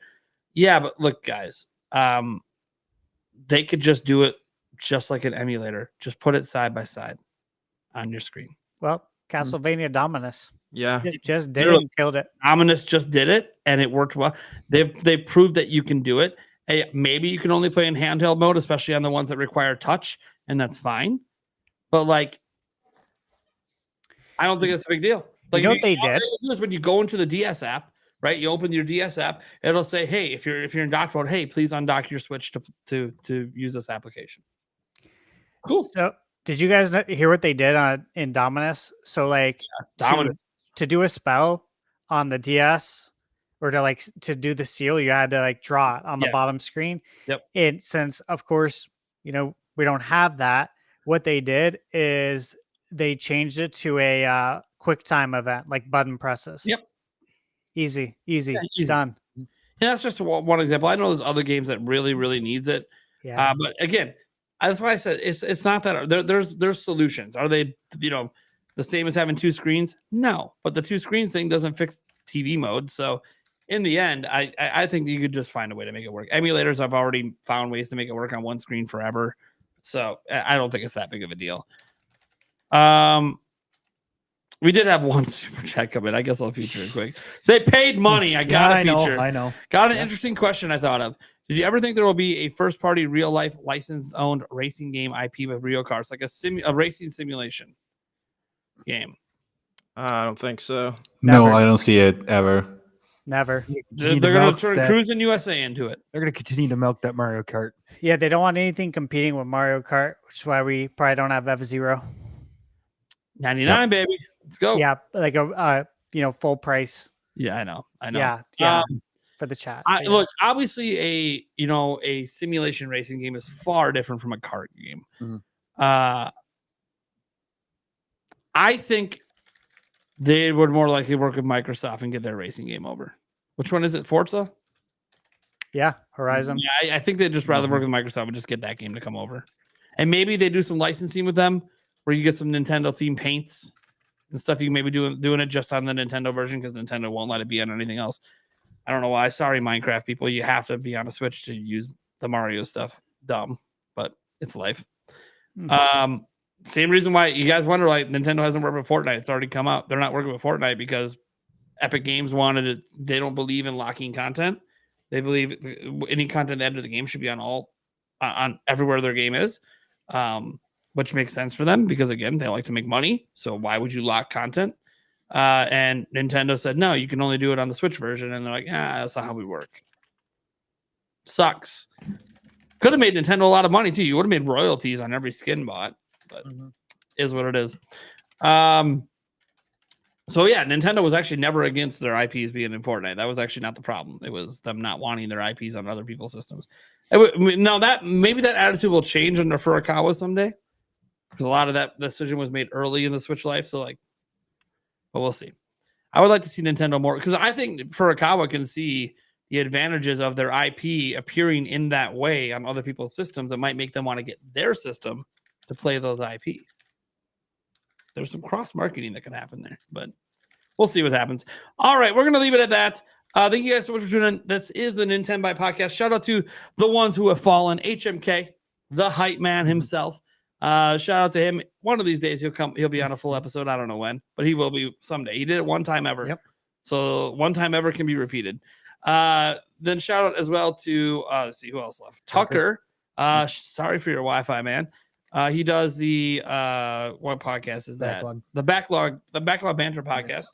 You should check that out. Let's see here. And then we had did we lose anyone else? Nick with no K. Nick with no K. Who's that's right. 11 away from 1,000. 11 away. Oh, wow. Damn. God, Everybody subscribe over there. Let's get them. All right.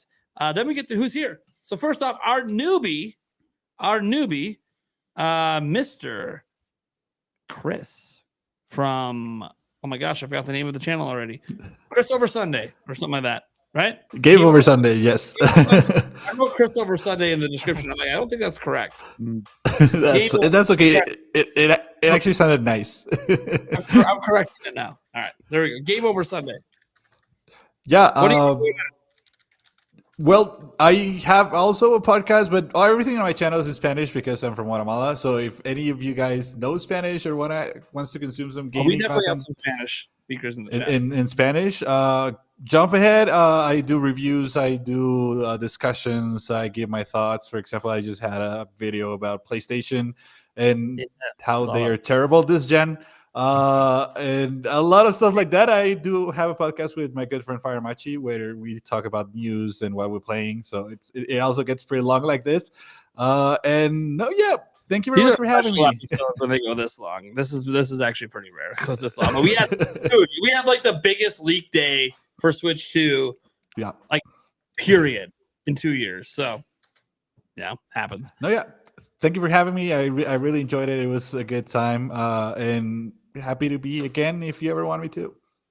Awesome, man. Game Junction. What do you got going? You got any upcoming content you want to tease? Yeah, I'm doing a video on the Plucky Squire. I've got something coming for Zelda when that comes out, obviously. So I'm just gonna run through that game. And that's kind of what's coming up. I'm debating on something in between, maybe the Rugrats game that recently came out. I've been looking at that, so we'll see.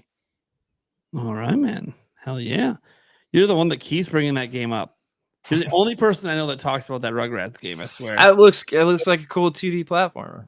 Yeah, I wasn't even like a big I wasn't huge into Rugrats as a kid. It was okay. I liked it, but it wasn't Tommy like my Pickles, favorite. Eric. I'm here. Playing Plucky Squire. Squire. Probably have it beaten by the next show. And watching Nick's channel. He's only 7 away. God damn it. Come on, people. I promised him we'd get him to 1,000. Do I have to make alts? Come on. I'm getting alt accounts. 7 subs away from 1,000. Come on. Damn it. Chat. I know that we have 340 still watching us late night, by the way. Oh, well, I'll get to that in a moment when we get to me. Thunderstash, you got any content coming up you want to teaser? Yeah, I do. Iron Meat that comes out September 25th. My review's up. I reviewed Haunted Castle, Revisit It. Want to check that out? That's part of the Dominus collection. Tomorrow, I will be posting my review of Plucky Squire. I platinumed the game earlier today and give you my thoughts on that. And then I am picking up the Karate Kid Street Rumble on Friday when it comes out. And I know it's risky. I know it's risky because who's the developer again? Game Junction? Game Mill. Not a great track record. However, I'm a lifelong Karate Kid fan. I've been watching them since I was a kid.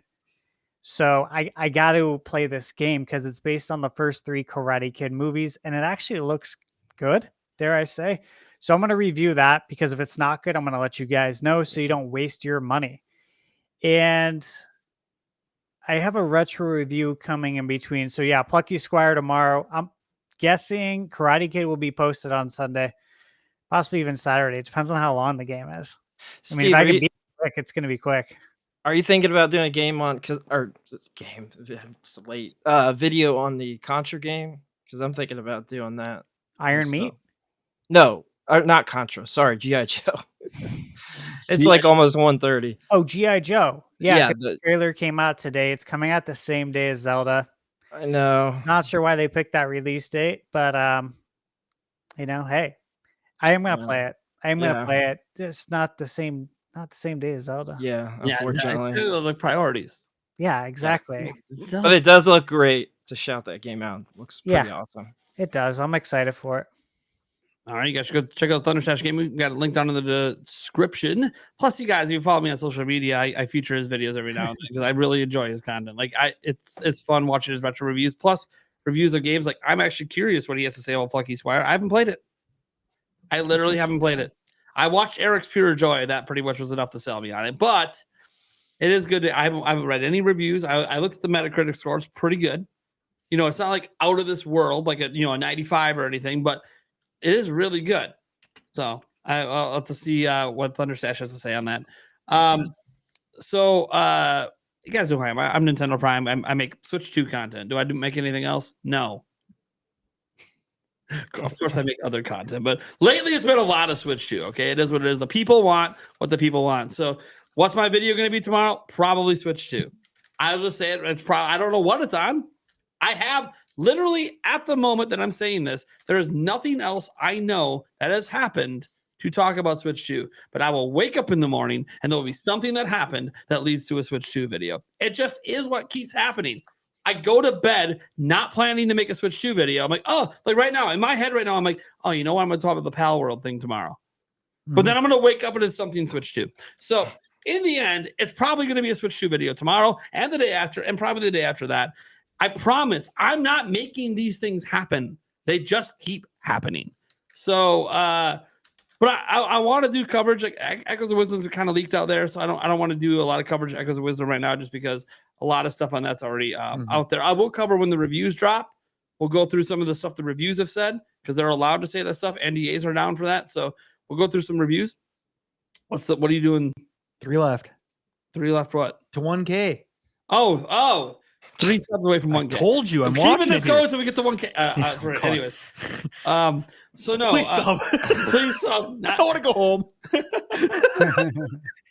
It's like I'm holding. It's like we're doing a telethon, right?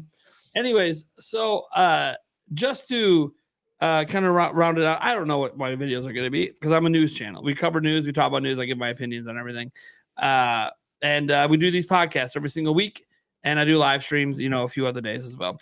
Q&As mostly. If you guys want to come talk one-on-one with Prime, it's Monday, Tuesday, Thursday. We have one tomorrow. If you guys want to have some one-on-one time.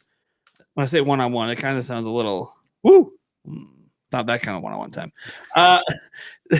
And then I do want to give a shout out to all you guys. Tonight has been quite literally our biggest Nintenbyte podcast ever. I don't know if it's the biggest podcast ever. I'll have to go back and look through the Nintendo Prime podcast, but we peaked at 923 viewers just on YouTube on my channel. On my channel, I know that it's been doing pretty well over on Thunderstash. The few times I checked in, he was getting some pretty decent views over there. Game Junction, I saw it peak for a little bit. Obviously over on Twitter, this is our biggest episode ever on Twitter. Yeah, I saw that. So like the bottom line is this is the biggest episode of the Nintenbyte podcast ever. So this is a big shout out to all of you guys for taking this. Like, I don't think you understand. Like you took this podcast to a level it's never been. We once in a while we'll see a 300 and then it drops down to 250 and then it goes below 2. Tonight we consistently stayed above 7 until right in this last hour. And we've been above our peak normally this entire time in the last hour. This is insane. I don't know what you guys are doing here at the end of a 4-hour podcast, but thank you so much. Counting down to This 90,000. This is just insane. Hey, did you get 1,000 yet? No, you said 2 left. Come on. Oh my gosh. Two people. 2 people so I can end the show. Right? 2 subscribers. Come on. Come on. Until then.